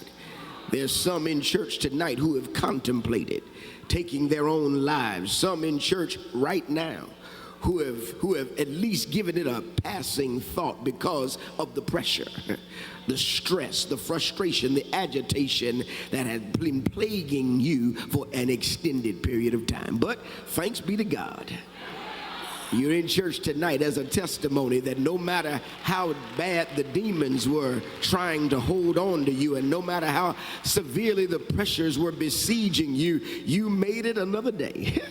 You're in the house tonight to testify that if God be for you, who can be against you? You're in the church tonight to testify that no weapon formed against you shall be able to prosper. I want to talk to somebody who felt like throwing in the towel, who felt like giving up, who felt like waving the white flag of surrender, but somewhere along the line you had enough tenacity to keep on pushing, keep on pressing, and you made it tonight to testify that although it's been rough, I'm still standing, I'm still surviving, I'm still alive to testify that God is still in control. I talk tonight, my brothers and sisters, to those who need to understand what it means to persevere, to press on, to keep on pushing, because that's exactly what's happening in the text before us tonight. We're dealing with a woman who is dealing with pressures and dealing with frustration and agitation that seemingly won't let her go.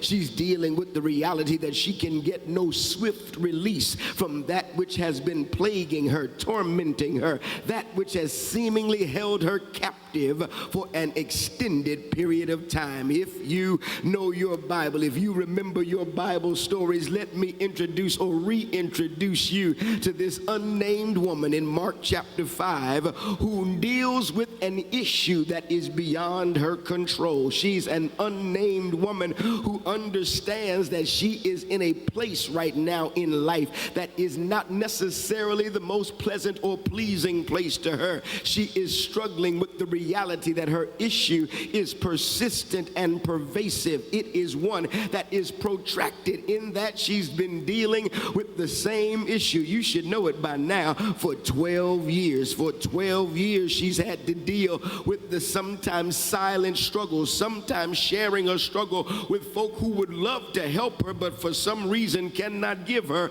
the assistance that she wants. Listen, my brothers and sisters, there will be some seasons in all of our lives where the more we try, the more we attempt to do, it seems like every time you take 2 steps forward, you're made to make 3 steps back. Here is my sister struggling with a reality from which she can get no swift release. It is pervasive, it is protracted, it is prolonged. She is dealing with an issue that has plagued her for 12 whole years. For 12 years, she wakes up with this issue and goes to bed with this issue. For 12 years, she has to deal deal with the reality that she has an issue of blood. She is hemorrhaging from her body. She cannot fix this, and everybody she tries to get to help her likewise cannot fix her issue. What do you do when everything you try does nothing to assist you in your process of progress? How do you handle it, child of God, when everything you've tried seemingly is works to no avail?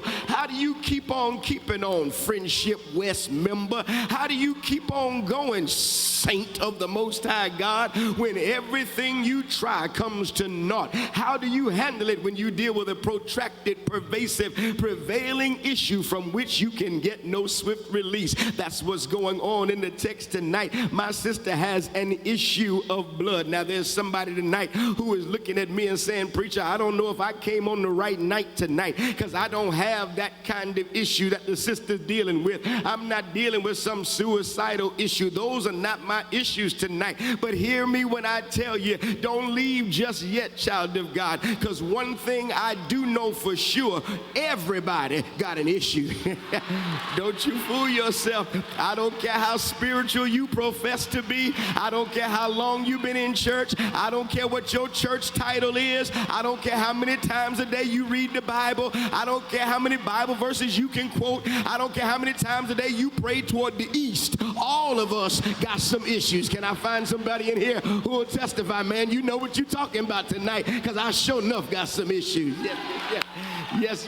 All of us got some issues. It may not be the issue in the text. It may not be the issue of that brother and sister about whom I spoke at the beginning of this message, but everybody's got an issue. Maybe your issue is an occupational issue. You were so glad when you got off work this afternoon and you don't want to go back tomorrow. You sick of going down to that job. You had an occupational issue. Oh, that's not your issue. Maybe it's the lack of a job that's your issue.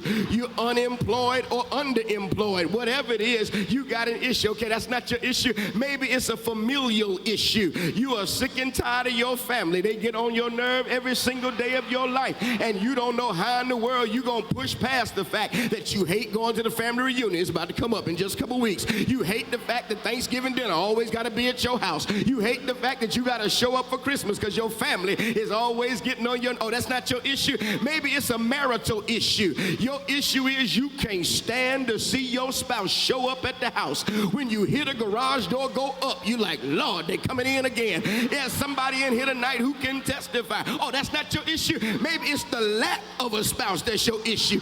You thought for sure by now, Jesus, I'd have had my boo. You thought for sure everything would have been the way you wanted it to be. Somebody in here can testify. I know okay, that's not your issue. Maybe your issue is a financial issue. You ain't got the money that you thought you were going to have. Somebody in here can testify. There's always more month left at the end of your money. Your ends never meet. Somebody can, okay, that's not your issue. Maybe your issue is everybody in your family know you got money and they always coming to you to borrow your money. Is everybody in here got an issue?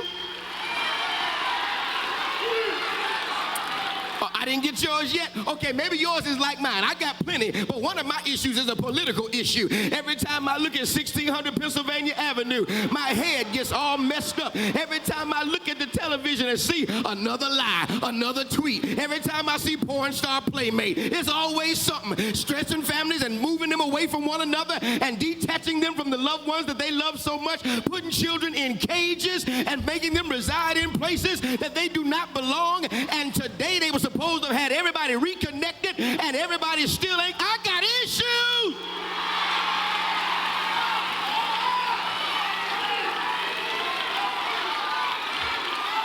Maybe your issue is your association. Maybe your issue is your addiction. Maybe your issue is you. But everybody got an issue.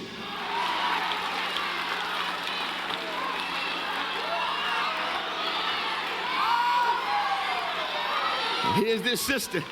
She's dealing with a pervasive, protracted, prolonged issue from which she can get no swift release. And she is wrestling with the reality that her issue has detached her by law from everybody she loves and cares for. Her issue has detached her, drained her, depleted her. She's in a space she never intended to be, never expected to be.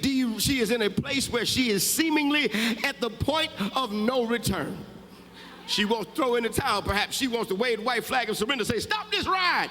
I want to get off, but here she is. This woman understands that there's something that is within her that gives her the strength to keep pressing even though she feels like giving up. She understands that although it's been protracted, it's been prolonged, it's been pervasive, there's still something that she can do to press her way, because she heard there was a man named Jesus who was passing by. And when she found out that man named Jesus was passing by, she said, I got to get to that man named Jesus because he's able to do something about my issue. May I please tell the Friendship West Baptist Church on this night tonight that everybody in here who's got some issues needs to rest assured that there's a man named Jesus who is still able to do exceeding abundantly above all we can ask or even think. May I find 10 or 12 people in every section who can testify, I know that man named Jesus. I've tried him for myself, and I know there is nothing too hard for my God. Watch the text, church family. This woman decides that she needs to make her way to the Lord Jesus Christ. Now listen, she is depleted. She's drained. She is detached by law from everybody who's near and dear to her, but she still says, I need to make my way to that man named Jesus. She presses her way through the crowd. That's what your Bible says. And when she presses her way through the crowd, she touches the hem of his garment and her issue is resolved. Now, church family, it's good to shout about the fact that her issue gets resolved. He says to her, daughter, your faith has healed you. Go in peace and be freed from your suffering. It's a beautiful piece of information at the conclusion of verse 34, but we got to walk through this passage a little bit more, because it seems to me that there's something that's in this passage that just might help us to understand how to have faith to fight on. I came to talk tonight to somebody who feels like giving up, somebody who thought that all hope was lost, somebody who came to church saying, if I don't get a word tonight, ain't no telling what might happen after that benediction. I came to tell you, you're in the right place at the right time, because this preacher came all the way from Houston, Texas to tell you, don't you give up, don't you throw in the towel. There's still a God who is on your side, and God is still able to do for you what nobody else can do. If you got the faith, your God's got the power. Do you hear me on this night? I said, if you got the faith, your God's got the power. Now, church family, watch the text, because it seems to me that there are at least few things that we need to understand about this sister that just might help us have the faith to fight on. I submit in the first place, child of God, that if you and I are going to have the faith to fight on, we've got to have it despite public perception.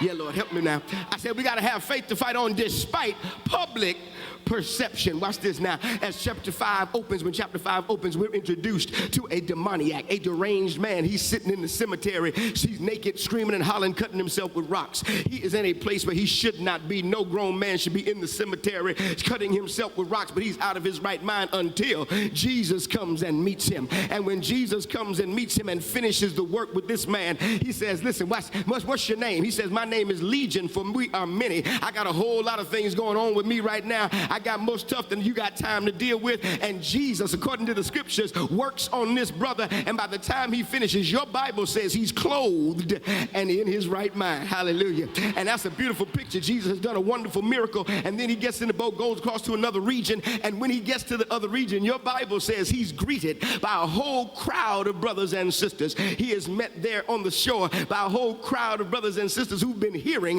what he's been doing, what he's able to do. And as a consequence of them hearing what he's able to do, they greet him, they meet him, they welcome him back to that territory. And in the middle of that crowd is a brother named Jairus. Some folk call him Jairus, some folk call him Jairus. I don't know which one is right. When I see him for myself, when I see Jesus, I'll ask him what the man's name is. Let's just call him Jay. Okay, so Jay is in the crowd, and Jay is a synagogue ruler. He's what we call a big baller, shot caller. He is the man who runs things at the synagogue. As a consequence, he's got prominence and prestige in the community. He has nobility and ability. He is somebody special in the community. Everybody knows him. He's like the Freddie Haynes of the temple, and he's the synagogue ruler, you understand. He's running things, and as a consequence of running things, your Bible says that he has to deal with the reality that there's some stuff he can't run too well. Watch the text. Text says he's got a child at home, a 12-year-old daughter daughter who is sick and lay at the point of death. He's got a whole bunch of money, but his money can't fix this. He's got a whole bunch of connections, but his connections can't fix this. He's got ability and nobility, but neither can do anything to fix his child's situation.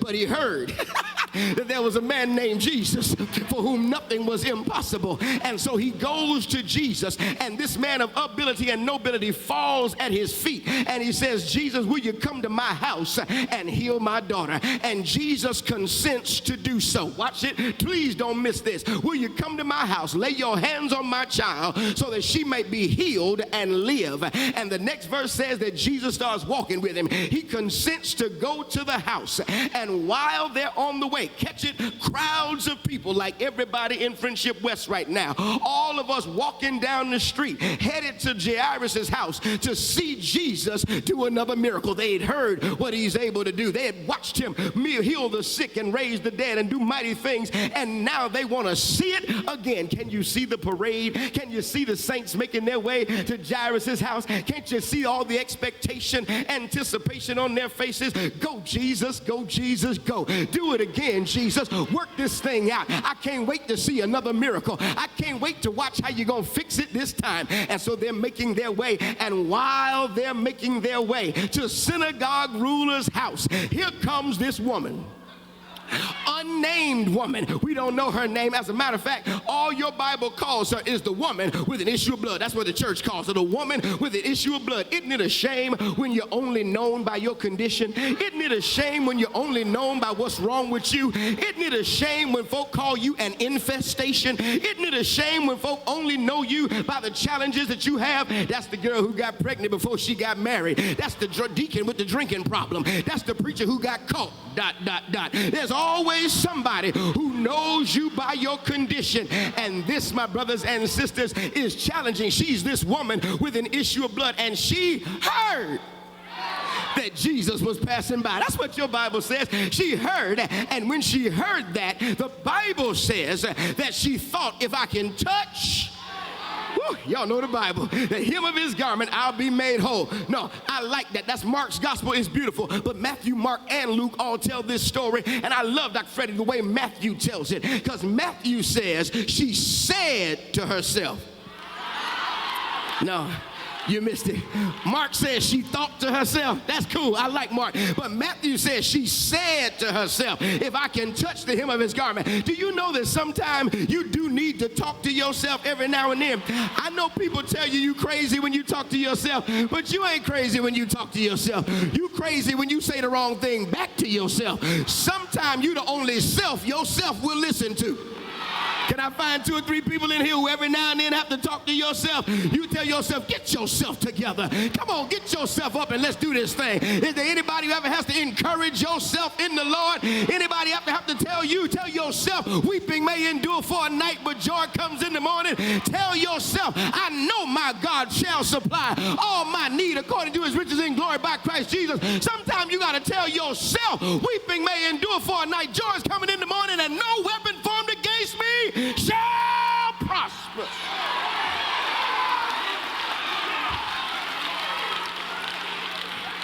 Sometimes you got to talk to yourself.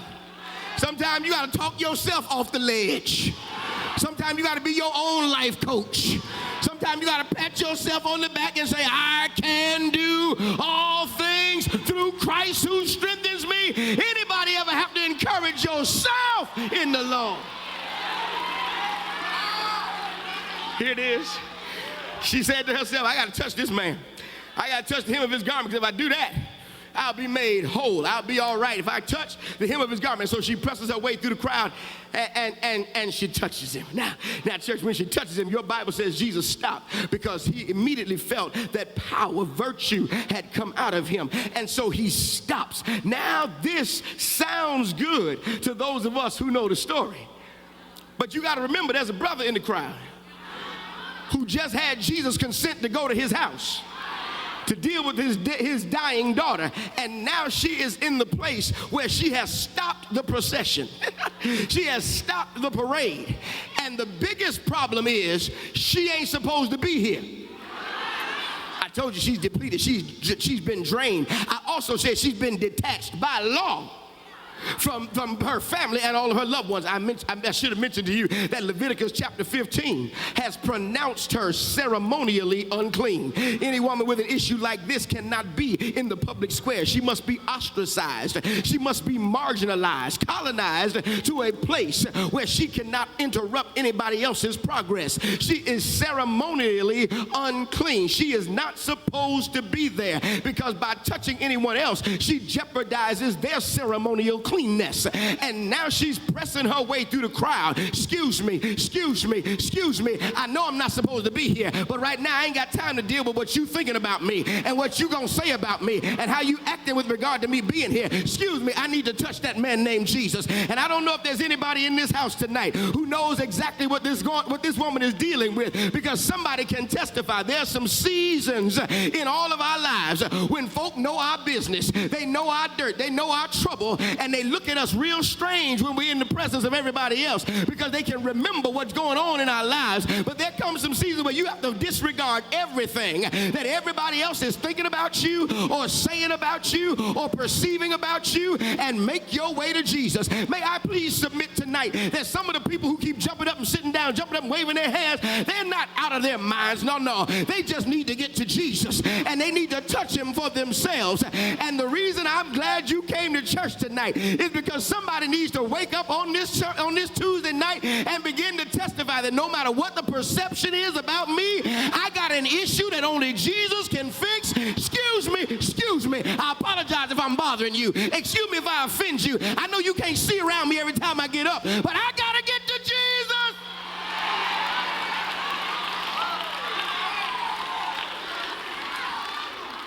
Sometime, my brothers and sisters, I'm convinced that you and I don't only need to be delivered from the sin that we're dealing with, we sometimes got to get delivered from the saints we deal with.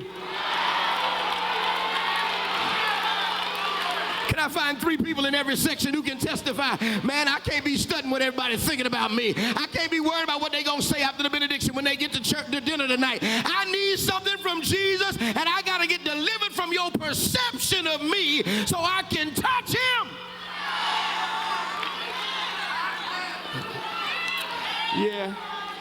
Yeah.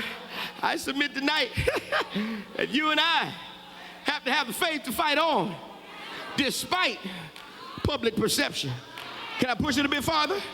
I submit in the second place that you and I have to have faith to fight on despite, watch this, possible persecution. I just mentioned to you, she is not supposed to be there. She is ceremonially unclean. The law has called her such. But she says, despite possible persecution, I still need to touch him. She's got that sit-in kind of spirit. She got that Rosa Parks, I shall not be moved kind of spirit. She got that Fannie Lou Hamer thing going on. I'm sick and tired of being sick and tired, so I need to touch him, because one thing I know, even though persecution is possible, so is healing. And the question comes, which do you want more? Do you want to stay in the same situation you've always been? Or do you want to take the risk and get yourself to that man named Jesus and be able to be freed from your suffering? Bible says she's in danger. Watch, she's not just breaking the law. She is now getting between this man and his miracle. You got to watch the gender dynamics right here. He's a man of ability and nobility. He's a man of prominence and prestige. He's a man who's doing it and doing it well. He is the synagogue ruler. This is an unnamed woman. We only know her by her condition. And this woman has now just gotten in the way of this man's miracle, of the synagogue ruler's miracle. At best, she would be arrested. At worst, she would be stoned. And now she's taking the risk because she knows that man named Jesus is able to do for her what nobody else can do. I wish I had 2 or 3 people in here who know something about the power of that man named Jesus. And so she risks possible persecution as she presses her way to the crowd, through the crowd. And now Jairus has to stop and watch Jesus work on this unnamed woman's situation while he, with all of his authority and ability, has to just stand there. Jesus is literally telling everybody in here, listen, I am no respecter of persons. I am not going to just heal you because of your status and your prestige. I'm likewise going to heal her even though don't nobody know her name. Oh, child of God, I wish I had 10 or 12 people in here who know what it means not to be in the clique, the club, or the crew. I wish I had 2 or 3 people in here who know what it means not to have everybody know who you are. They don't want to let you in the fraternity or the sorority. But you know there's a man named Jesus, and that man named Jesus says, come unto me, all ye who labor and are heavy laden, and I will give you. Is there anybody in here who is so grateful that your Jesus is still in love with whosoever? You just missed a good opportunity to throw your pocketbook at me and say, preach, man. I just said he's in love with the whosoever. Is there anybody in here who knows that God so loved the world that he gave his only begotten son, that whosoever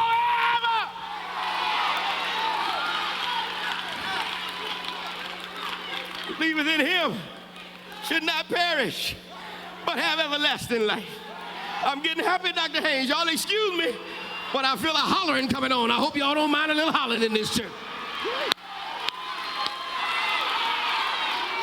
Hey, is there anybody in here who can testify that your God is in love with you? It don't matter if nobody else cares about you, if nobody else looks after you, if everybody else wants to persecute you for coming in the way of the Lord. Is there anybody who can testify he still receives me just as I am, and no matter what you say or do, I'm still his child?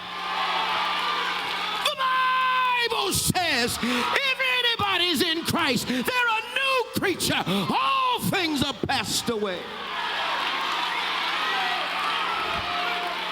Behold, all things. I said all things become new. Can I find somebody in here who knows something about newness of life in Jesus Christ?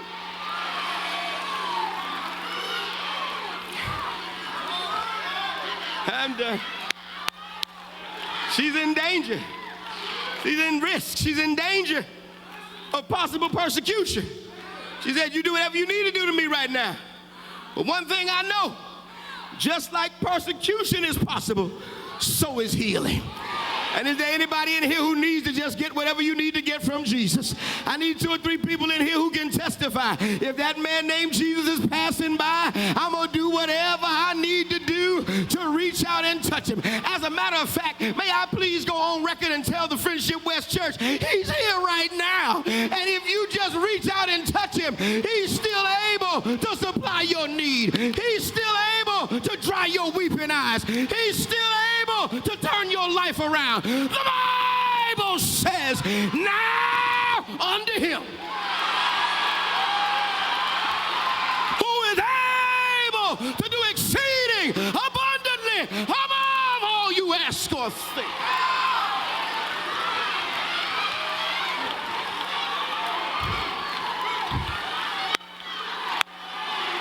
Woo! Glory to his name. Glory to his name. I'm done. I got to close. I'm talking too long. I apologize. Watch the text. She's got to fight on. She can't give up. She got to fight on despite public perception. I don't care what you think. This is my issue. I'm going to get my issue resolved. Don't make sense to come to church Sunday, Monday, and Tuesday, and my issue ain't gonna get resolved. No, I'm gonna fight on till my issue gets resolved. Don't make sense to be showing up every night, come back tomorrow night, and I'm still as miserable on Thursday as I was on Saturday. Oh no, I'm gonna fight till my issue gets resolved.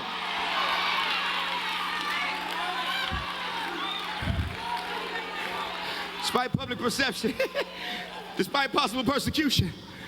But let me work a little harder. Can I work a little harder? Because we need to have the faith to fight on. Watch this. Despite persistent pain. Help me, Lord. Despite persistent pain. I'm still in your Bible. I haven't left it yet. Because in Mark's Gospel, in chapter 5, the Bible says that this woman has to fight despite some issues that are working against her.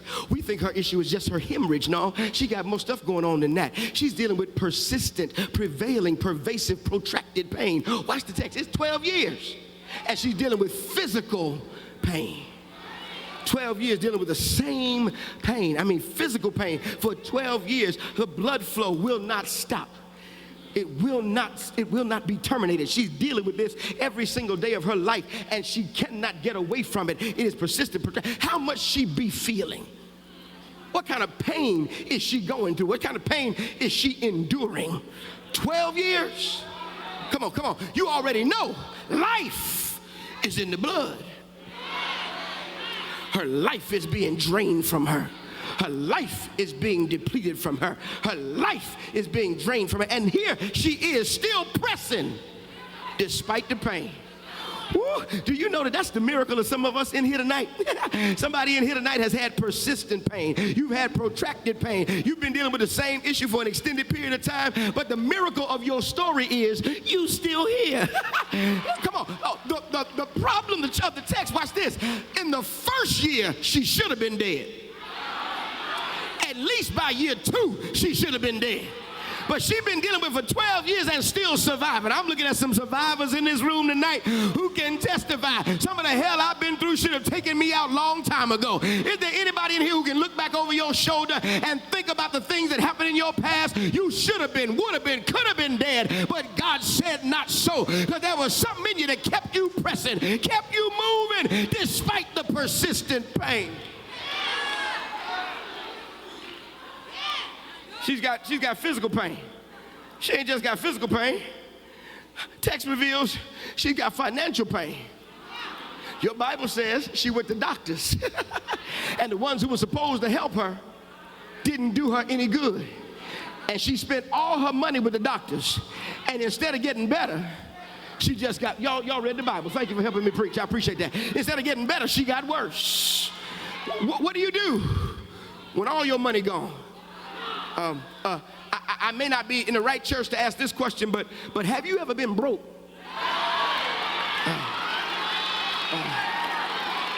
Don't fool me now. I mean, for real. I mean, you've been broke.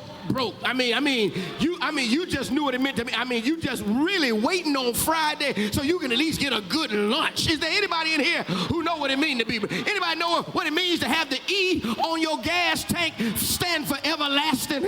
Anybody think that that's just God keeping you going?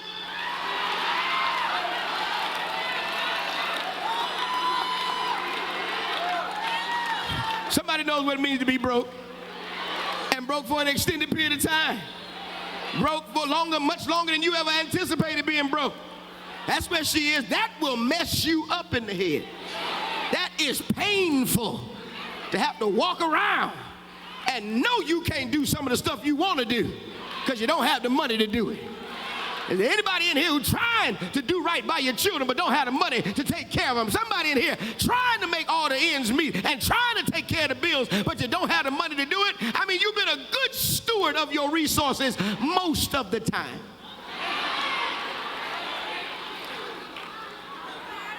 Still broke. Here she is, broke, because the people who were supposed to help her only took from her and never gave to her. She's dealing with physical pain. She's dealing with financial pain. May I submit to you, she's dealing with personal pain. Listen, this is her issue. Ain't nobody else got this issue but her. She is dealing with this situation. She is dealing with this and has to deal with it and cannot get away from it. It's one thing when you have to deal with an issue for a little while, then you got to go to the next issue after that. No, this is the same issue. All these 12 years, and nobody can do anything about it. Nobody can take it from her. Even the folk who love her can't help her with this issue. Some stuff you got to go through by yourself. Some stuff you got to endure all alone. There's some people in here who can testify. You know what it means to have personal pain. You know what it means when folk want to do help you out, but they can't do anything to get you to the next season. And there's some people in here who will tell you, I know your pain. You don't know my pain. Don't you tell me you know how I feel. You don't know how I feel. No, this stuff is kicking my butt. This is hurting me in more ways than you ever can imagine. As a matter of fact, don't tell people that you know how they feel. You may know how you feel when you went through a similar situation, but you don't know how they feel. You know how you felt when your child disappointed you, but these are my children. You don't know how I feel. You know how you felt when you dealt with a death. You don't know how I'm feeling. Don't tell me it's time to get over it. Don't tell me to quit crying. Don't tell me to get myself together. You don't know how I feel. This is personal. This is real.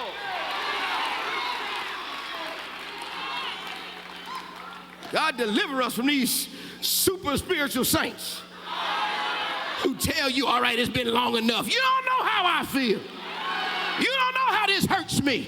You don't know how I cry at night. You don't know how this pervades my situation. Tell me you know how I feel. No, you don't. Don't have me go good on you and tell you what I'm really thinking. Okay. All right. It's personal. It's personal. But it's also emotional. Can I close it? It's also emotional. This woman, her heart is broken. Come on. How must she be feeling?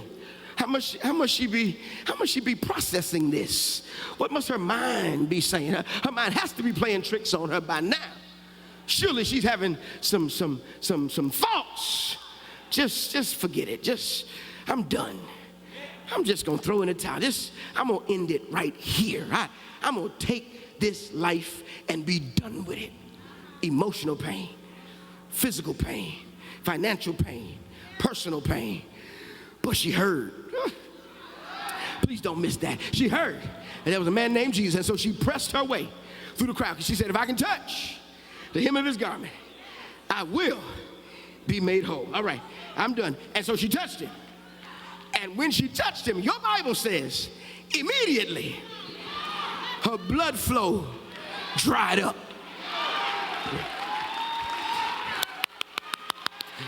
There are about 6 people in every section who know when to shout. That was a shouting point right there. Yeah.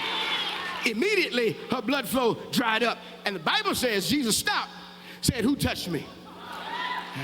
And here go these well-to-do disciples. You know, they talk just like most of us would talk. Jesus, how you going to ask who touched you? All these people in Friendship West. How you going to ask who touched you? You know, all these people around here. No. It wasn't just an accidental brush. It wasn't just an accidental tap.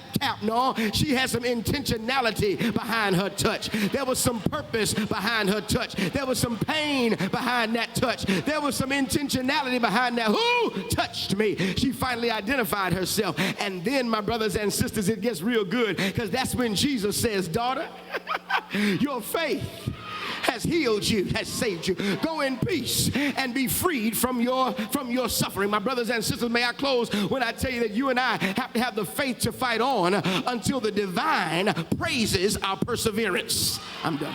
Yeah, I'm done. Okay, that's it.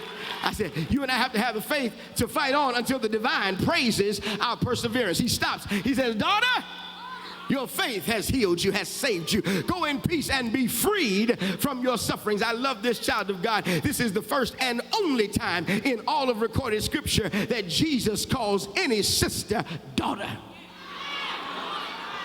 First time in all of recorded scripture, the only time in all of the New Testament that Jesus calls any woman daughter. It is to make sure that everybody in that crowd standing around understands that I'm not just the God of the big eyes, I'm also the God of the little U's. And I need to close when I tell you that I'm so grateful that that's the kind of Savior we serve, that this Savior of ours loves us so much that he is the Jesus of inclusivity. And when I tell you he includes us, that ought to make you happy. When he calls her daughter, that ought to make you happy. But then he says, your faith has healed you. The Greek word there is sozo. That's why I used the word saved earlier, is the word for saved. And this word saved is not just a spiritual thing. It is likewise a physical freedom. It is that which is inclusive and comprehensive of everything you need. She literally reached out and pressed her way through the crowd so she could get freed from her physical suffering. But Jesus says, if you got that kind of faith, I'm not just going to give you what you asked for. I'm going to give you more than you ever thought thought you would ever get from me. And I need 10 or 12 people in here who watched the Lord Jesus do similar things in your life.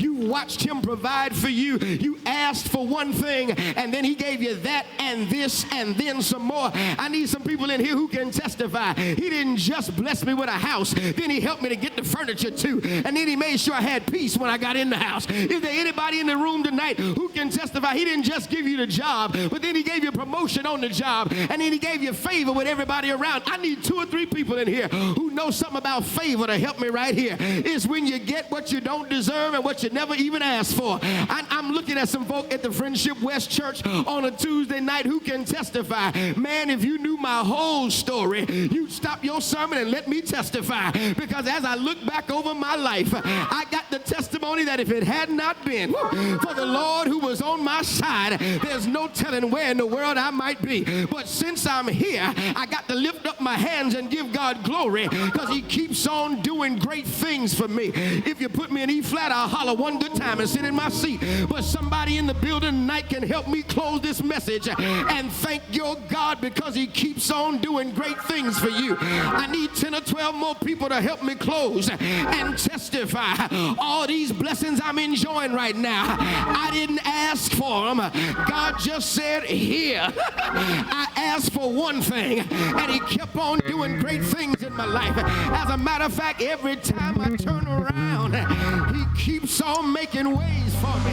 Every time I wake up in the morning, I wake up to brand new mercy. Is there a witness in the building tonight that when you got up this morning, you didn't wake up to leftover mercy? You didn't wake up to stale mercy. You didn't wake up to last week's mercy. But the Bible says it is of the Lord's mercies that we are not consumed, because his compassions fail not. They are new every morning. Great is thy faithfulness. And somebody in church tonight ought to help me praise God because he keeps on doing great things for you. He keeps on opening doors for you. He keeps on fighting battles for you. He keeps lifting your head above your enemy. He keeps supplying a table before you in the presence of your enemy. Somebody in here ought to help me close this message and lift your head toward heaven and tell the Lord, thank you for being so good. Your faith has healed you. So, I'm going to free you from your suffering, but I also want you to go in peace. And tonight, my brothers and sisters, I came to tell somebody that no matter how much chaos you've been dealing with, we still serve the Prince of Peace, and he is able to keep you in perfect peace if you keep your mind stayed on him. Somebody in here ought to be able to testify. I don't look like what I've been through because God keeps me in perfect peace. I don't look like what I'm going through because I still got the joy of the Lord, and it is my strength. I don't look like what I'm going through because he giveth and giveth and giveth more grace. Somebody in the building ought to lift your hands toward heaven and thank your God that he keeps on doing great things. But not only should we praise him, he will praise us. Your faith has healed you. Don't you lose your faith, child of God. Don't give up the fight. Don't you throw in the towel, because the God I serve is still able to do what needs to be done in your life. I need somebody tonight who's been struggling with your life situation to pick yourself up, dust yourself off, lift up your head, O ye gates, and be lifted up, ye everlasting doors, and the King of glory shall come in. Who is this King of glory? The Lord, strong and mighty. The Lord, mighty in battle. Lift up your head, O ye gates, even lift him up, ye everlasting doors. Is there anybody in this church who believes that God is not through blessing you? The Bible says, eyes have not seen, ears have not heard, and even into our hearts the things God has in store. Well, since you know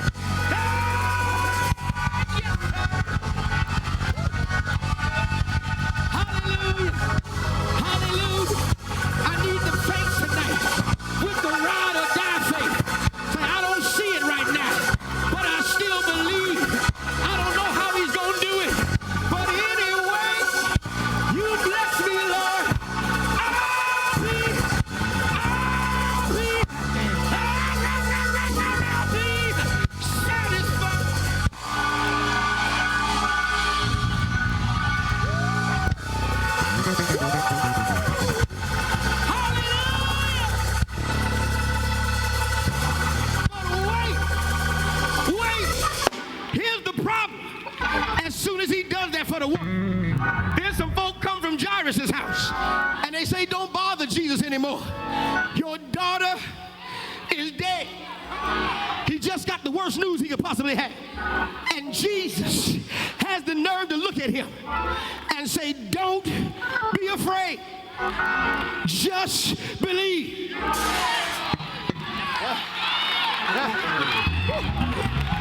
I said, Jesus looks at Jay after he just got the worst news of his life.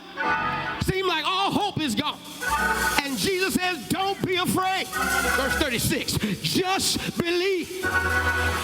Literally suggesting the reason I made you stand here and wait and watch me heal this woman who's been sick for 12 years is so that you would know that no matter how bad it is, I can still make my way to your house and heal your 12-year-old child.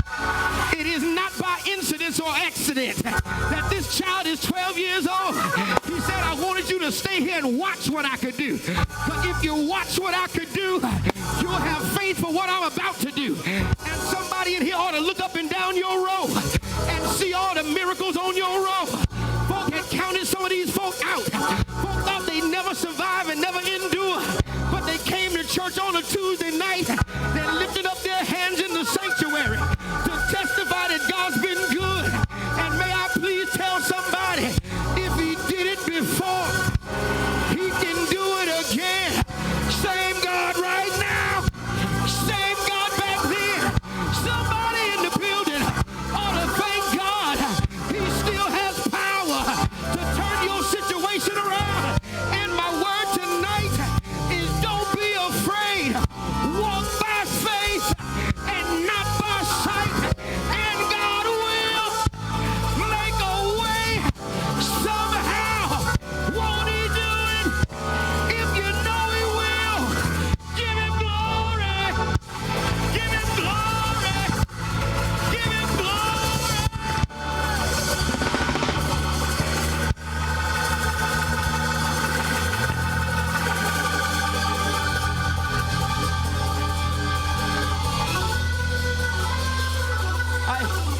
I'm done. I'm done. I took too long. I apologize. The choir, the pastor asked the choir to sing an extra song because I wasn't quite ready to get up to preach. He asked me, was I ready? I said, not quite. Give me one more song. And then they started singing about fighting because I had planned to preach something else. And my mind was on what I knew I wanted to preach. But God kept telling me, this is what I need you to preach tonight at Friendship Way. So I said, man, give me just about 3 more minutes. Give me 3 more minutes. He let the choir sing another song. And maybe, just maybe, the Lord made me preach that sermon tonight to that somebody who was almost at the point of no return. Almost on the brink of a breakdown. Almost about to give up, throw in the towel. Saints get depressed. Saints get agitated and frustrated. Saints get to the place where they don't feel like going on any farther. And maybe this preacher had to come tonight to tell you, fight on, man. Fight on, sister. Fight on. As a matter of fact, the Bible says in the book of 1 Timothy that Paul tells his son Timothy, you got to fight the good fight of faith. Ain't nobody promised you were just going to glide to glory.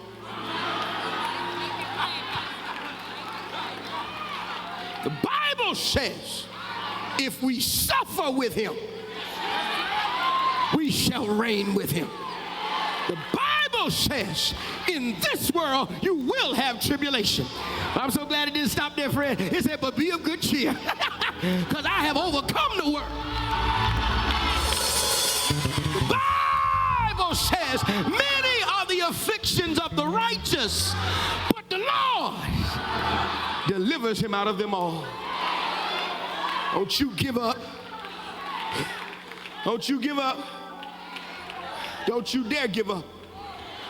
Don't you dare give in. Spirit of suicide will not take over this house.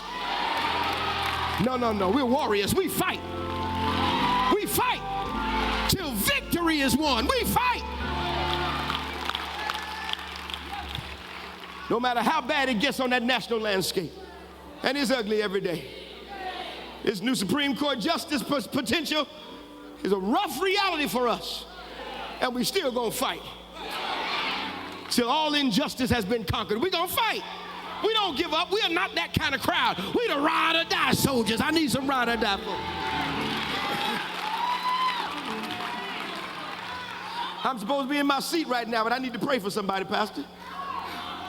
Because somebody is dealing with some realities that make you want to say, stop this ride.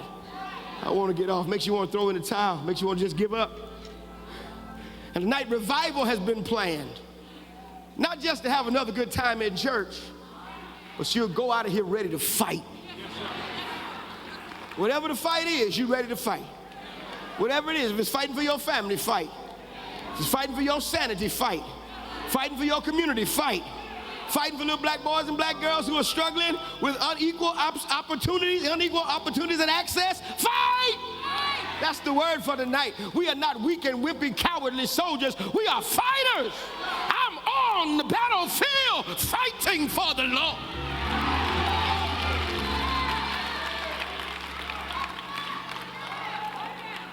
We fight. We fight. So God, in the name of the Lord Jesus Christ, I thank you for renewing our spirit to fight. I'm not just gonna lay down and let life kick us up, kick us down, beat us up. No, we came tonight to be reminded that we gotta press on. Despite what other people think, public perception will always try to get in the way. Possible persecution is always our enemy. But thank you, oh God, that we can fight through that. That our civil disobedience makes us fight even in spite of possible persecution. Thank you that we can fight even through persistent pain. Some of us have dealt with some pain for a long time. Can't see it on our faces because we know how to cover it up. We know how to be professional church people. We know how to shout in shouting time and sing in singing time. But after the benediction, we just in as much pain as we were before the call to worship. So in the name of the Lord Jesus, will you give us a fighting spirit, despite persistent pain? And will you give us that tenacity, that audacity to fight on until the divine praises our perseverance? Your faith has healed you, has saved you. Go in peace and be freed from your suffering. And we thank you for victory despite our adversity. We thank you for victory. Oh, we know the end of the story. We just got to fight through. But we know the end of the story. We thank you for victory. In Jesus' name. And if you believe that victory is yours despite what you see right now, if you got faith to perceive a better future, a better outcome, I wish you clap your hands in the presence of the Lord and give him glory and shout hallelujah. Somebody shout, thank you, Jesus. Let all the people of God say amen. There is a word from the Lord. Now listen, roll with me. There's a lot to say in this text. And so I ask you to be patient with me because when I went to Mark, I didn't know I was going to have to read all these verses. But I'm scared of God and I don't fool with him. And so it's a requirement to give you context before we go into the content. So Mark chapter 5, if you have your Bibles or your iPads or your smartphones, Mark chapter 5. I'm going to start in verse 21. I'm going to read from the New Revised Standard Version because it gives me context. And if you have it, say amen. Amen. Let's read for time's sake. Mark 5:21. When Jesus had crossed again in the boat to the other side, a great crowd gathered around him, and he was by the sea. Then one of the leaders of the synagogue named Jairus came, and when he saw him, Jairus fell at Jesus' feet and begged Jesus repeatedly, "My little daughter is at the point of death. Come and lay your hands on her so that she may be made well and live." So he, meaning Jesus, went with him, meaning Jairus. And a large crowd followed him and pressed in on Jesus. Now there was a woman who had been suffering from hemorrhages for 12 years. She had endured much under many physicians and had spent all that she had. And she was no better, but as a matter of fact, she rather grew worse. She had heard about Jesus and came up behind him in the crowd and touched his cloak. For she said, if I but touch his clothes, I will be made well. And immediately her hemorrhaging stopped. And she felt in her body that she was healed of her diseases. And immediately aware that power had gone from him, Jesus turned about in the crowd and said, who touched my clothes? And his disciples said to him, hey, you see the crowd pressing in on you? How can you say, or how can you ask, who touched me? He looked all around to see who had done it, but the woman, knowing what had happened to her, she came in fear and trembling, fell down before him, and told Jesus the whole truth. He said to her, daughter, your faith has made you well. Go in peace and be healed of your disease. Come to 35 with me. While he was speaking, though, some people from the leader's house to say, your daughter is dead, Jairus. Why trouble the teacher any further? But overhearing what they said, Jesus said to the leader of the synagogue, hey, do not fear, only believe. He allowed no one to follow him except Peter, James, and John, the brother of James. I'm in 38. When they came to the house of the leader of the synagogue, he saw commotion, people weeping and wailing loudly. Last verse. But when Jesus had entered, he said unto them, why do you make a commotion and weep? The child is not dead. She's just sleeping. Just for a few minutes, I want to preach from the subject, just one touch until your breakthrough. You may be seated in the presence of God. Holy Spirit, you have full access today. The messenger is a mess, but the master is mighty. So speak only the way that you can, God.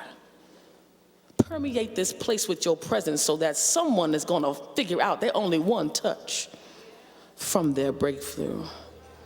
We'll be so careful to give you all the glory and all the honor and all the praise. In Jesus' name we do pray. Amen. Just one touch until your breakthrough. As a child, I loved the sciences. I wanted to blow things up. I was different. I liked to blow things up. I loved little insects, and my favorite thing was to touch cadavers because they were dead bodies, and we got to learn about organs. From kindergarten to college, it was all about me and understanding what bodily functions operated to keep us moving. Do you remember elementary school science?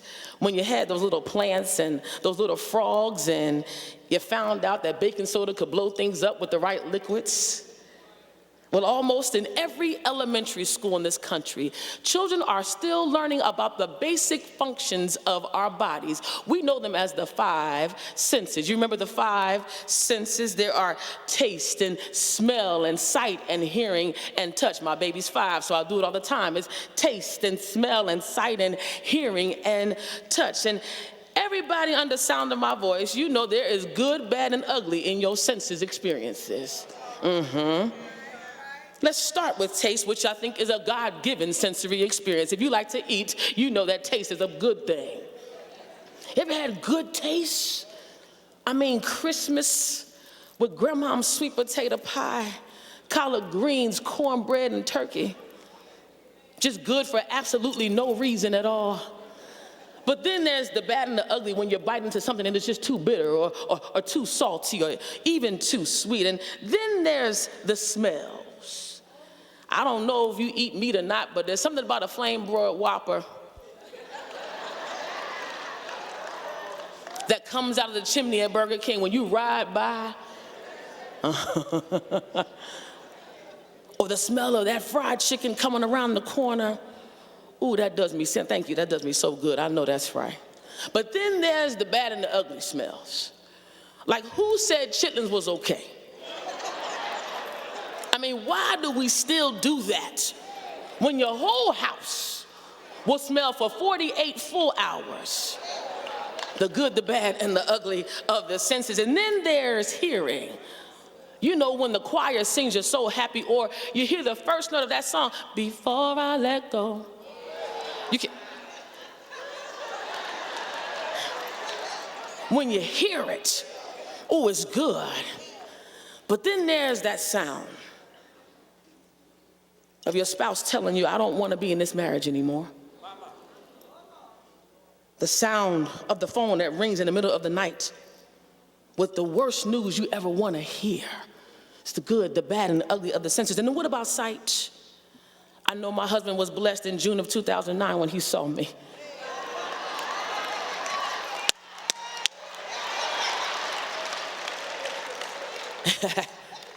I mean, I was looking at him too, but I won't tell him that now. Or the sight of that baby when a doctor says it's a boy or it's a girl. But then there's the bad and the ugly of the sights. The sight of Emmett Till's face on the cover of Jet magazine. The sight of Mike Brown's body laid out in the street. The sight of another hashtag of a black boy or a black girl in this country because they were in the wrong place at the wrong time with the wrong color. There's some bad and ugly sights in this country. But then there's touch. And that's the senses that's supposed to give you something. You know, good touch, the feeling of skin-to-skin contact with a newborn baby, or the embrace or love of a loved one, a spouse, a mama's hug, a daddy's hug. But then there's bad and ugly touches too. The touch of the abuser who continues to strike his wife and then go to church on Sunday. The touch of a rapist, molester, Me Too, surviving you know who in this country. You see, touch is the sense that it's supposed to represent life-giving qualities. And the reason why, listen, the reason why newborn babies that are adopted live a shorter lifespan than others is because no one touched them as a baby.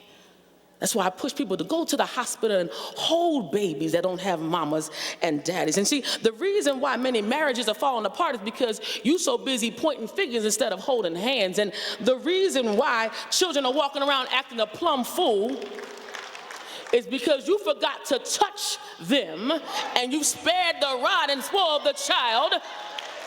You ask Micah, Brett, touch them, so they know their life is not their own. And the reason why many of us are walking around lost, depressed, and even in pain is because no one has touched us.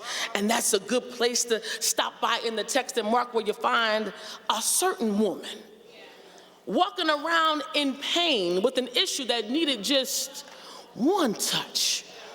You see, we don't know who she was. We don't know how many degrees she had. We don't even know her political affiliation. But what we do know is that she's been suffering for 12 years.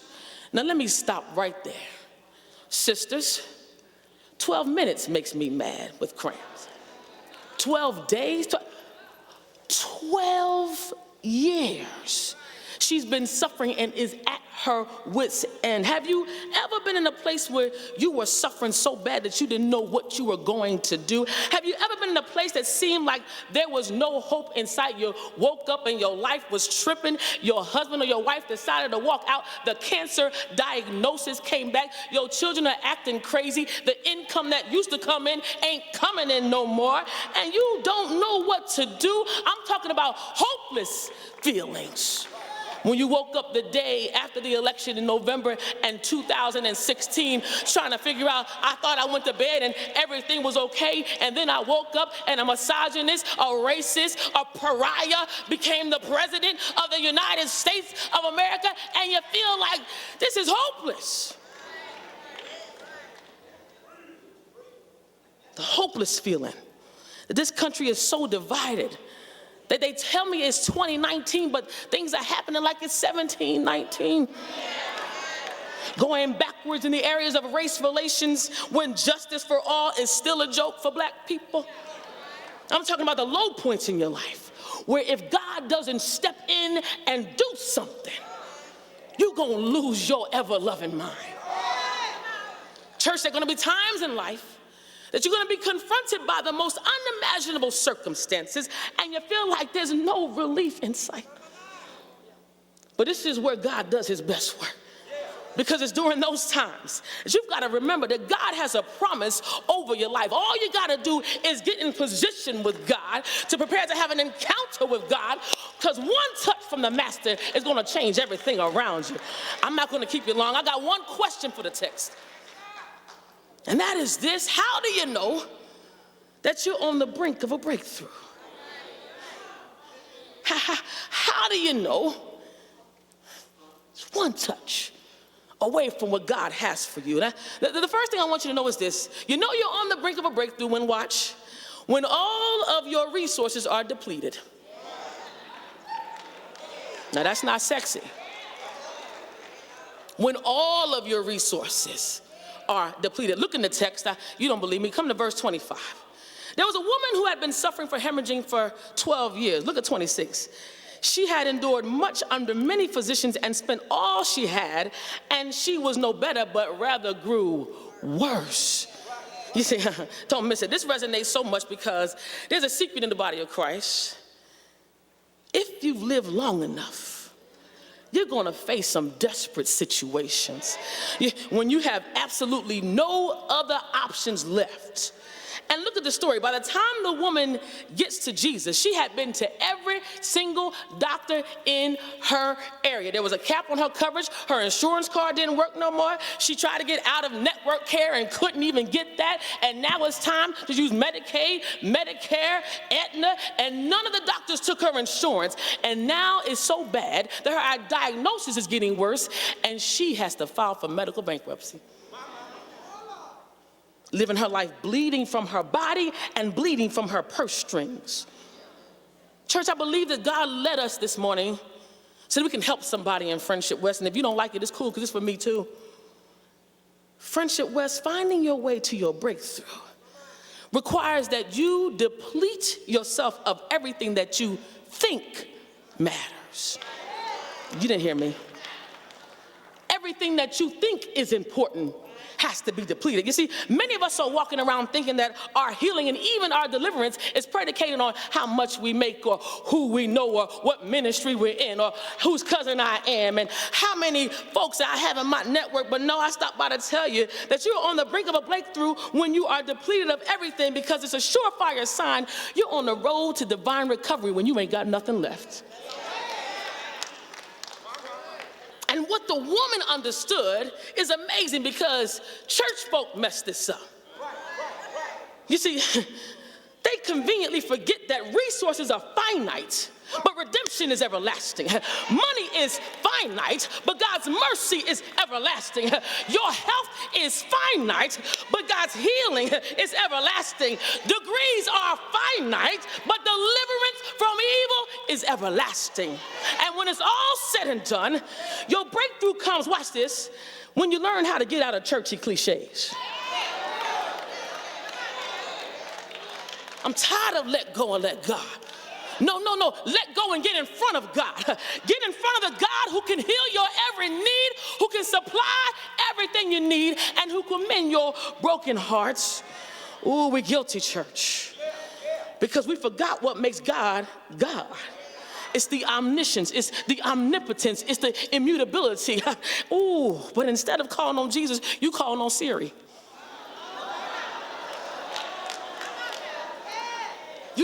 Instead of calling on Jesus, you calling on Instagram and Facebook to see how many likes you got to validate you as somebody. Instead of calling on your girlfriends and your frat brothers, you need to be talking to people that'll tell you the truth about yourself. Instead of calling on Jesus, you're calling on the bank account to see how much money you got. Instead, not understanding that how much money you have really has nothing to do with how deep your problems are. And the same Savior who rescued you from yourself becomes a genie in the bottle for you.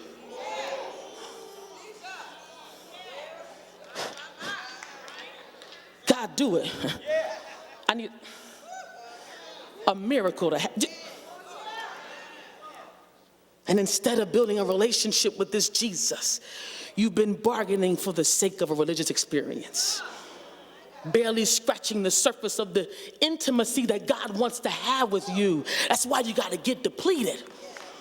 Because when you consider what it means to be depleted, you got to lose to gain. You got to lose weight to gain your health. You got to lose burdens to gain your happiness. And you've got to lose idols so you can have full access to the I am.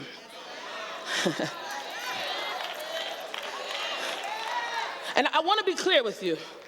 Fully depleting your resources doesn't mean that you don't go to therapy. As a matter of fact, sign up for therapy today. Because we miss that in church. The intention of mental health means you have a holistic view of your care, your mind, your body, and your spirit. I don't want you crazy without Jesus.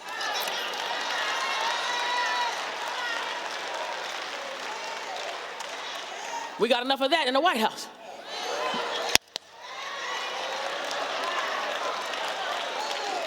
But what I'm saying is, fully depleting your resources means that you go to therapy and to your prayer session. Fully depleting your resources means that the people that you rely on can no longer supersede the Savior's plan for your life.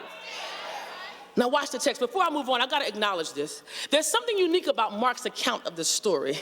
The woman with the issue of blood is accounted for in all the synoptic gospels. You'll find it in Matthew 9 and Mark 5 where we are, and also in Luke chapter 8. But watch, the text in Mark says, not only was she depleted of her resources, but she got worse.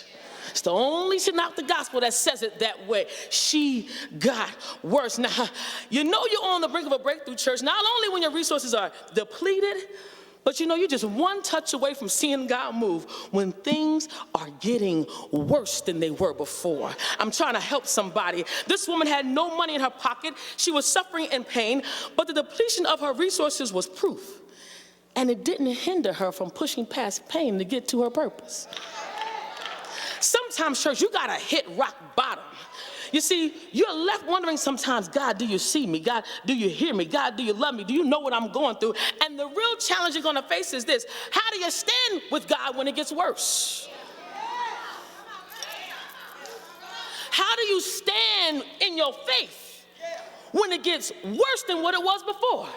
You've been praying, you've been tithing, you have been a faithful husband, a faithful wife, a good mama, good daddy, put them all in the right schools, and it's getting worse. How do you stand when it's getting worse? I have a bonus baby. She was 9 when I started dating her daddy. And you know anything about girls, at 14, something happens. I don't know. I didn't know who that alien was. She was going into high school and was a good student, and then I started seeing a shift in her. I realized that she was a good student with no self-esteem at all. And she was in a home with her mother in Pennsylvania, and I wasn't her mama, but I did everything I could to try to act like mama, but I wasn't her mama. She needed some things that I couldn't give her. By the time she got to her senior year, she dropped it on us. I didn't think I wanted to go to college. What? Do you know who your stepmama is? You going to college? She said, no, it's not for me. Just nuts. And then she dropped another bomb. Okay, I think I want to just go work and live in Florida. With what resources? And this is what I realized when she was talking, that my child had gone from bad to worse because no one had touched her. No one had connected to her. No one had been in place with her. And so in her mind, everything was going downhill. And the thing about this is it carried in our household too. Because when your children are all right, mama and daddy not gonna be all right. And so it went from bad to worse in the Bradley household. And I'm from Jersey, so I'm like, what you gonna do? What you gonna do? And he's like, shh. And I'm like, I don't care. She got my name on her too. And so we get to this place where this child literally works at Chick-fil-A. My kid.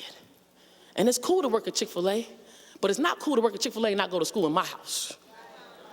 And so it was August the 13th, 2018. I might shout before I finish.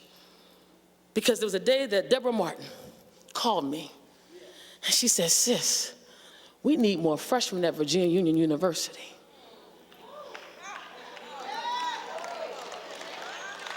And I said, hold right there. And so I called my child. I said, hi. She said, she called me, Miss Siobhan, I need to talk to you. I said, is everything okay? She said, I'm not okay.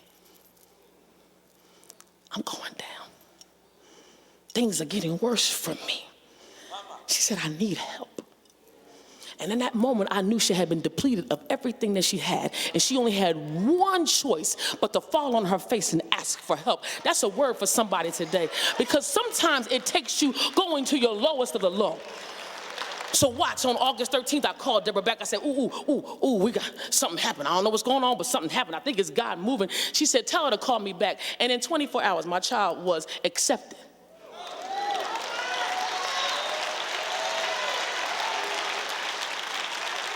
But watch this. It's August, and she's a freshman. Everybody in the country gets accepted in March and April.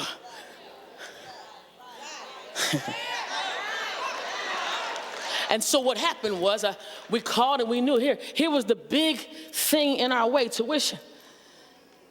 So for 7 days we called, for 7 days we called, financial aid. I love STVU, that's where I got my degree from, but they didn't answer the phone for 7 days.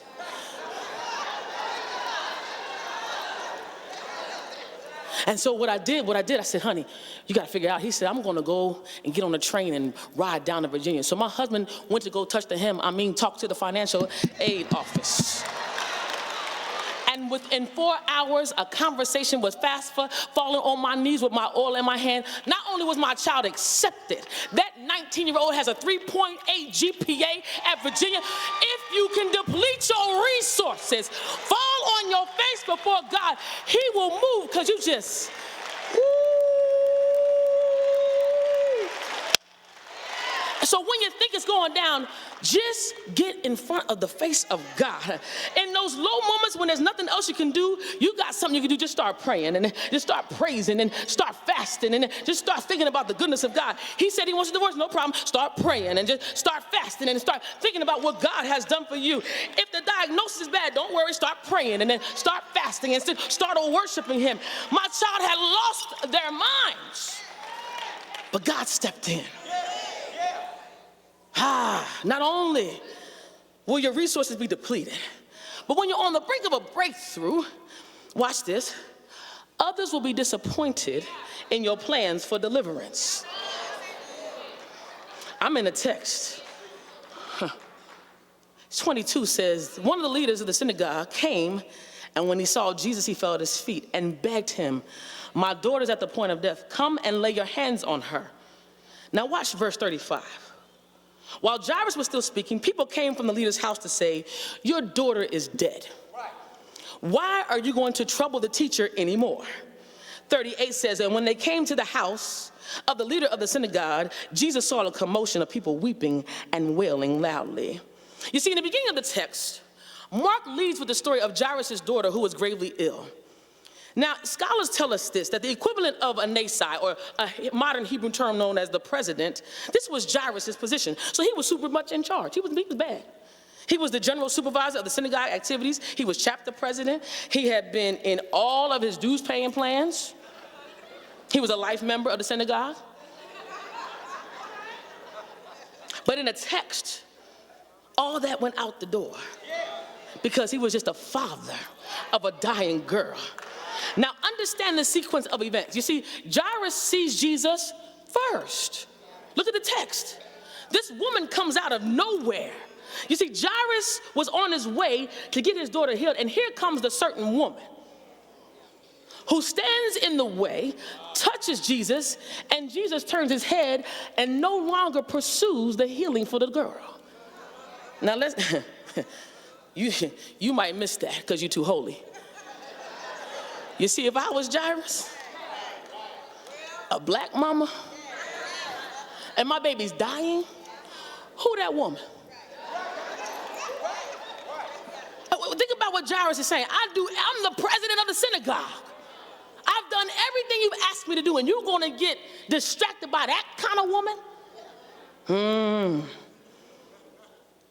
Friendship, when you're on the brink of the breakthrough, everybody won't be happy for you. This is why I caution you this morning.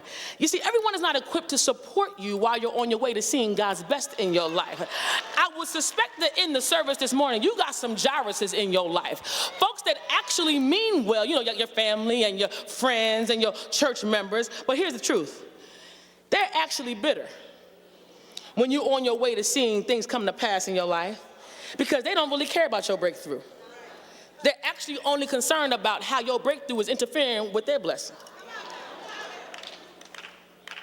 I had to stretch my thinking on this part of the text because this is a challenge in the body of Christ. I never understood why we don't celebrate each other's blessings. I'm talking about in church. I never understood why we don't shout when somebody gets delivered. But God made it clear to me, there are too many people in the crowd reporting on their issues while you're fighting for your life because they don't really know who Jesus is. I can prove it, it's in the text.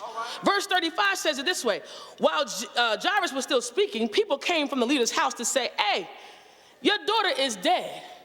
Why trouble the teacher any further? That's how I know they didn't know who God was. The people only called Jesus by the name they knew him as, teacher. But they didn't have the experience of Jesus' real name and nature. Because if they'd have known what I'd known, he's the teacher, he's a healer, he's a deliverer, he's a way maker, he's a miracle worker, he's a promise. Woo! Watch this. And people that don't know Jesus put limits on Jesus and mess up your stuff. But you so silly to listen to these fools that don't know anything about Jesus for themselves. You see, it takes someone with a true, genuine relationship with God to see that your breakthrough means that God is still in the blessing business. It takes someone with a true relationship with God to see that your deliverance means that God is still guiding your destiny. And if you don't hear anything else I say today, remember this. People who cannot celebrate you because the cost of celebrating your healing means they got to deal with the reality of their hell. I'll say it again. I'll say it again. If they celebrate your healing, they then going to have to come face to face with the hell going on in their life. And you see, when you're on the brink of a breakthrough, be prepared for people to show their true colors. When God begins to work in your situation, they start backing off. Okay, call me tomorrow. Because you're like, God, I thank you. It's too much. You're doing too much. Read the text further. Not only can you guess that Jairus was displeased with Jesus' choice, but this is what I found out, that the crowd was actually a part of the pathology. The crowd told Jairus, it's too late, and they suggested, watch, not to bother with Jesus anymore. And the people that surrounded the situation and were even at the house were causing the most commotion. So from my heart to yours, church, let the text teach us a lesson. It's time to start purging crowds in your life. Those that don't understand the power of Jesus. Stop listening to people that don't understand what God has for you actually is for you. The noise from the crowd, it is deafening your sense of understanding. You got too many people in your ear talking and you're not seeing what God has in store for you. And if you keep listening to these fools, you may have death to pay. Death to your marriage and death to your children and death to your dreams and death to your business. All because, watch, you've been listening to the announcement of the crowd instead of the assurance of the Christ. But that's my favorite part, because when haters start to hate, I start getting in preparation. And when doubters start doubting, I start getting in position. And when naysayers start to naysay, it's time to line up, because the disappointment of others about your journey means you're just one touch away. I got to get out of here. Not only will you be depleted of your resources, and not only will others be disappointed in your deliverance, but watch, finally, you know you're on the brink of a breakthrough when others are being delivered around you. Don't miss this. She had heard about Jesus meeting the woman, and came behind Jesus and touched his cloak. I'm in 27. And she said, if I but touch his clothes, I'm going to be made well. And while Jairus in 35 was speaking, the people came from the house and said, your daughter's dead. Don't bother the teacher anymore. But Jesus said to the leader of the synagogue, do not fear. Only believe. And when I meditate on the text, church, I realized something. You know that God is up to something when you see others being delivered around you. And during this Women's History Month, I need you to look deep into the story. I found it so amazing that in every account of this certain woman, that her healing is forever etched in stone with this girl's resurrection. Look at it. In Matthew, in Mark, and Luke, every time you hear about the certain woman, Jairus' daughter, and her death and resurrection are always going to be connected. What do you mean? Well, sometimes God has to let things die around you before he can work out a miracle for you. You missed it. The challenge before us is, how do you believe in God when something is pronounced dead? Many seem to think this generation of people are dying. Many seem to think that the black church is going into a hole. Many people think the black family is an anomaly. But when I stopped and looked at the text, it helped me understand how to answer this question. You see, when the women get healed, the children live. You might have missed it. When the women get healed, the children live. When the women get delivered, things begin to change in the atmosphere around them. Families, when your wife and your mother is all right, then your home begins to look a little different. Church, when the women get in ministry and begin to doing some real work in ministry, ooh, there's gonna be a shift in the atmosphere. And when the women get into the political game, black girl magic ain't a joke. Let these black women run for these offices and win, because when they get in it, the country's gonna be delivered. When they get in the game, things are gonna change. This is a word for us. Somebody's road to recovery is predicated on the reality and radicalness of what you've been through. And depending on where you are on your journey, you need to surround yourself with the words of those who know that God moves. Because when you think things over, when you can't get that job, when the house is going crazy, when the diagnosis is bad, when the bankruptcy is really real, you've got to start changing the places that you show up to, because the atmosphere can't change if you got stuff going on. What do you mean? Block the noise of worriers and get in front of worshipers. Block the words of doubters and get in front of destiny seekers. Because when you're on the brink of a breakthrough, others are going to get delivered around you. I was a track athlete in college. I ran track at Tulane University in New Orleans, Louisiana. And listen, I thought I was FloJo for like 10 minutes. I did. Ooh, had hair, I got nails. She made it pretty, baby. FloJo was bad. And so I was in school in 1996, and we had just come off an Olympics, and I knew in 2000 I was going to be in the Olympics. And I got to my freshman year, did an amazing job. My coach was like, listen, guys, you guys are doing great. And then when I turned 19, started losing weight, 10 pounds here, 5 pounds here, and had 3 menstrual cycles a month. And then my doctor made that call, and he said, hey, listen, you gotta stop running. You have endometriosis, and you're not gonna have any kids. First of all, I'm like, you don't know who you're talking to, I'm FloJo. Clearly, I was going to the Olympics. But he said, you're not going to have children.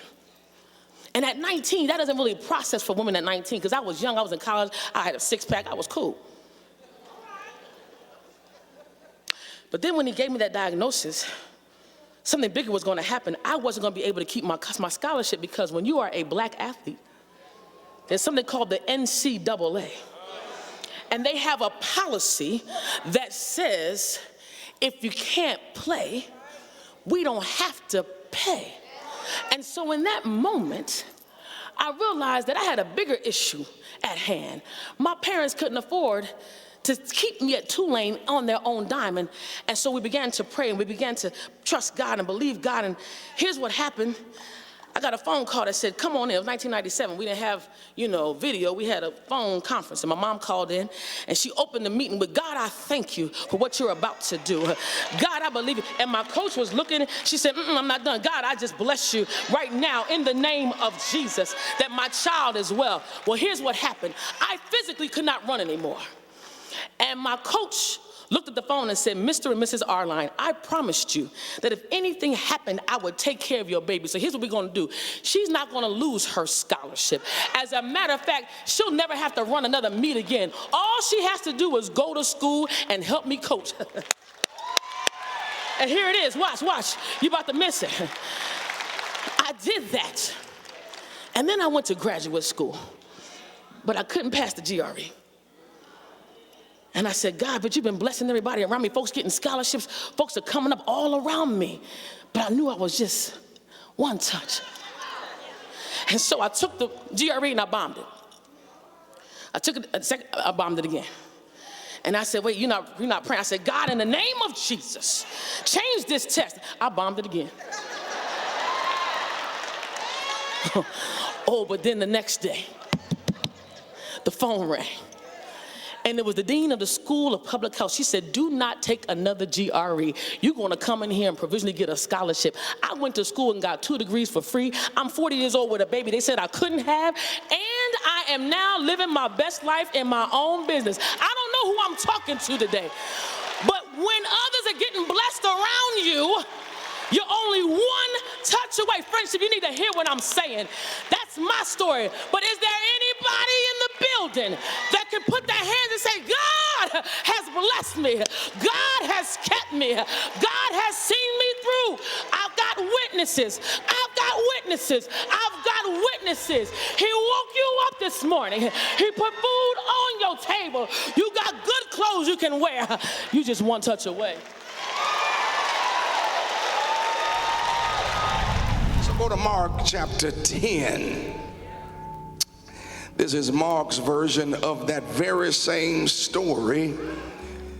Mark chapter 10.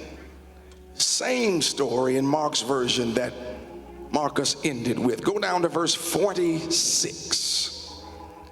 Mark 10, verse 46. They came to Jericho, and as Jesus and his disciples together with a large crowd were leaving the city, a blind man, Bartimaeus, which means son of Timaeus, was sitting by the roadside begging.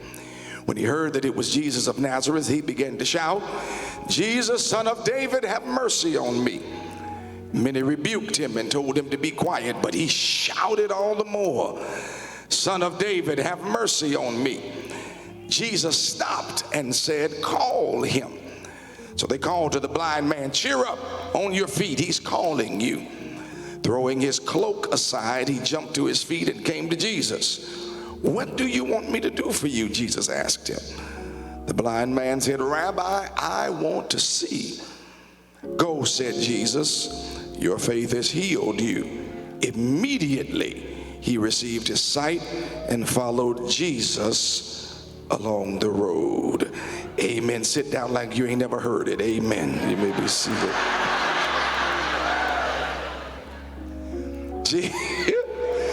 Jesus said, what do you want me to do for you? The blind man said, I want to see. For the time that is ours tonight, I want to talk about I will see what I say. I will see what I say. I think it's no secret to most of the kingdom world that my best friend in the entire world is the Reverend Dr. Jamal Harrison Bryant, the senior pastor of in Atlanta, Georgia. Jamal has this Marcus cunning knack for finding unknown spots to go on vacation. Several years ago, he found a spot that was deep in the Amazon. Couldn't talk to him for a week, and when he got back, I asked him how his trip was. He said to me, it ended better than it started. I said, what do you mean? He said, man, I flew from Baltimore to Miami. I had a 2.5-hour layover in Miami. Then after the layover, I got on a plane and flew 3 hours to Costa Rica. He said, when I got to Costa Rica, there was a man with my name on his iPad waiting on me, and we got in the car. He said, we had been driving so long, I fell asleep, and when I woke up, we still weren't there. And I nudged the driver, and I said, hey, man, how much longer do we have? He said, Mr. Bryant, you might as well sit back and relax. We've got another 2.5 hours to drive.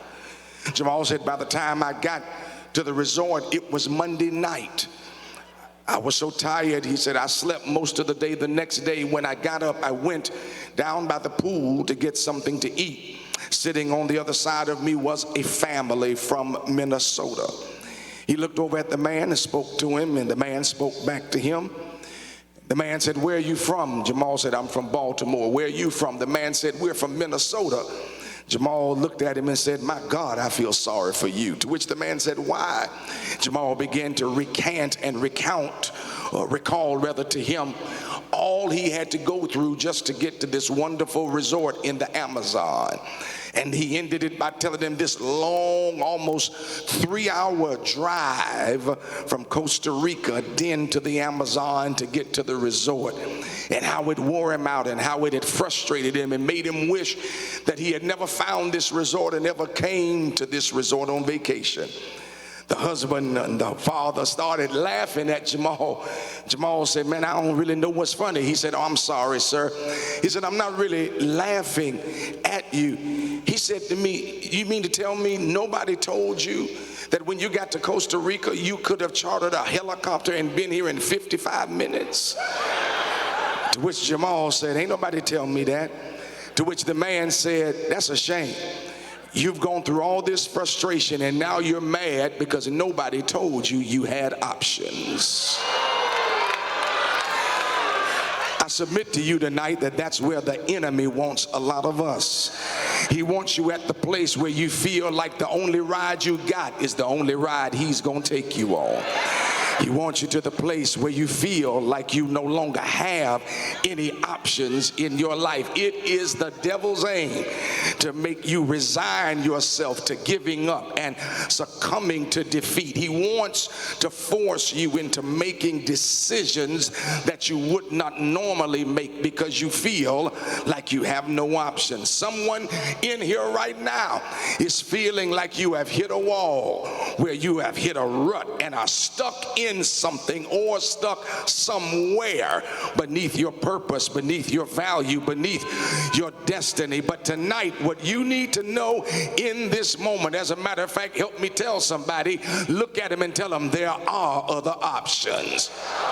You didn't really tell them like you meant it. Tell them there are other options. You don't have to stay in something beneath your value. You don't have to stay a victim when you were called to be a victor. Do not be deluded into believing that your future has been foreclosed on. You don't have to stay in depression. You don't have to stay in abuse. You don't have to stay in oppression. There are options for your life. And in this text and in this story that you've already heard about, we find a man who it appears would have no other option but sitting in the same place every day, doing the same thing he's been doing every day. As a matter of fact, the very opening description of the man helps us understand why even the writer tries to suggest to us he's out of options. He calls him blind Bartimaeus. It's interesting to me, Marcus, that in the version that you preached from, Luke does not include his sickness. He just says he's a blind man. In this version, we have the inclusion of his issue. Well, one thing you have to know, Luke was a physician, so he understood that sickness wasn't equal to value.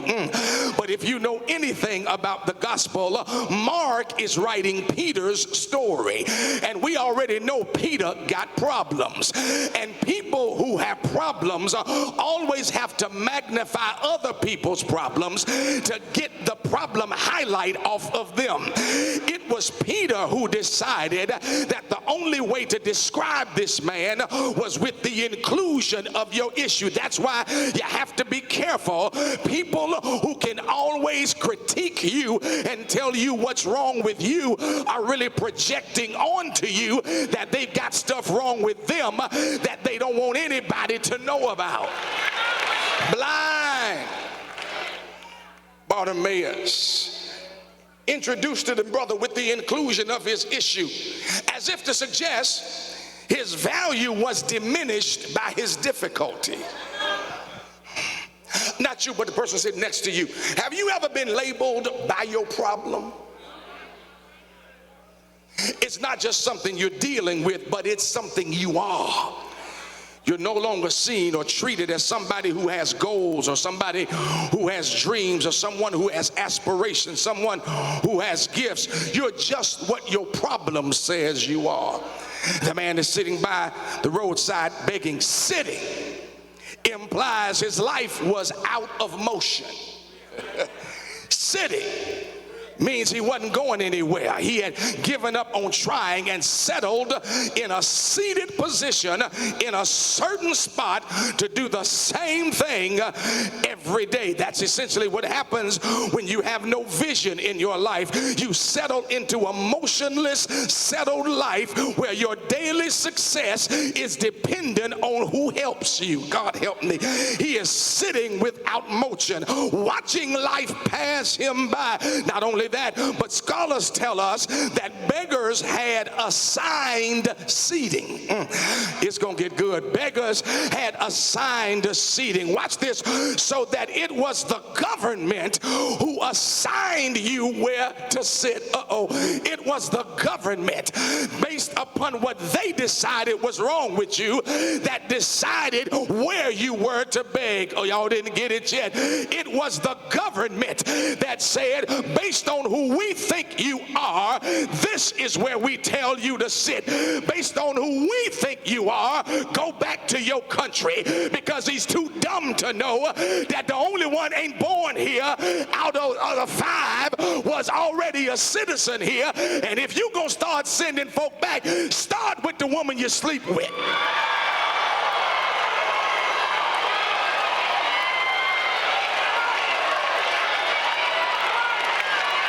Her mama and her daddy.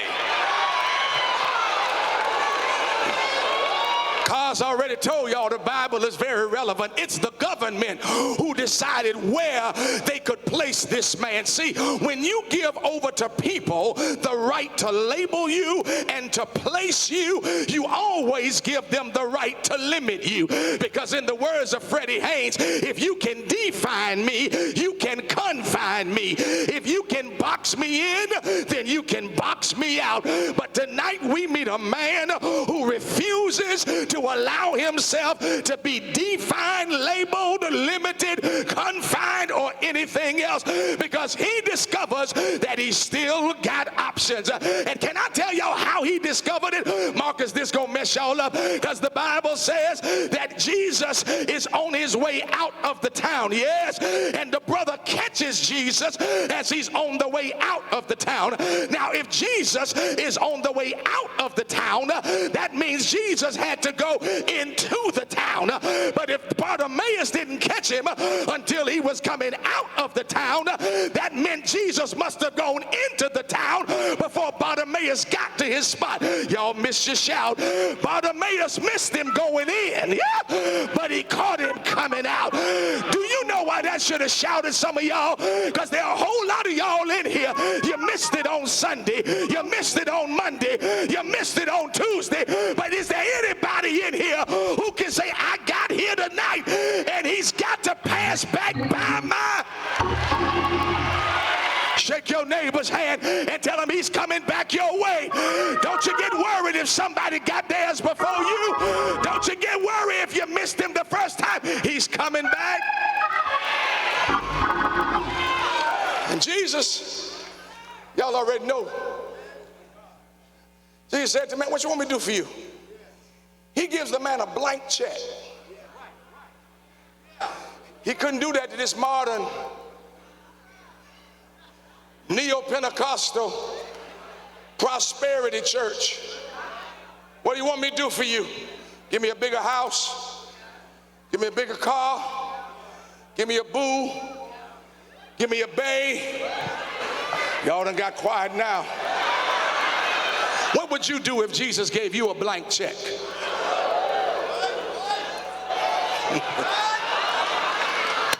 You know why the reason some of y'all trying to shout? Because you're thinking about all the substantive stuff you would ask him for instead of doing what the man said in the text. The man said, all I want to do is see, because if I see, I'll get my own house, I'll get my own car, I'll buy my own house, I'll get out. Is there anybody in here who can say, I don't need nobody to do that for me? If I just get my vision, I can do it all for mine. Slap five with your neighbor and tell them you got options. You ain't got to sit where you've been sitting. You ain't got to stay where you've been staying. You got. So let me show y'all real quick how to operate on your options so you can stop settling for your situation. Here's first thing.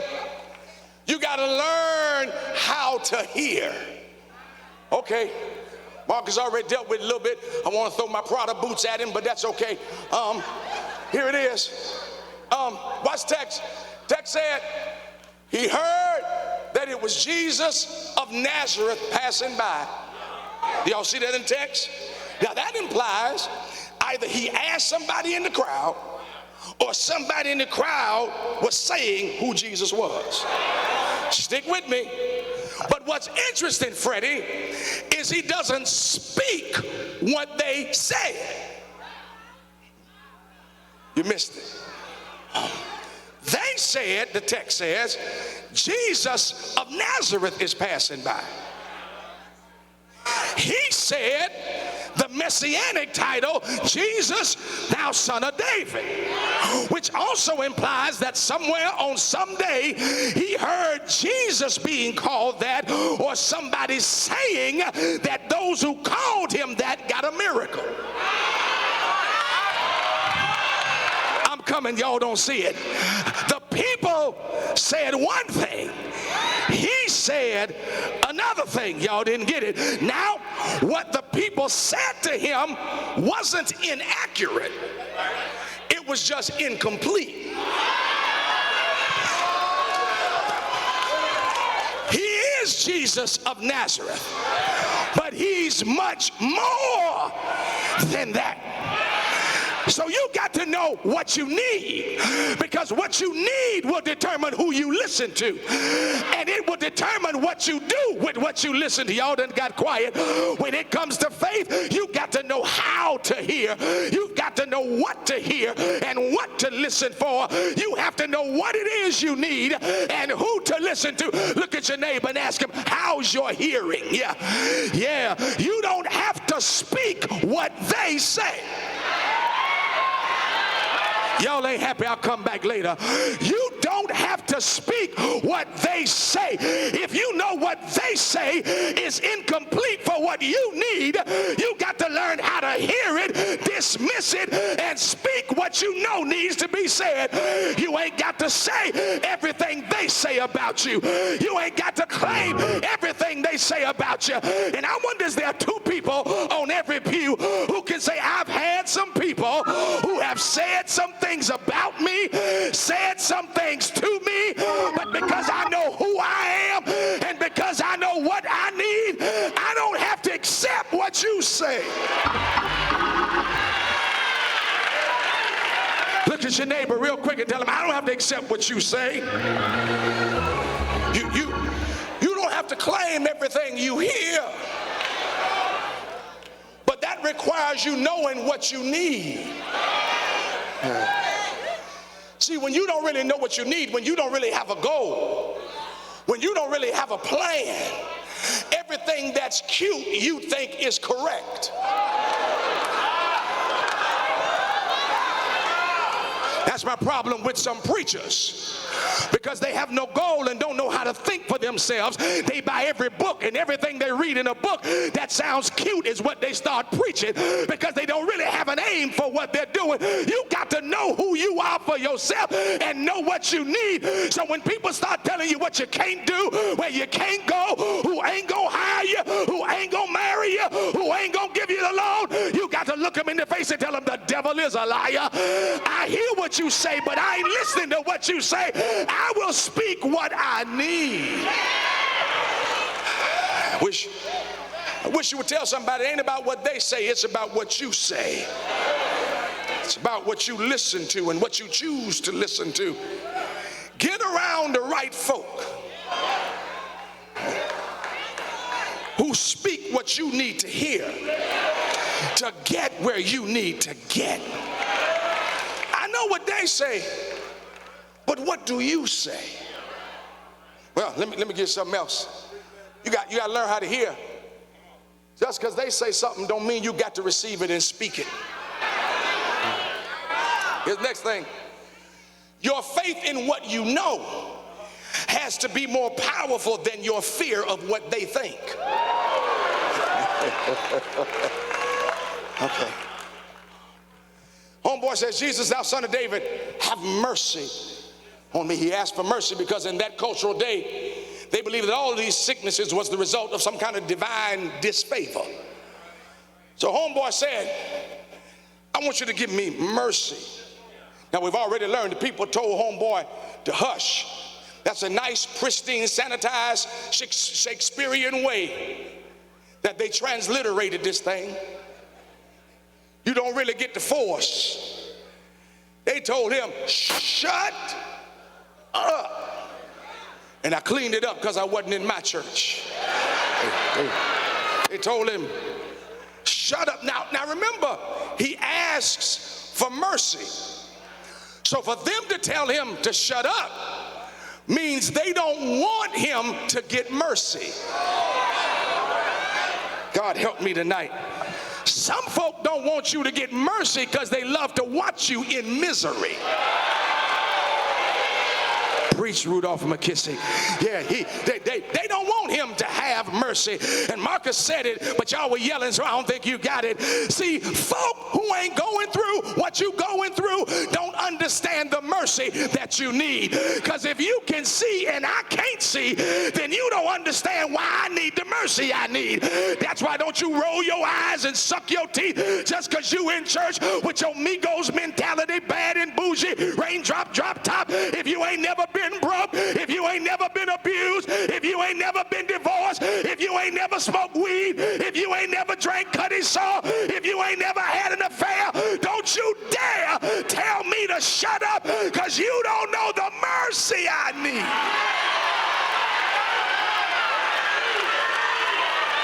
Watch. Hey. They don't want him to have mercy. Let me tell you something tonight. There will always be people who want you to be happy where you are. There will always be people who don't want you to do any more than what you've already done. Okay.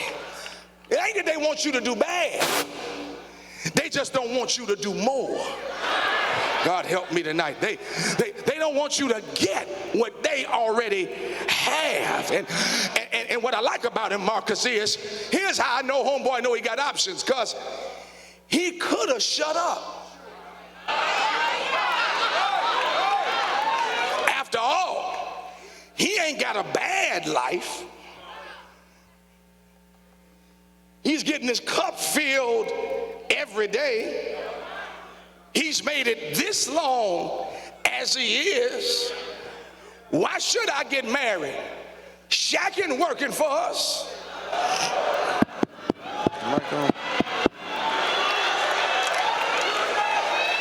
Why should I stop smoking weed?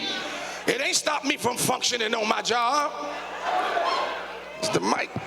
Snoop, did you cut the mic off? What? Why should I stop doing what I'm doing? I'm still doing better than some folk who ain't doing what I'm doing. See, the problem is to stay like this and be satisfied as he is would be to pay people to keep him blind. Because every day they filled his cup but couldn't change his condition. So every day they paid him, but he went home in the same deficiency. Who are you letting pay you to stay beneath yourself?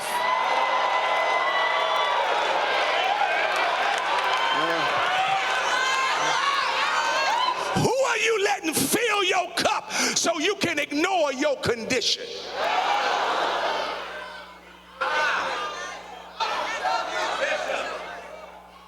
But verse 48 lets me know he been living just waiting on a chance.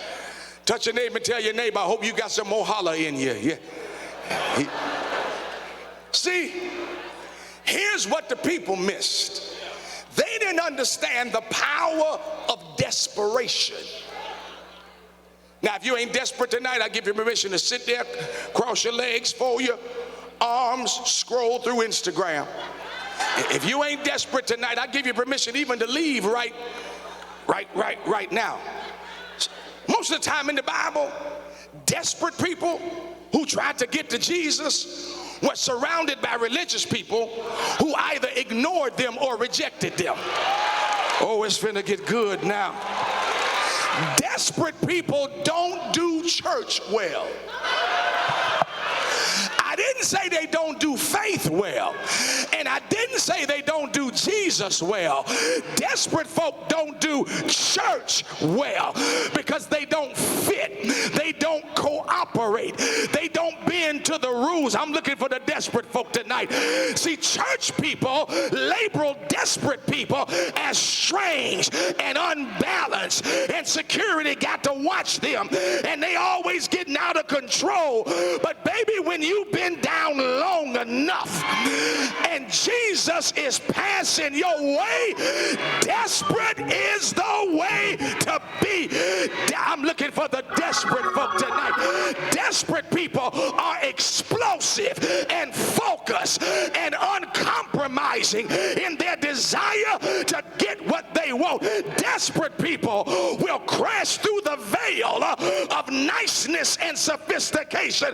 Desperate people do things like tear roofs off to get their friends to Jesus.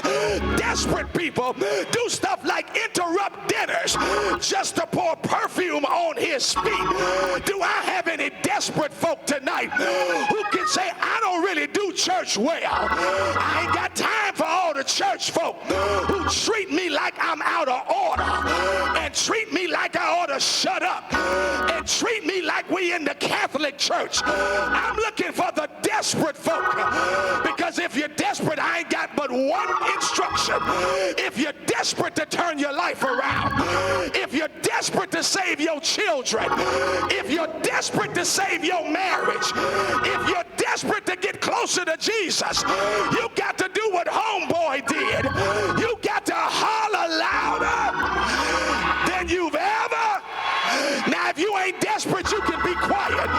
But if you desperate tonight, if you don't care about church folk, if you don't care about church rules, if you don't care about Baptist stuff, and you say, I'm desperate tonight for Jesus to heal my child, I'm desperate tonight for Jesus to fix my marriage, I'm desperate tonight for Jesus to heal my body, then I want you to holler louder than you've ever.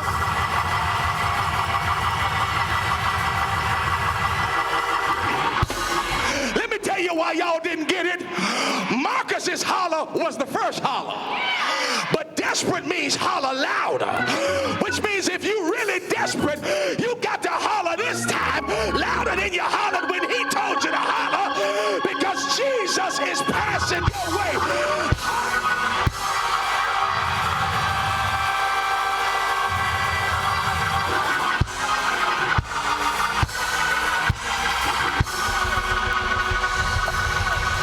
Tell your neighbor, excuse me, I need some room because I'm desperate. Tell your neighbor, get out the way. I need some room because I'm desperate. I ain't trying to get on your nerves. I really ain't even thinking about you. But I decided if I ever get the chance to turn my life around, I'ma holler loud.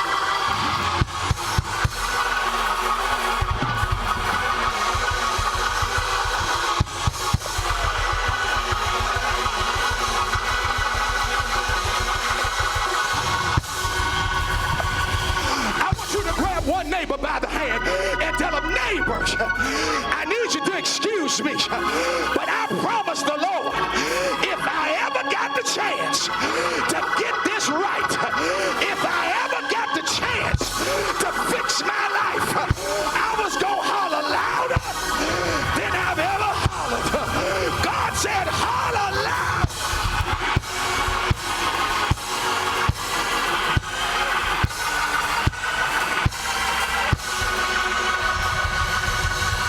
I said, holler like you're desperate, because desperation has a sound. Desperation has a sound. Holler like you're desperate.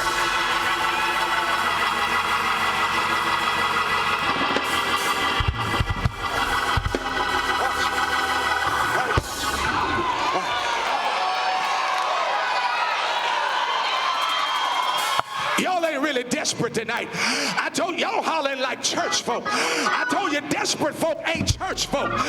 If you sitting by somebody that look like you getting on their nerves, that mean you desperate. If the person next to you ain't really disturbed, you ain't hollering loud enough. Holler like you're desperate.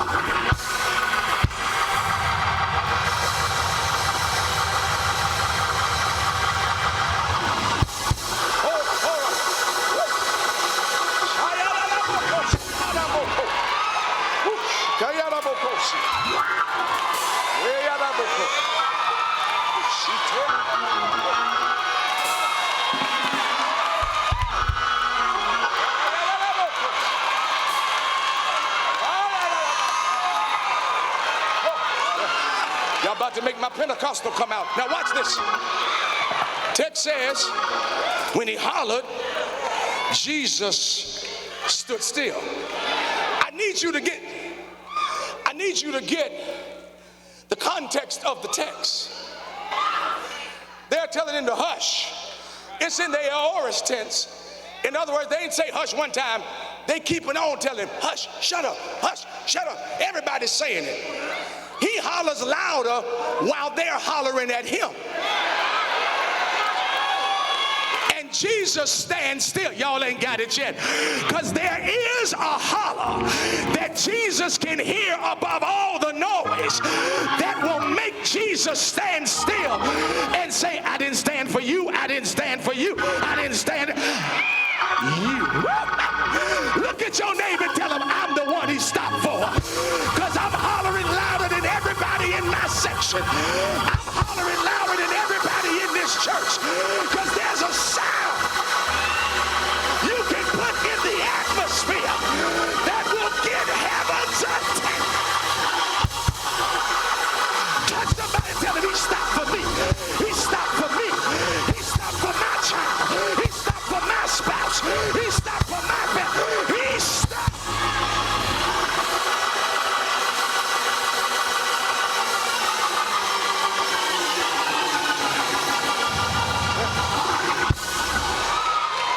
Sit down.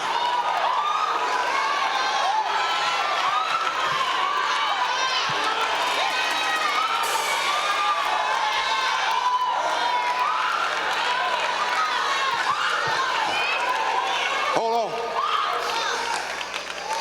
Let me give you the last thing. Here's when it got scary. The synergy between the sermons. Because one of his points is my last word, my point. You got to learn, it's funny, how to walk on a word. Okay, watch it. Watch it. Y'all don't really know when to shout. Because what the Lord just did was confirm what Cause just said. You got to learn how to walk on a word. Watch this. You got to know how to walk on a word. It's interesting. He's heard other words in this whole scenario. Words, Jesus of Nazareth, he ignored. Words, shut up, he ignored. You got to make sure you're walking on the right word. That's why it pays to be in a church where you're getting the right word. Because you can be in a church with some of these pimps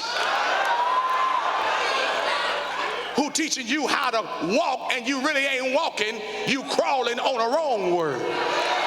But because they sound cute and because they put stuff together that you ain't never heard, and the reason you ain't never heard it is because it ain't true.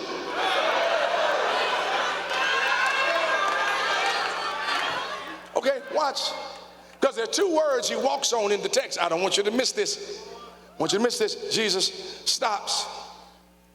He tells the people, tell him to come here. Same people that told him to stay there, Jesus says, now I want y'all to tell him to come here.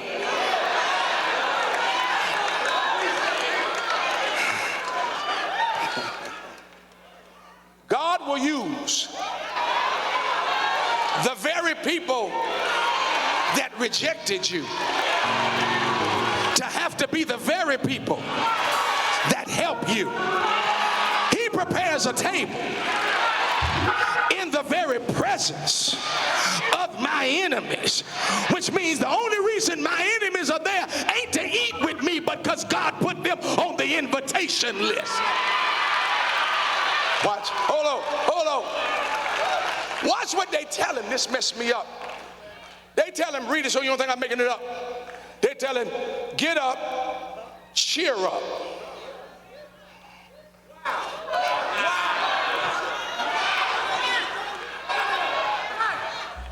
They told him, stay here. Now they say, come here. They told him, shut up. Now they tell him, cheer up. But here's what messed me up, Freddie. They tell him, cheer up. And you don't even know if he's going to do something for you.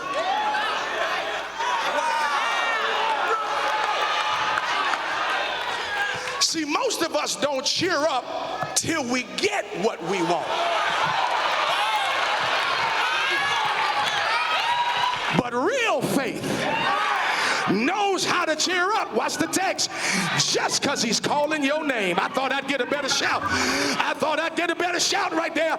I'm looking for the folk who got mature faith, who can say, I don't need him to give me money. I don't need him to give me a house. I don't need him to give me a bigger car. I'm going to shout just because he's calling my name. Is there anybody in here who can say this next shout is because he's calling my name? I don't even know what he's going to do, but the fact that he sees me is enough to make me cheer. I want you to find 3 people and tell them, cheer up. He's calling yours.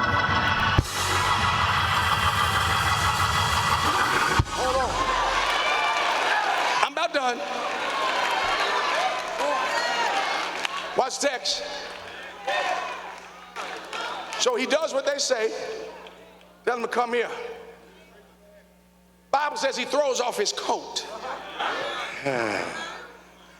In Jesus' day, under Roman authority, they would issue what was called a beggar's garment. And the beggar's garment was the government's way to verify to people that the person wearing it was a beggar. It was the government's way of saying, we give you the right to beg. It was the government's way of saying, you have an excuse to be like you are and act like you are. It was the government's way of saying, we give you the right to be down and out, dependent and depressed. We give you the right to live off handouts that are handcuffs. We give you the right to use your difference that we define as deficient to legitimize your mediocrity. But homeboy said, when the Lord is calling me, I throw off everything the government put on me. Jesus. Now I came to help somebody. I don't know what your code is, but some of y'all need to throw it off because you keep tripping over it. God help me. Some of y'all need to get rid of some stuff. Look at your neighbor and tell him it's time to throw some stuff off, because that's not who I have to be. I was born for greater. I don't have to be who the government determines me to be. Now watch this, and I'm done. Y'all get this. Church's over. They don't say, Jesus doesn't say, bring him to me. Jesus said, tell him to come here. Marcus, he walks to Jesus, Freddie, still blind.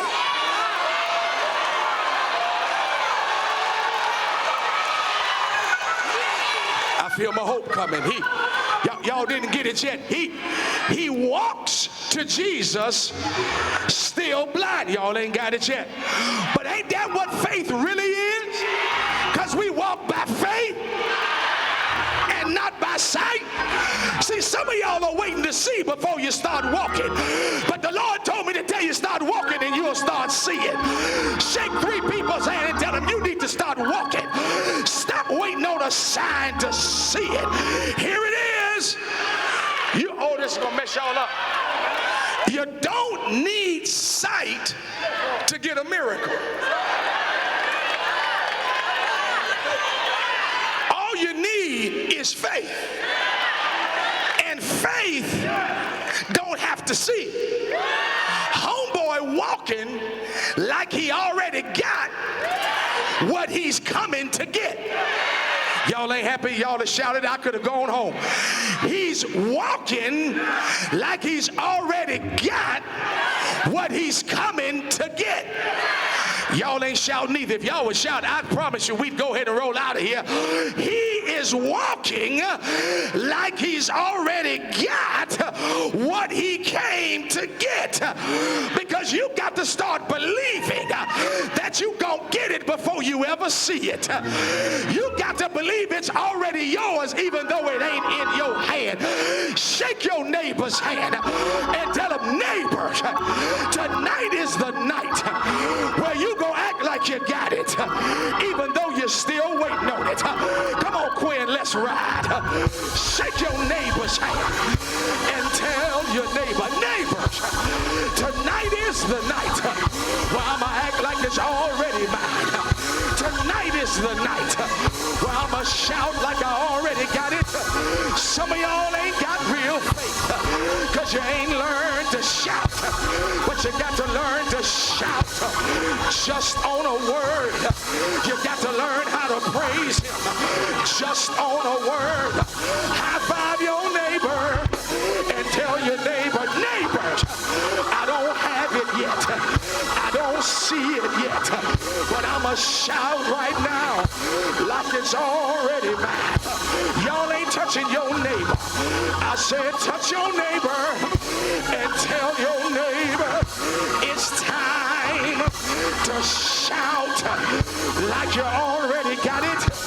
It's time to scream like you already got it. We call it in theology proleptic existence. Proleptic existence is meaning you stand in your now like you're already at your not yet. But I made up one, Freddie. I call it a proleptic praise. That means I praise him now like I already got it. I'm looking tonight for all my proleptic praisers who can say the next shout is for what I'm going to get. The next shout is for what God's about to do.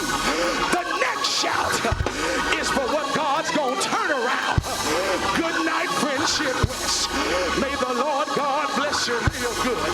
But is there anybody in here who can help me close this sermon? Stand on your feet if you're ready to shout like you already got it. If you're ready to holler like you already got it. If you're ready to scream like you already got it. Do me one last favor. Take one neighbor by the hand and tell your neighbor, oh, neighbor, holler till you get it. That was the wrong neighbor. Turn on the other side. Put your arms around somebody. Shake 'em and rock 'em. Rock 'em and shake 'em. Shake 'em and rock 'em. And tell 'em, neighbor,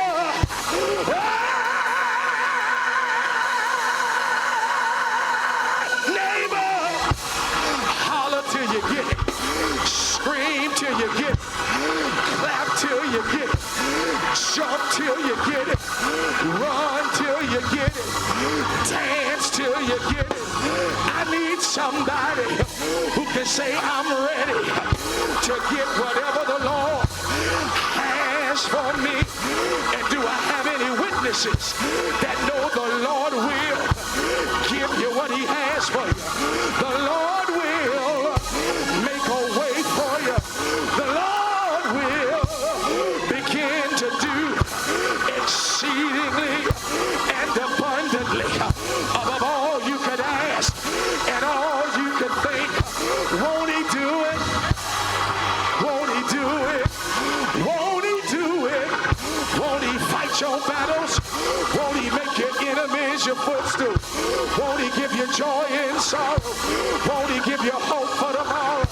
Won't he dry your tears? Won't he, won't he, won't he, won't he, won't he, won't he?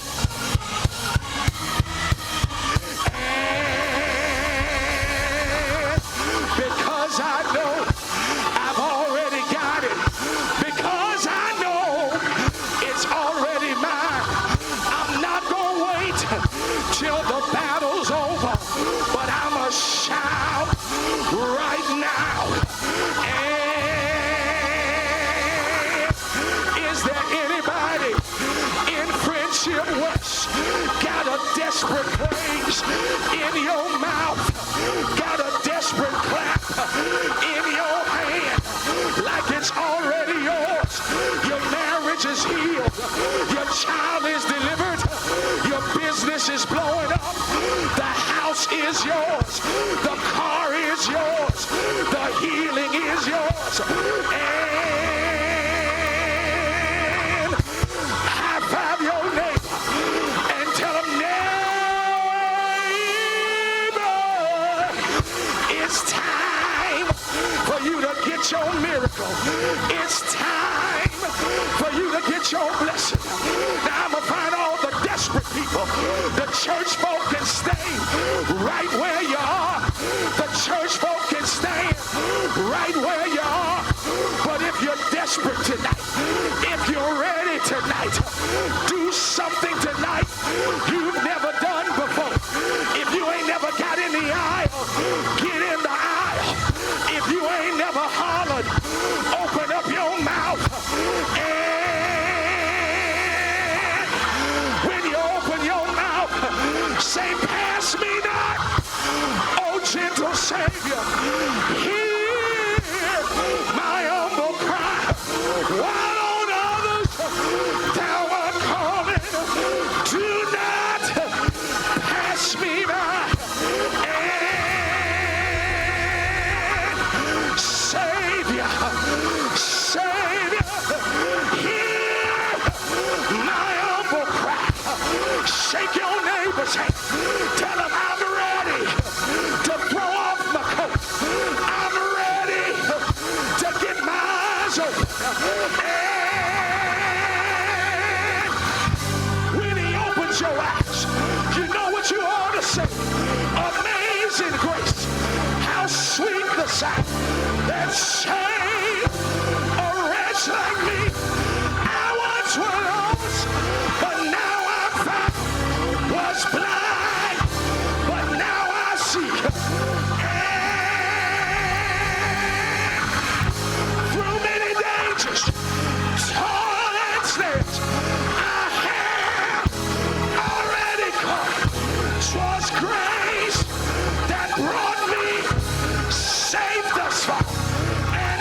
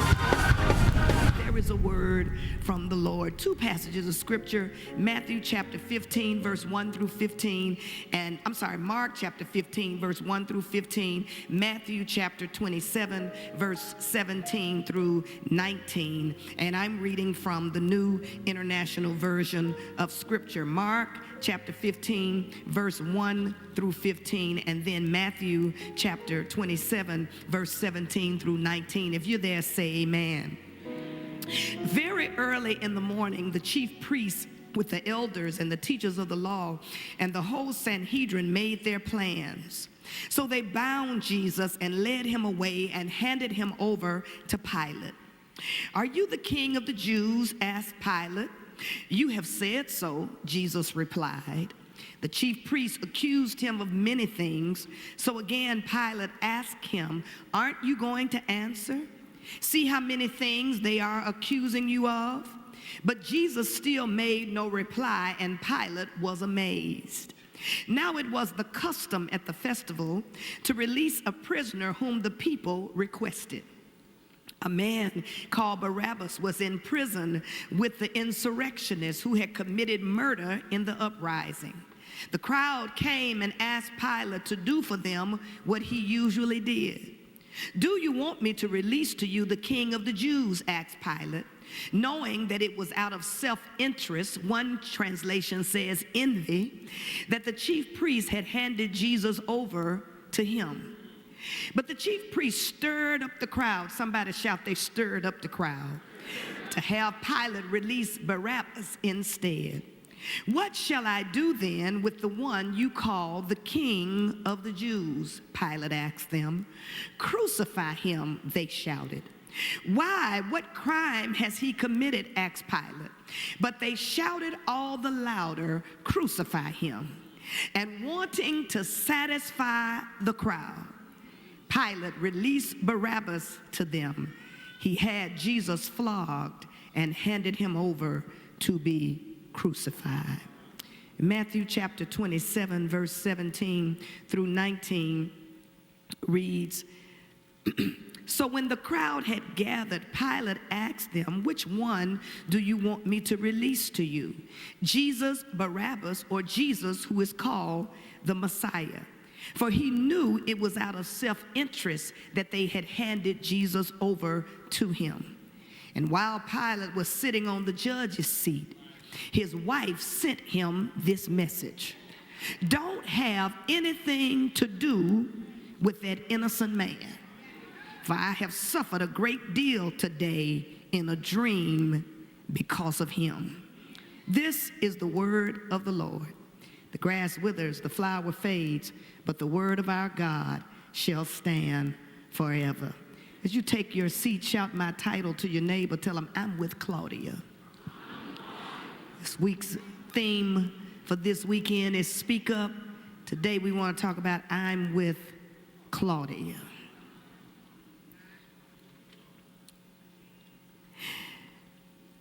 Jesus was publicly scourged and beaten.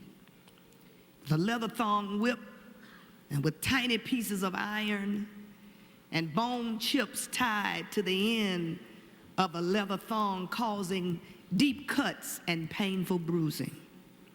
He was mocked and struck in the head with a staff, and they even had the audacity to spit on him.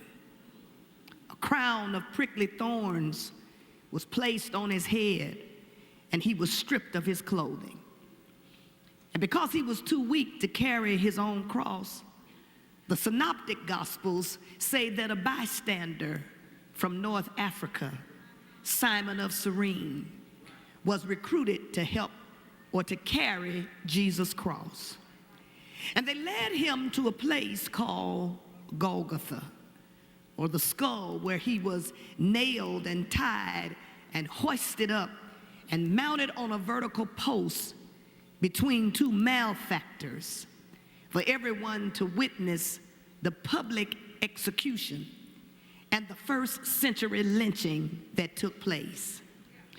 In a travesty of justice, a first century lynching, a case of capital punishment built on circumstantial evidence, Jesus is nailed to a cross and crucified. The late Dr. James Hal Cone says that the paradox of a crucified Savior lies at the heart of the Christian story. And that paradox was particularly evident in the first century when crucifixion was recognized as a particular form of execution reserved by the Roman Empire for insurrectionists and rebels and people who stepped out of their place. One of the most painful deaths ever devised by human beings there on Golgotha's hill.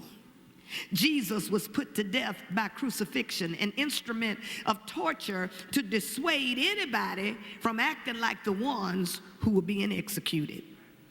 And so here we have Jesus of Nazareth, a Jew from North Africa, Palestinian Jew from North Africa, being put to death in the Roman way, lynched and humiliated, a public event witnessed by the crowd, the committed, and the curious. Jesus is handed over to Roman soldiers to be crucified because the text for this morning tells us that Pilate wanted to satisfy the crowd.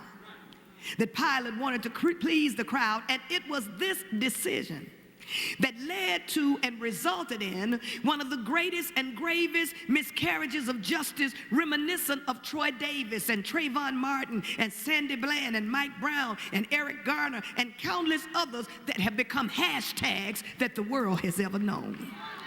And it is because of this decision that Pilate's legacy has been etched into church history.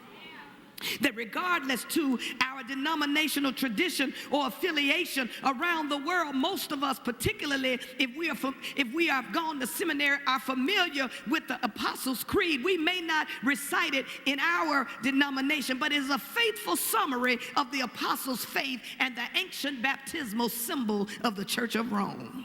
I believe in God, the Father Almighty, creator of heaven and earth, and in Jesus Christ, his only Son, our Lord, who was conceived by the Holy Spirit, born of the Virgin Mary, suffered under Pontius Pilate, was crucified, dead, and buried. Pilate left his legacy in the Apostles' Creed as the person who was responsible for initiating the execution of Jesus because he listened to the crowd.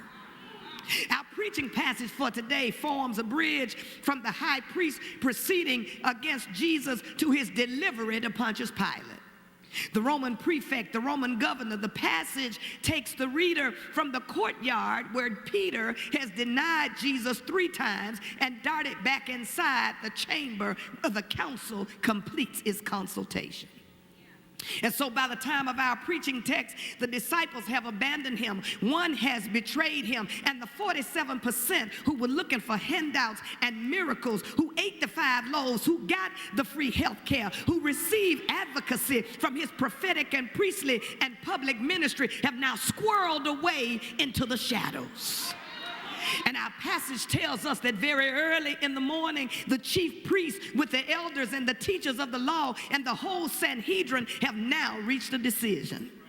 They bound Jesus, led him away, and handed him over to Pilate to be crucified. It's an impressive list.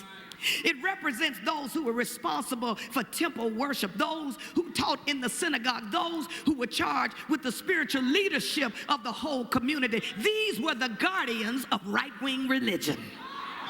They were the enforcers of a defined faith that was presumed to be the voice of God for the people. But if we look close enough at their reflection in the mirror, they might make us uncomfortable because we ought to recognize who they are. Their voices sound familiar. In our era, they would be the people of the church who feel responsible for preserving and protecting tradition and right ways of worship.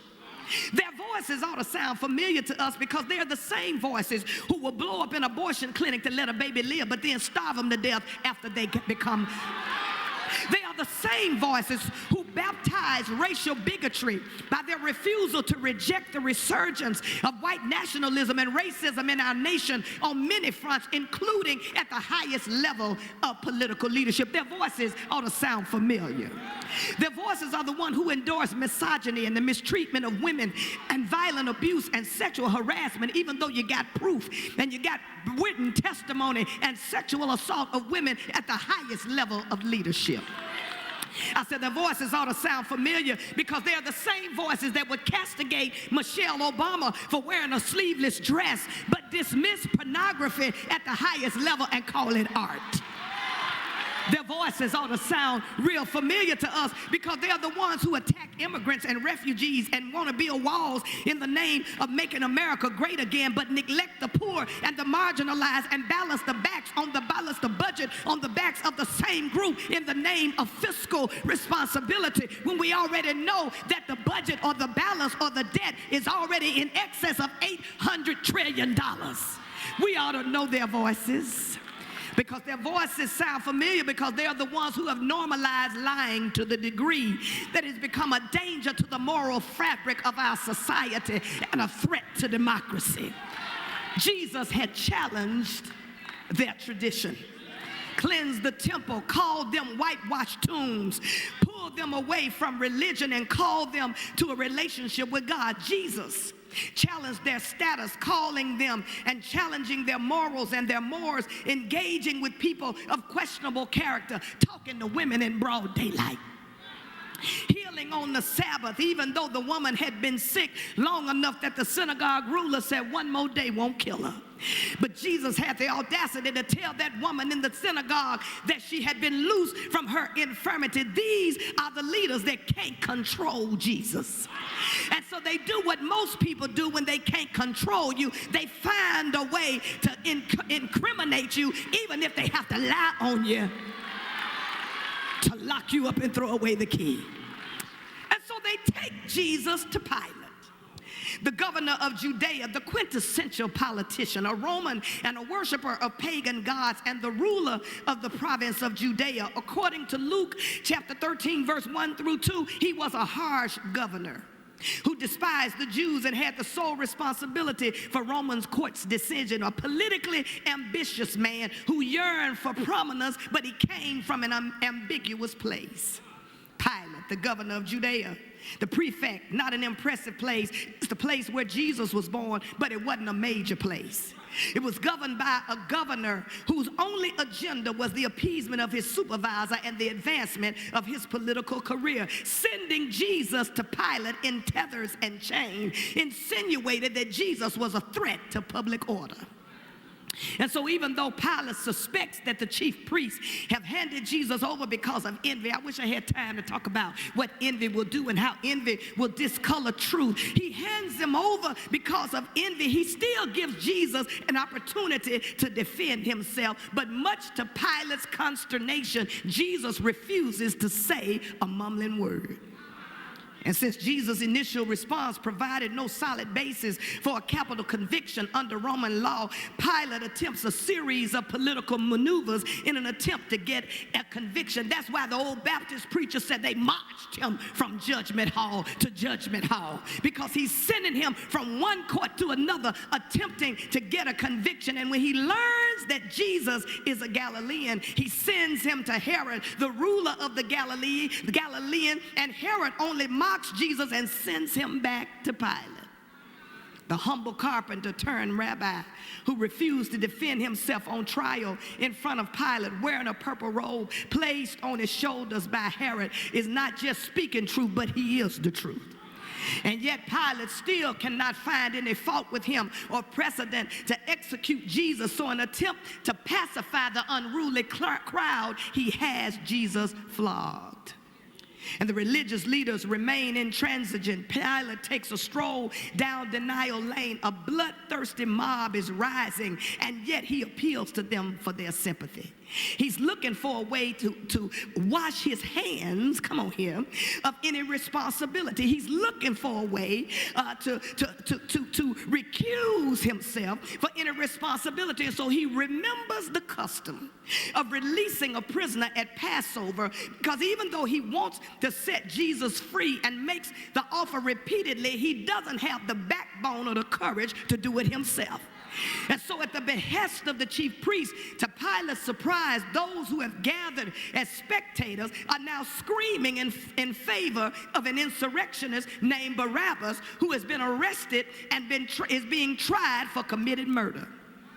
And even though Barabbas does not speak in the Bible, all four Gospels name him. While the descriptions range from notorious prisoner to freedom fighter to robber and murderer, a zealot, a nationalist who stirred up opposition against Rome, or simply a bandit who stole from the rich and gave to the poor, all of the Gospels agree that Barabbas needed to be on trial even though he was trying to help his people. Barabbas is clearly guilty because Barabbas, much like Jesus, is trying to save the folk from Rome while Jesus is trying to save their lives. But in the midst of all of this drama that is taking place in the courtroom, the mob is going crazy.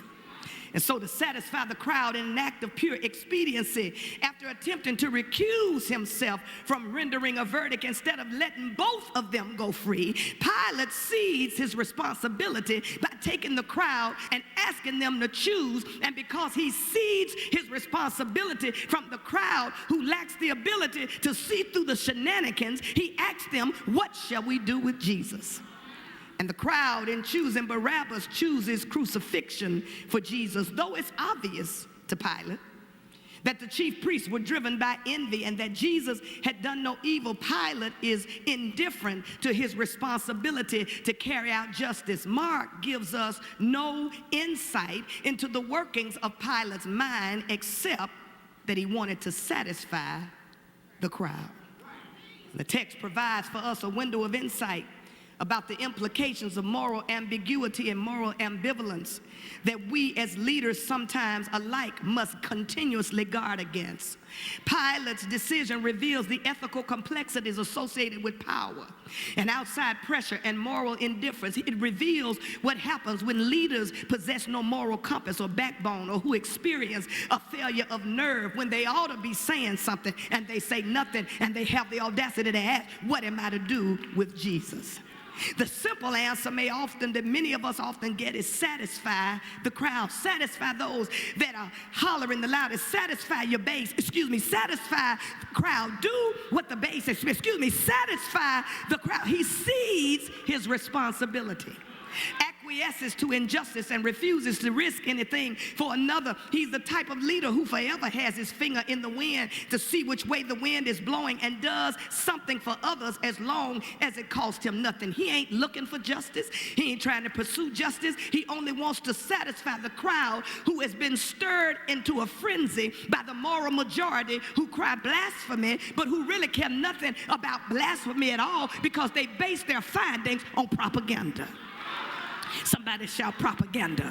What is propaganda? It's a biased information that's misleading in nature. And information is misleading, used to promote a particular view or a political cause or a viewpoint. Somebody shout propaganda. It ain't truth. It ain't even rooted in truth. It's rooted in misinformation. It's rooted in lies. It ain't objective. It's used to influence an audience and further an agenda, often by presenting facts selectively to encourage a particular synthesis or perception with loaded language and rhetoric that's designed to elicit an emotional response rather than getting something rational out of folk. It's what happens when the amygdala overrides the neocortex so that you can't think, but you make decisions based on passion rather than intellect. Somebody shout propaganda. It's information. Misinformation is ideas. It's rumors deliberately spread widely to help harm a person, an institution, or a nation, or a race. It's deceptive. It's biased. It's misleading. It's a half-truth designed to persuade and manipulate us into believing a lie. Somebody shout propaganda. It's a tactic that Hitler used to come to power. It's how the Nazi Party allowed a coarse, uneducated leader to rise to prominence on white privilege and a nationalistic wave. It's how conservative establishment party foolishly thought it could appease him by sharing power. Somebody shout propaganda. It's how the same Nazi Party destroyed media credibility to silence critics. It's propaganda. Somebody shout propaganda. It's how you distrust journalistic freedom and liberty and call freedom of the press fake news because it's seeks to destroy the credibility of independent media. Somebody shout propaganda. It's the fire hose of falsehood, a never-ending stream of misinformation and falsehood, whether it's about caravans carrying children, or denying that we had outside interference in our political election, or falsely claiming that millions of people voted illegally during the 2016 election when we know that the Russians helped you steal the election. It's about saying that the Russian probe is made up of controversy or taking credit for jobs that you did not create. It's calling the media fake news, and professional anarchists and thugs and paid protesters are proving the point that millions of people voted so they could make America great again. Somebody shout propaganda. It was propaganda that got the crowd into a frenzy with misinformation about the same Jesus. Somebody shout the same Jesus. The same Jesus that gave them free health care. The same Jesus that turned a picnic into a banquet with 2 fish and 5 loaves of bread. It was propaganda and misinformation that made the same folk that got healed on the Sabbath, the same folk that ended up getting delivered because of Jesus' liberating ministry, stand in the crowd after he had advocated for them in the face of Roman oppression and say, "Give us Barabbas." I stopped by to tell you, Pilate asked the right question, but he came up with the wrong answer. He said, "What must I do with Jesus?" May I suggest to you that Pilate is a fitting reminder of what can happen when our decisions and our thought processes are driven by propaganda and pleasing crowds. I do need to tell you that there are some positive and negative aspects, Lady Deborah, about crowds. Crowds can act as an important agent and impetus for social change. An example of that would be the sit-ins during the civil rights movement.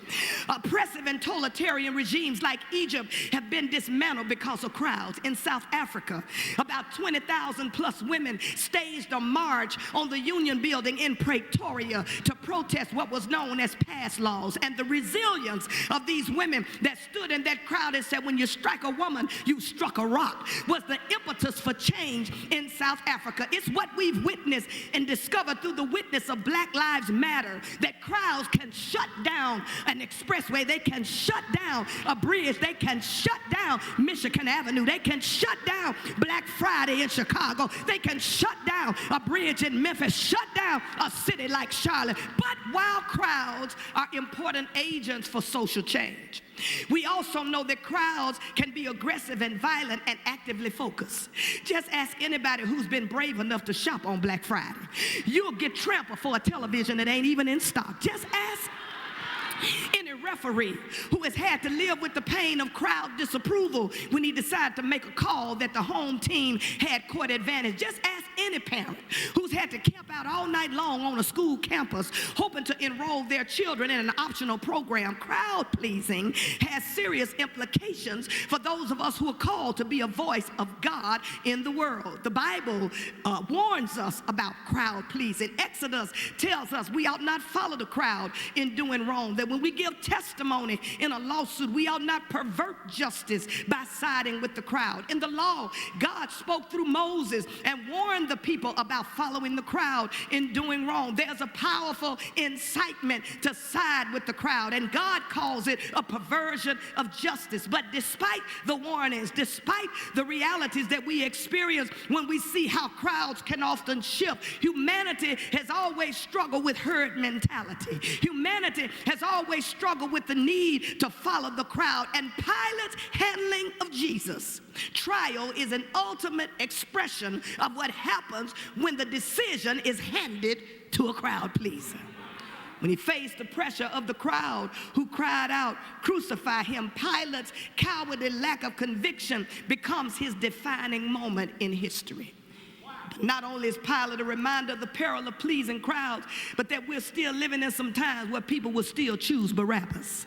Give us Barabbas and we'll gut the Voting Rights Act. Give us Barabbas and we'll fight against gun control. Give us Barabbas and we'll name in the name of First Amendment freedom how we don't need to have gun control. Give us Barabbas even though people are dying in the streets and their bloodbaths and their blood is crying from the ground. Give us Barabbas and we'll wake up at 3 o'clock in the morning morning to lies and deceptions and Twitter tirades. Give us Barabbas, and we will accept economic inequality and unrestrained greed and wink at every abuse of sexual harassment and violence against the just, so that we can have the kind of court that we want, even though we got testimony in flesh and blood that's telling us what Brother Maine did. Give us Barabbas. Give us what we want. Please the crowd. Why would the crowd demand such a fate for their fellow Jew? For there's a tragic irony in their shocking selection. Jesus is targeted because of his growing popularity and growing influence, yet the crowds who are responsible for his influence are also behind his execution. And the explicit motivation as well as the implicit motivation is that the chief priests stirred up the crowd, essentially mindless crowd, and subjected them to manipulation. The crowd is stirred into a frenzy, willing to believe the worst about the best, regardless of the facts, because passion and propaganda override good judgment.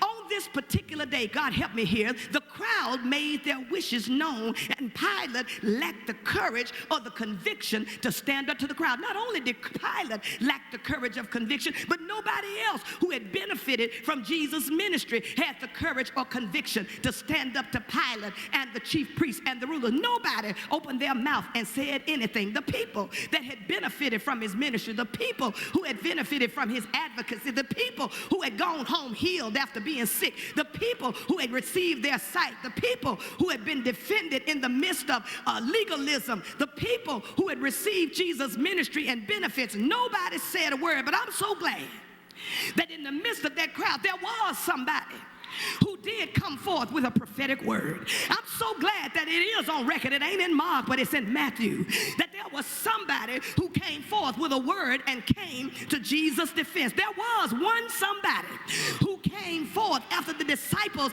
had abandoned him and one had betrayed him and everybody else was cowering on the side for fear of being flogged. But there was one somebody, God, I feel my help now, who came to Jesus' defense, and she ain't even named in the text. You gotta consult extra biblical sources to find out what her name is. It wasn't a brother that spoke up for Jesus. She was the only woman who came to Jesus' defense, and the text doesn't even give us her name. She is described by her relationship as Pilate's wife, but she has a name, and those of us who've done the research know that her name is Claudia. Can somebody shout Claudia? You see, Matthew chapter 7:27 verse 19 tells us that while Pilate was sitting on the judgment seat, while he was trying to make a decision about what he was going to do with Jesus, his wife came to him and told him, you don't need to have anything to do with this innocent man, because I suffered a great deal about him because of a dream I had about him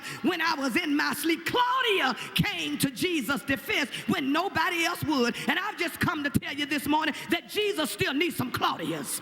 He still needs some Claudias that'll speak up for Jesus. Jesus still needs some Claudias that will speak truth to power. Jesus still needs some preachers and some members and some pastors who will have the courage to speak the truth about Jesus in our proclamation, in our lifestyle, in our behavior, in our choices, and in our pastoring. Jesus still needs some folk who would come to Jesus' defense no matter what the cost. Oh, if Pilate had listened to Jesus, he listened to Claudia. If Pilate had just taken Claudia's advice, his legacy would have been different. But somehow, some way, he allowed passion and propaganda to overrule good judgment. And I've come to tell you that it still matters, because 2,000 years later, Pilate's question is still being answered.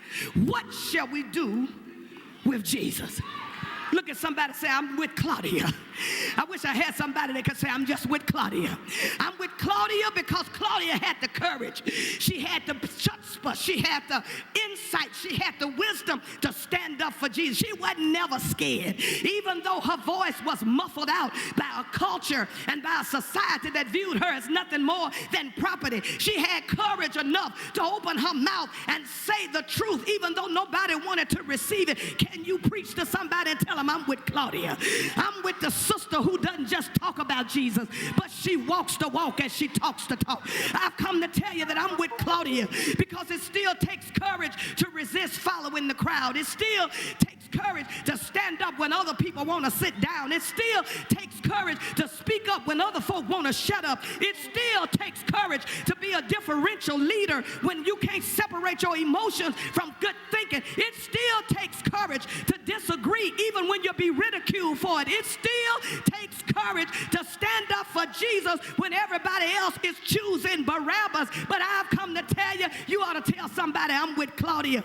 I'm with Claudia because she came to Jesus' defense. She came to the defense of the Jesus who was despised and rejected. The Jesus who was acquainted with sorrow and with grief. The Jesus who was wounded for our transgression. The Jesus who was bruised for our iniquity. The Jesus whose chastisement of our peace was upon him, and by his stripes we are healed. The Jesus who came to his own, and his own received him not, but to as many as received him. Can I preach it like I feel it? They gave him the power to become the Son of God. The Jesus that preached good news to the captive. The Jesus that gave sight back to the blind. The Jesus that set at liberty those that are bruised. The Jesus who was misunderstood by his family. The Jesus who was forsaken by his friends. The Jesus who was deserted by disciples. The Jesus who was betrayed by his buddies. The Jesus who was arrested in a garden. The Jesus who was tried on trumped up charges. The Jesus who was arraigned without an attorney. The Jesus Pilate condemned him. Herod mistreated him.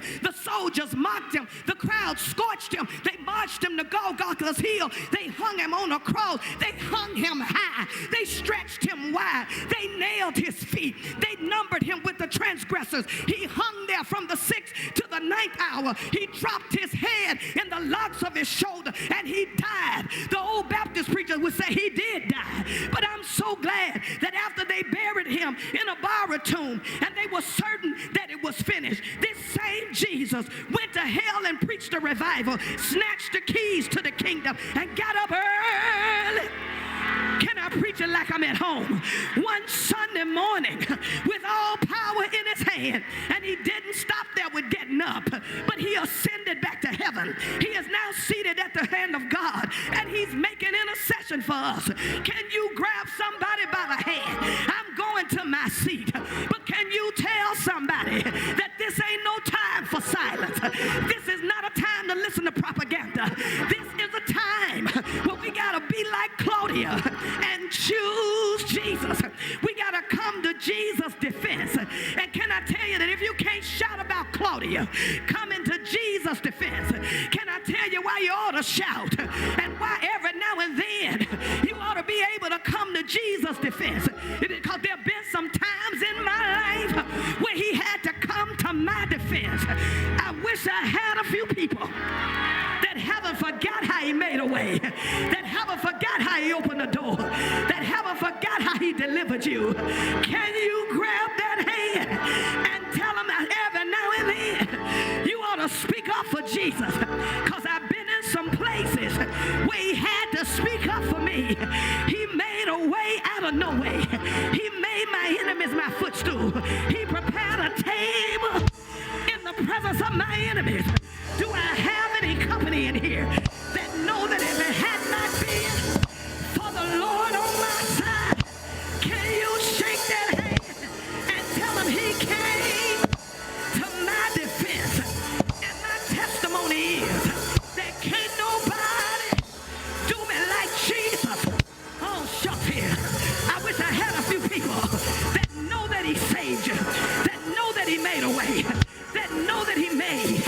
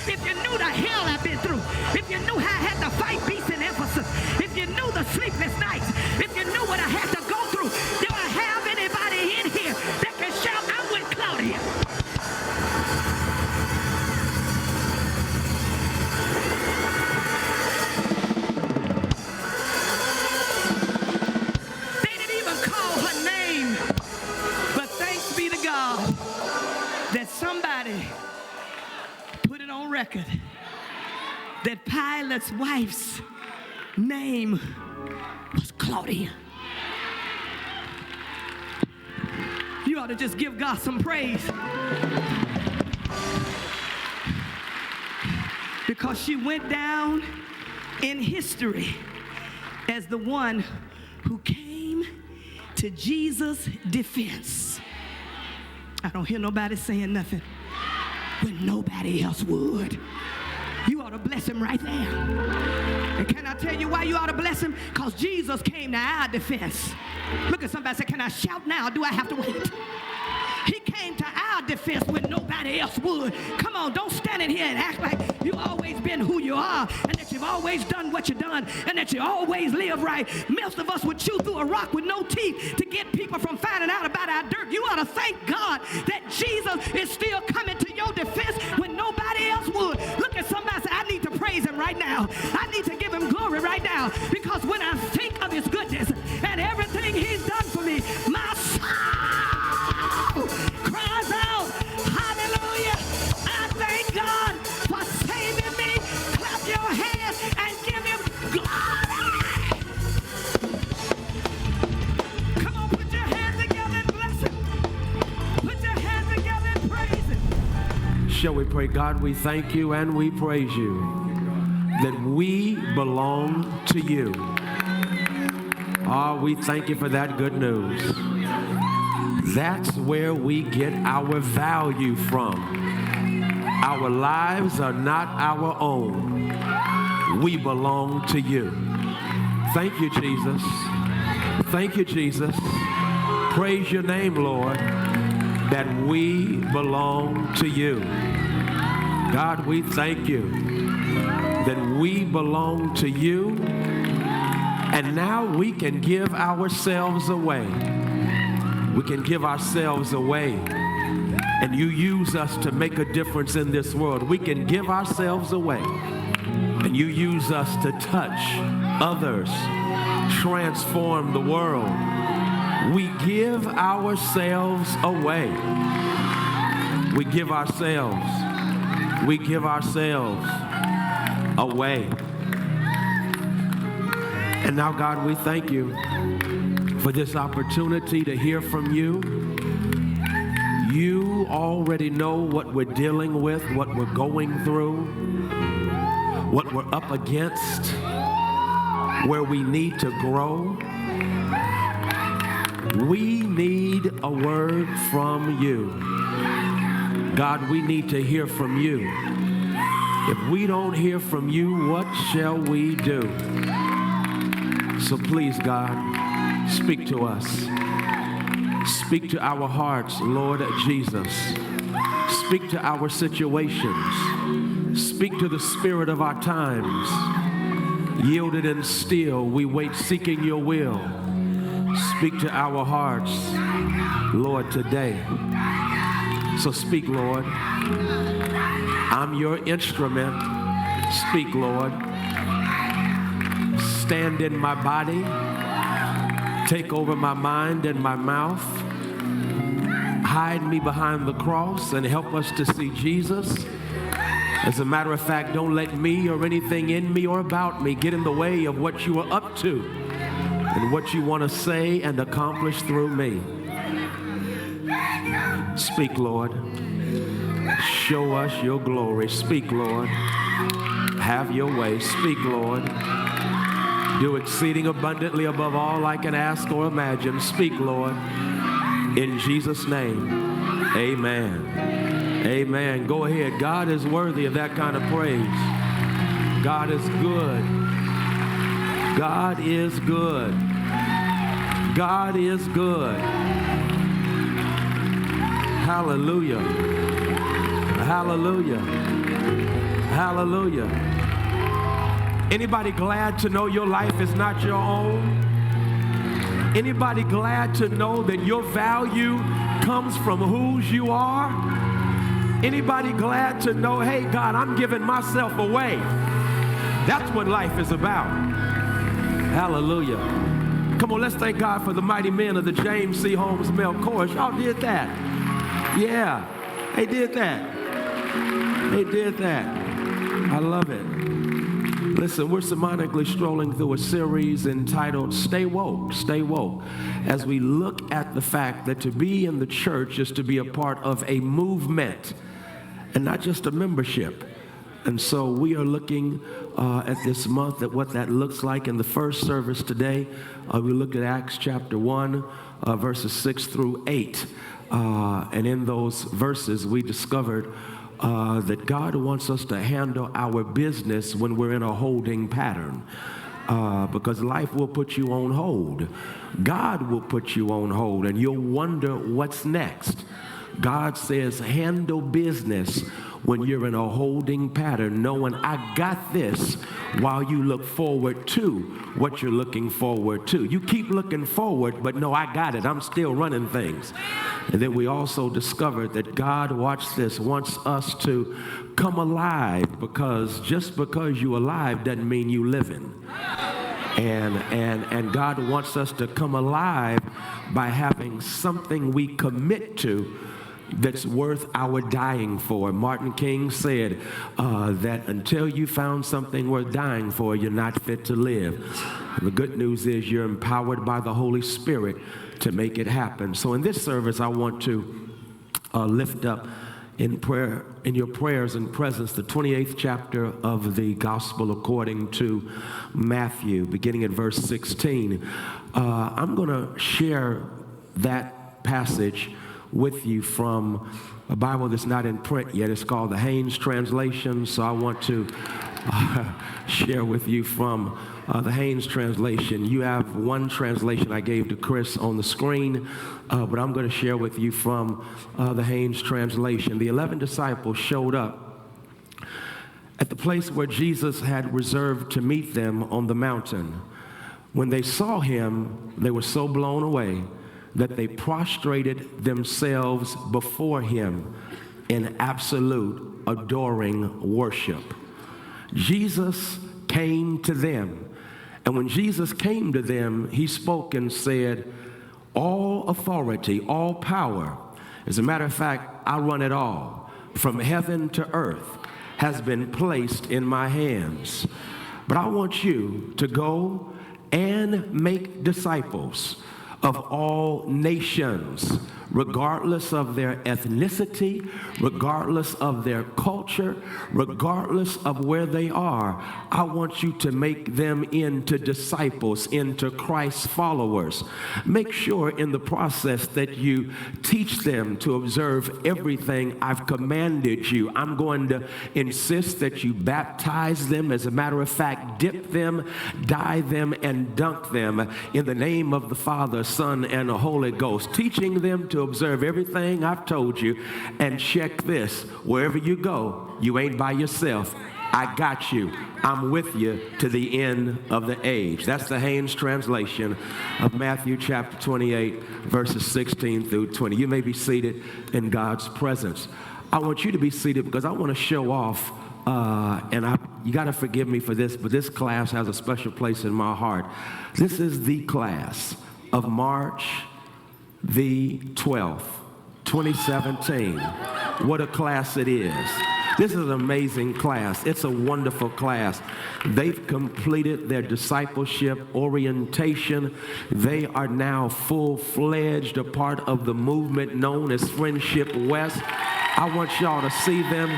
Show your love to this amazing class. I love them so much.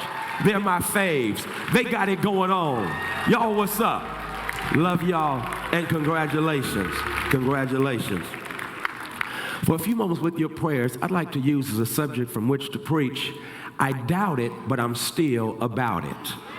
I doubt it, but I'm still about it. That verse says, around verse 16, they saw him, they worshiped him, but some doubted. And then Jesus proceeds to give them their commission. I doubt it, but I'm still about it. My favorite week of television perhaps is Shark Week. Shark Week, for those of you who are not familiar with it, comes on both the Discovery Channel and the National Geographic Channel. And the Discovery Channel started Shark Week some years ago. I am enamored by those denizens of the deep, those sea monsters, those predators who patrol the waters of our world's oceans known as sharks. I especially am blown away and mesmerized by the sharks that are a part of what is known as the great white shark. The great white shark is a phenomenal sea monster. This great white shark, my sisters and brothers from South Africa off the coast, we know that they've discovered a way of catching their prey by soaring out of the water up into the air, and they are referred to as air jaws. One particular species of great sharks exists off the coast of New Zealand, and this particular species of shark that exists off of white sharks that exist off of the coast of New Zealand are especially monstrous. As a matter of fact, they are known as being mega sharks. Mega sharks. As a matter of fact, there was one shark that this crazy crew was chasing, and I've often noticed that black people may like to watch great sharks, but we never find ourselves getting in the cage with those sharks in the water. It's just something about how we're wired that we would like to watch you from the safety of our television set as opposed to getting in cages. It's just something about the way that we are wired. I never will get in a cage, but I don't mind watching Shark Week because that's how we are wired. Well, let me hasten to say that this particular shark that was known as a mega shark was a shark that was basically terrorizing many of those in the deep off the coast of New Zealand. And my sisters and brothers, the crew, had gone down to make sure that they would capture on film what is known as a mega shark. Check out what happened. It so blew my mind. I had to download it on my mental computer, and now I'm going to sermonically print y'all a copy because one got in a cage, a man-made cage, and then the cage was let down, and of course their responsibility was to film what they saw down in the deep. And before he knew it, the tail of the mega shark that was 18 feet in length had slammed against the cage. When it slammed against the cage, he was hit up against one side of the cage, and then he fell on his knees to the floor of the cage. He testified later on that he was disoriented. Don't miss that. He's disoriented, and you have to know that he is so deep down off the coast of New Zealand that it is dark, and that meant that he is disoriented. What does that mean? It means that he can't tell which way is up. He does not know exactly who he is or where he is because the tail of the shark had not hit him but had hit the cage that he was in, and the hit or the force of the hit from the tail of the shark was so powerful that it knocked him from one side of the shark cage to the other, and then he fell down to the floor of the cage. Now in the dark, he cannot see. He does not know where this feared, ferocious sea monster is. And then to magnify his misery, please don't miss this. The sad thing is that he is disoriented. He is discombobulated. Later on, after they had pulled him up, they asked him if he was all right, to which he remarked, "I was disoriented." They then asked him if he had ever doubted that they would rescue him or if the cage would hold him, and his response was amazing. He said, "I've got to tell you, I had my doubts. I had my doubts because I was disoriented." I'm hanging out there homiletically because the bottom line is that is an amazing metaphor for what happens in our walk of faith from time to time. I don't care how big your Bible is, how deep you say your faith is, there are moments in your walk with God where if you're honest with yourself, there are some doubts that begin to creep into your spirit. Doubt begins to haunt your prayer life. Doubt begins to sabotage your faith. I'm only talking to real saints who don't mind testifying. Even though I'm in church, ain't no need of me lying and denying. There are moments in my walk with God when I fall down on my knees and pray, and I wonder if I'm just talking to myself. There are moments in my prayer life when I try to talk to God, but it feels like, to use the language of Shakespeare, that my prayer just gets stuck in my throat. Is there anybody here who is honest and real enough to say, I'm not too uppity in my faith to go ahead and say there are moments in my walk with God where I seriously have some doubts. I doubt if God is going to come through. I doubt if this door is going to open. I doubt if I'm going to overcome this overwhelming situation I find myself in. I doubt if God is going to make a way, because I've been stuck like Chuck for so long in the same old situation. Doubt has begun to take over. I have my doubts because I had a conversation with one and they took me on an intellectual journey, and now I cannot syllogistically deduce the reality of God in my life. There are moments I feel God, but there are other moments when I feel all by myself. There are moments when I sit up in church and see other people having an actual worship experience. I can tell they know God for themselves, and yet I sit in my seat. I don't feel what they feel because doubt is messing with my mind, sabotaging my spirit, and undermining my faith. I guess I'll give it to you like this. A friend of mine testified that last year he ran in the New York City Marathon, and he said it began as a gloriously beautiful journey. The scenes and the sights, the smells and the sounds were glorious, and then all of a sudden he hit what is known in running as a wall, or the wall. You understand what that is? The wall is when no matter how much shape you think you are in, all of a sudden the body begins to break down. And he said at that moment he started to doubt if he could finish the race. Why? Because the wall, he said, I didn't hit the wall hit me. And I guess I'll stop right there, because really that's a metaphor, is it not, for what happens in our faith walk. We are running for Christ. We're doing the best we can for Christ. And then all of a sudden a wall of disappointment slams in our face. All of a sudden a wall of difficulty, dejection, or depression begins to stymie our spirit. And somebody came to church today, and if you let me keep it 100, you have hit the wall.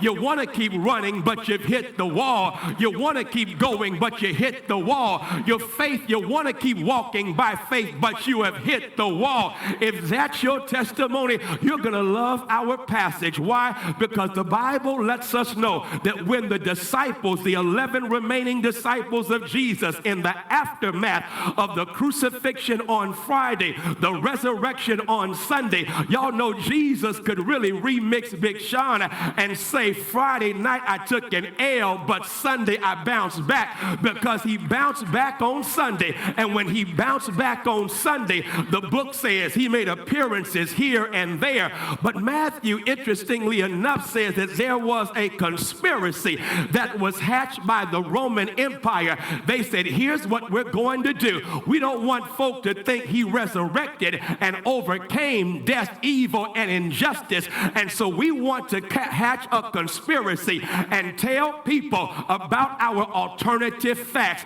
We have some alternative facts. The alternative fact is his disciples came and stole the body. Isn't it not a trip that you always have an empire that wants to have a propaganda of alternative facts? These alternative facts are really real lies, but it's the only way that they spread their propaganda in order to get in the minds and heads of the populace. And that's what happens. Rome was doing it, and now we have number 45 doing it. He's engaging in alternative facts. Does it not blow your mind? It even creeps into his cabinet, because you have a brain surgeon who needs brain surgery, because this week he had the nerve to come out and say that there were immigrants in the hull of slave ships. Now that means he's talking about slavery, and he's comparing those who were kidnapped from Mother Africa,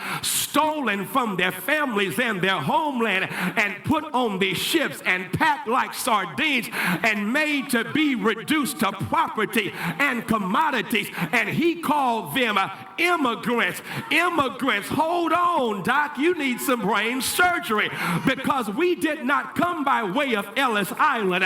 Malcolm X said we didn't land on Plymouth Rock. Plymouth Rock landed on us, but that's an alternative fact. An alternative fact. An alternative fact will call someone who's never been through public education. Her kids didn't go through public education, but now she's in charge of public education and has the nerve to speak about historically black colleges and universities and say that they are the product of choice. No, baby Baba, they're the product of a racist, oppressive country that would not let us go to Harvard, and so we created Howard. They would not let us go to Yale, and so we created Virginia Union. They would not let us go to Princeton, and so we created Paul Quinn, because God is so good that God says when they shut doors, I'm going to use you to create your own doors. That's my shout for somebody right there. Sometimes you ought not wait for somebody else to open up the door. You let God use you to open up your own doors. Preach, Freddie Haynes, I'm doing that. But they have alternative facts.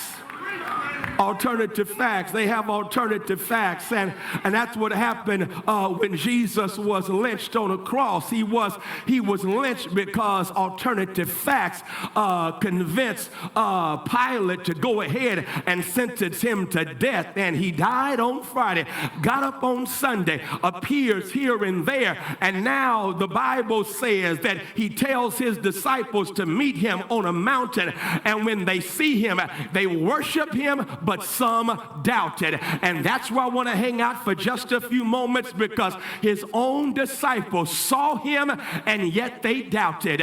They saw the resurrected Lord and yet they still had their doubts. And I'm talking to somebody that came to church today to let you know, really, it's okay in your walk of faith to every now and then have some doubts. Why? Because really, when you doubt, it means you have some faith. Why? Because the only way to have no doubt is to know for sure. And when you know for sure, that simply means that there's no room for doubt. But when you know something by faith, it means there's going to be some room for some doubt. But the thing is to feed your faith and starve your doubts, because as you feed your faith and starve your doubts start to minimize and your faith starts to maximize.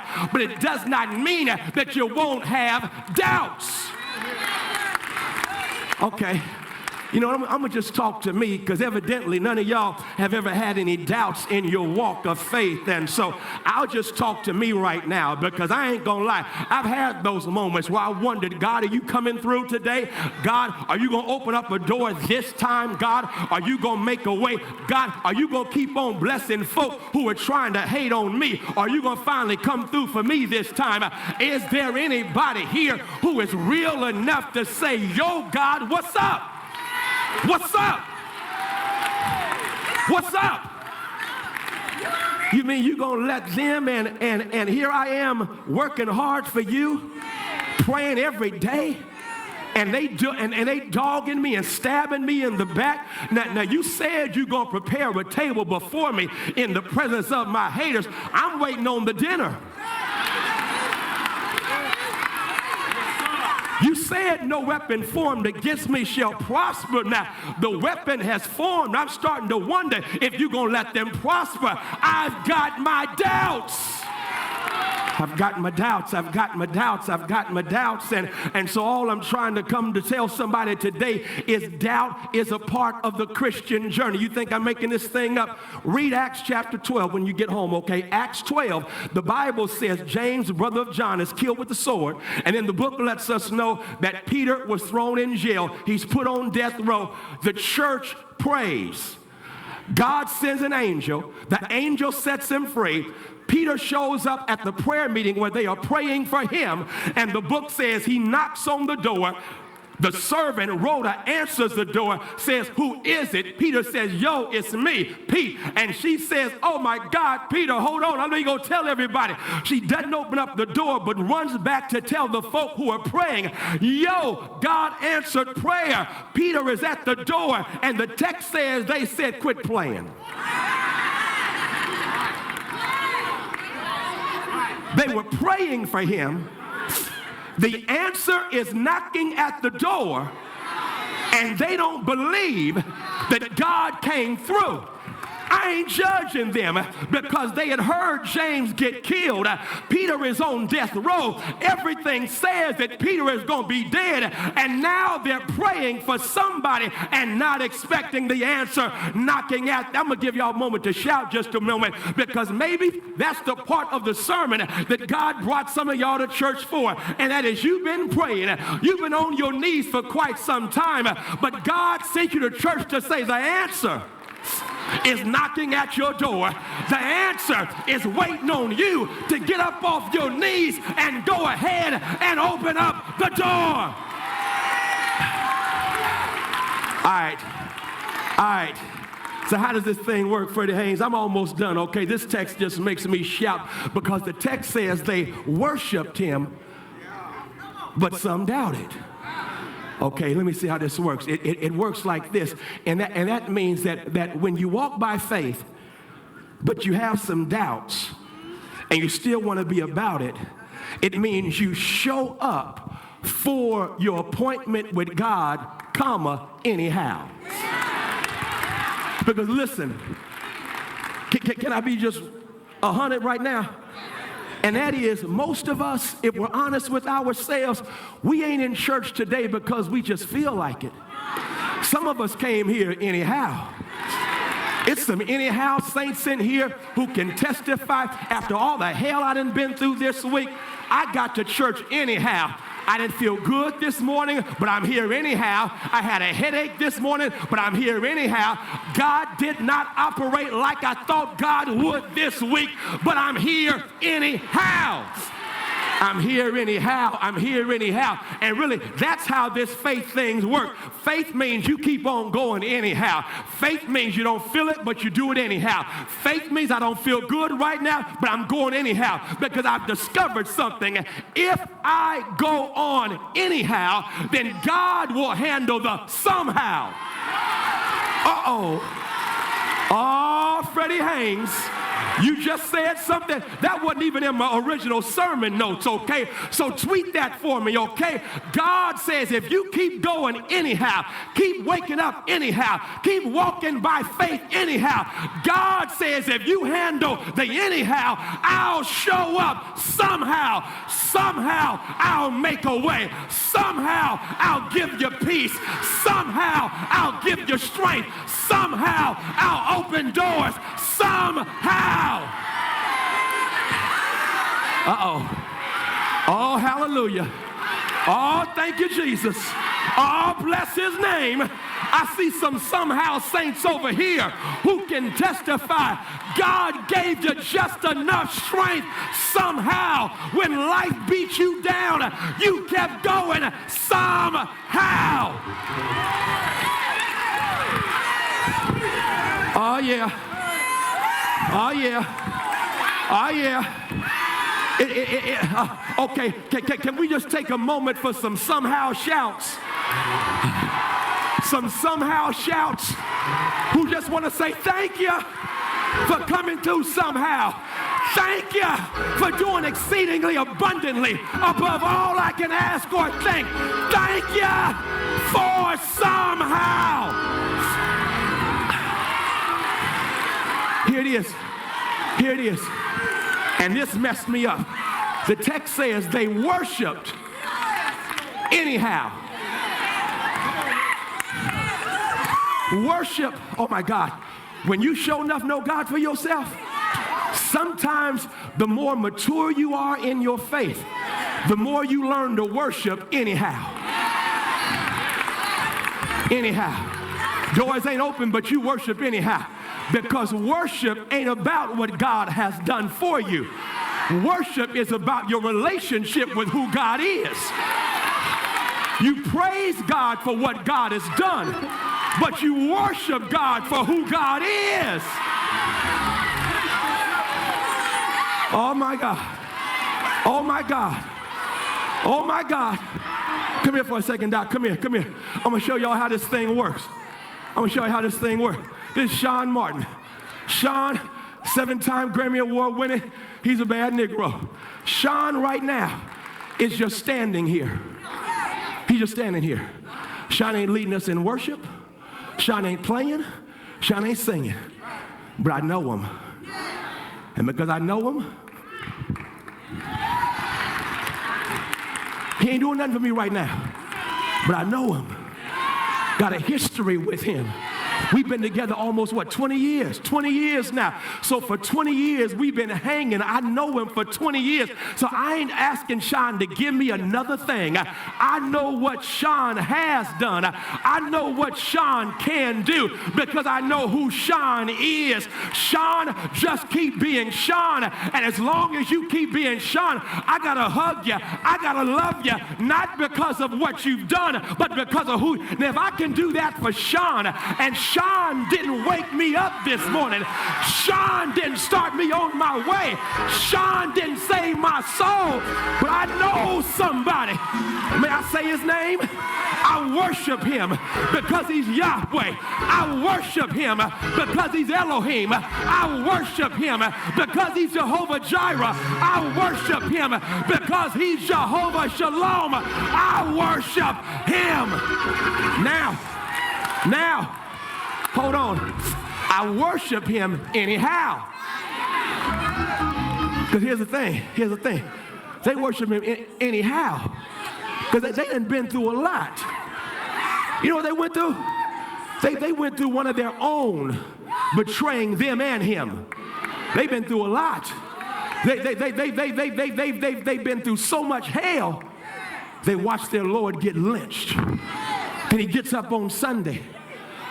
Friday night took an L, but Sunday night bounced back. I mean, they saw all of that. And now is this you? Are you sure? Worship.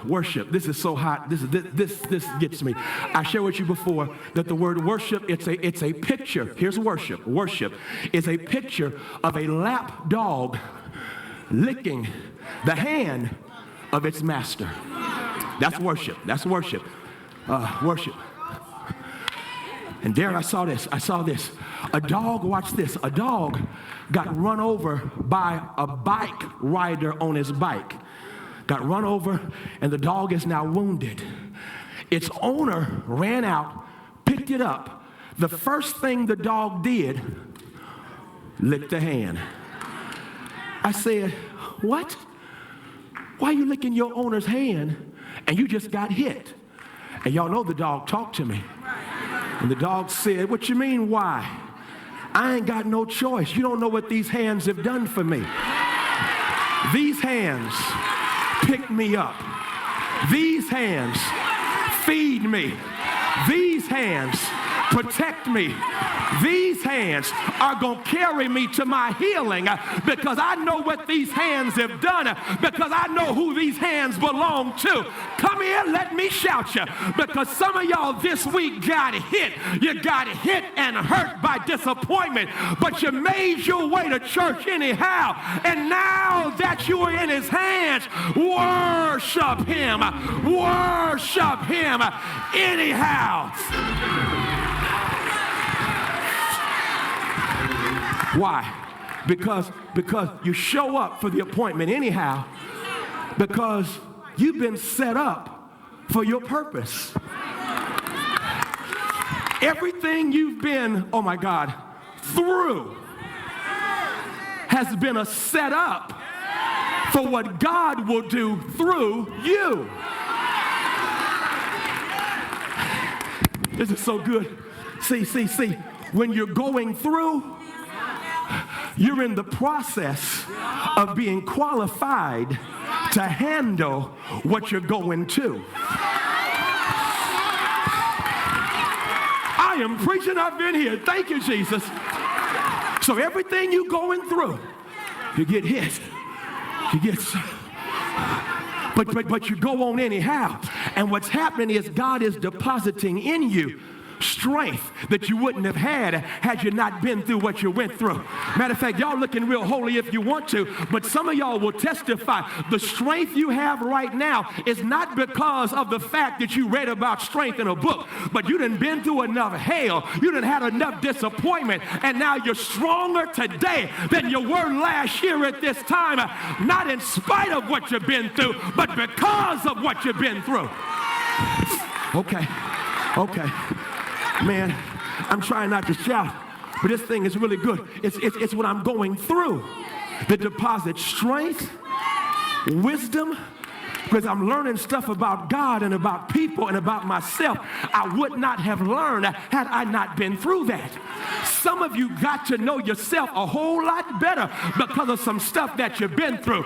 Then you got to know God a whole lot better because of what you've been through. But then you got to know people a whole lot better. You done jacked me for the last time.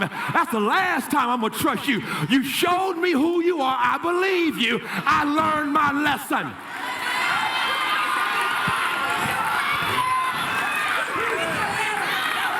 And you know what? And Darren, this got me. I'm watching Judge Kelly. Our show is on now. Underground.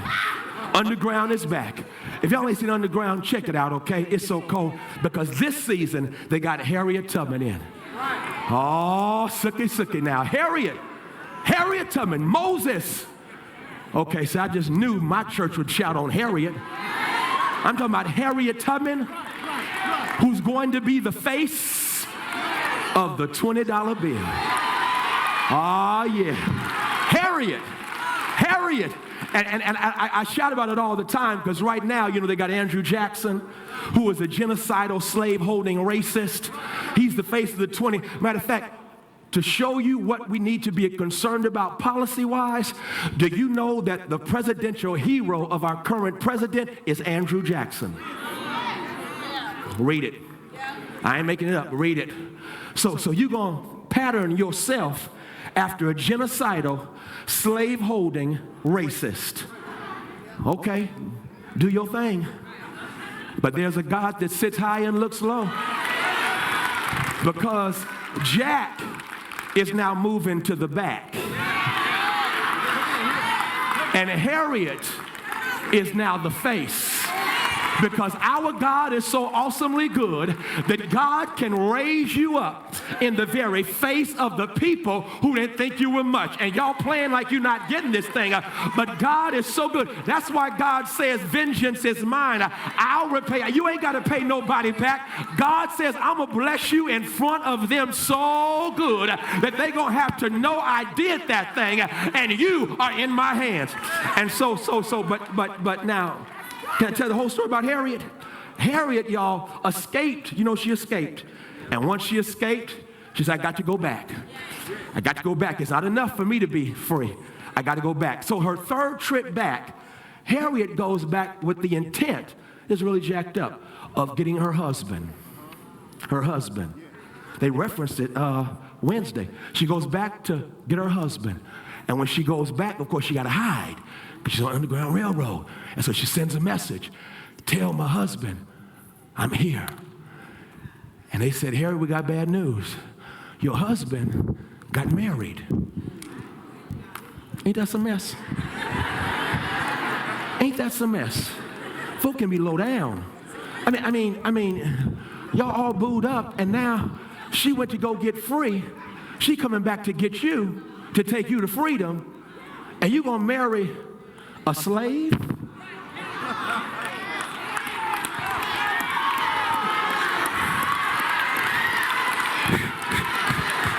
I gave y'all shout bomb after shout. You're going to shout about that come Wednesday. And so, she's messed up. She's toe up because she came back to get him. And he's married to someone else. And then he's so low down, he doesn't even go out to see her and tell her himself. And Harriet's messed up. She's heartbroken. But her biographer says that it was at that point that Harriet discovered something. How you gonna be free stuck with someone who don't mind being a slave?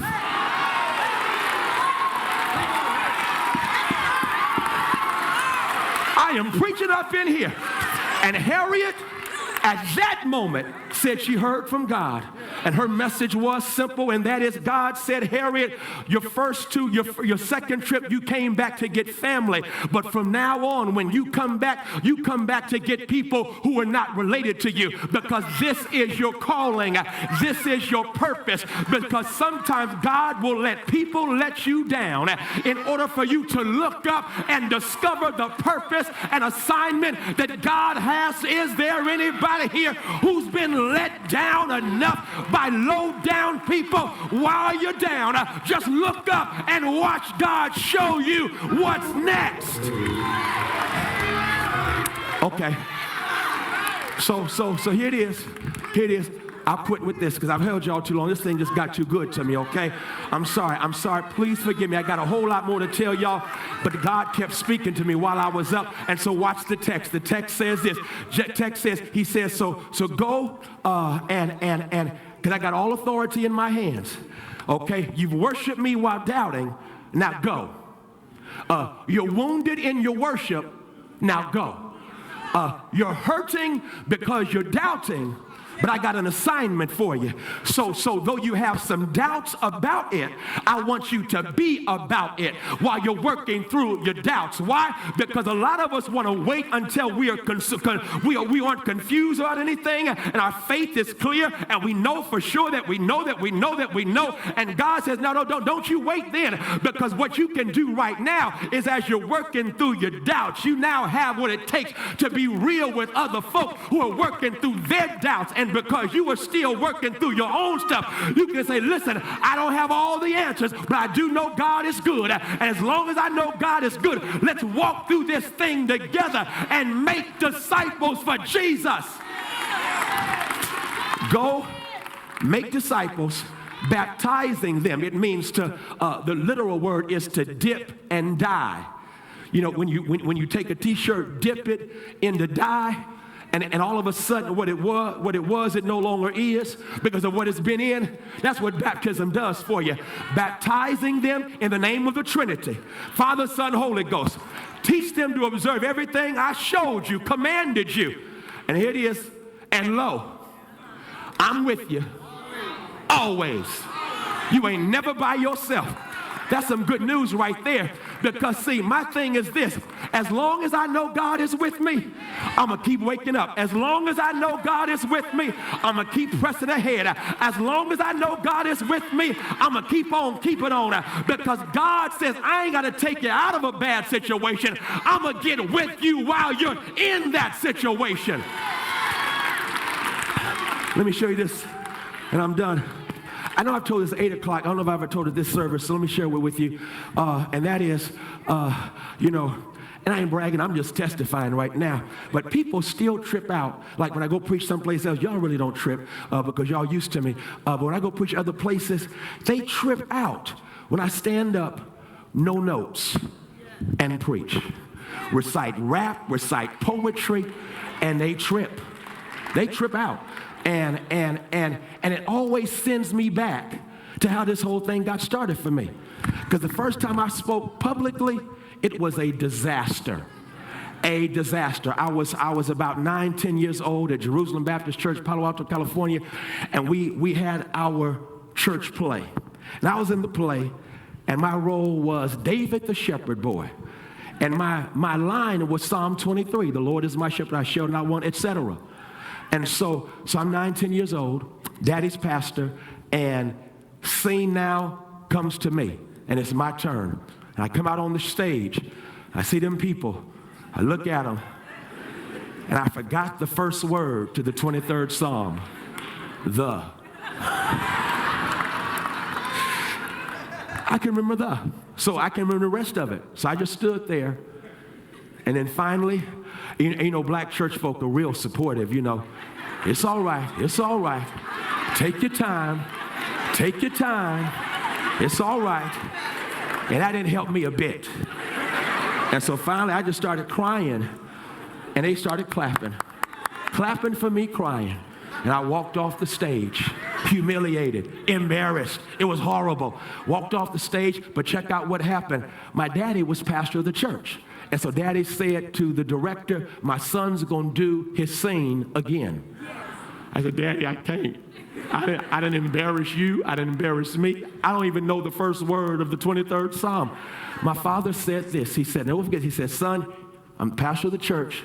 We're going to do your scene over. So here's what you do. I'm going to have the stage crew move that cardboard tree over to the center, near the center of the stage. I'm going to stand behind the cardboard tree. You're going to stand next to the tree. Now, nobody's going to know because they're not going to be able to see me.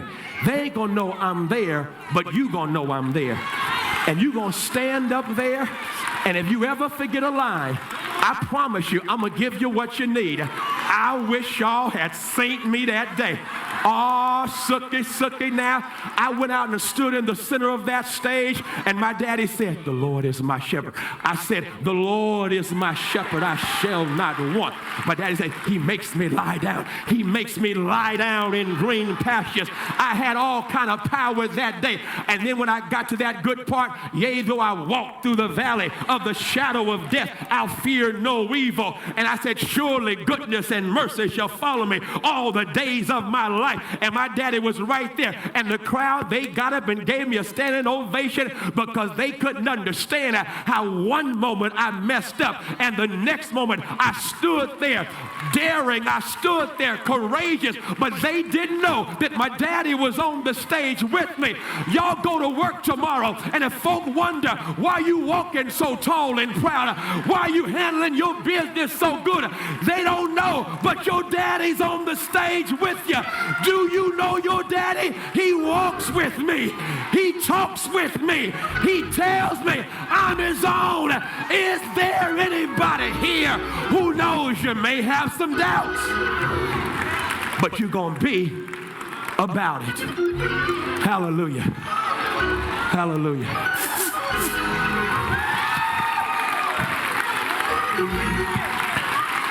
Listen, every head bowed, every eye closed. West Baptist Church.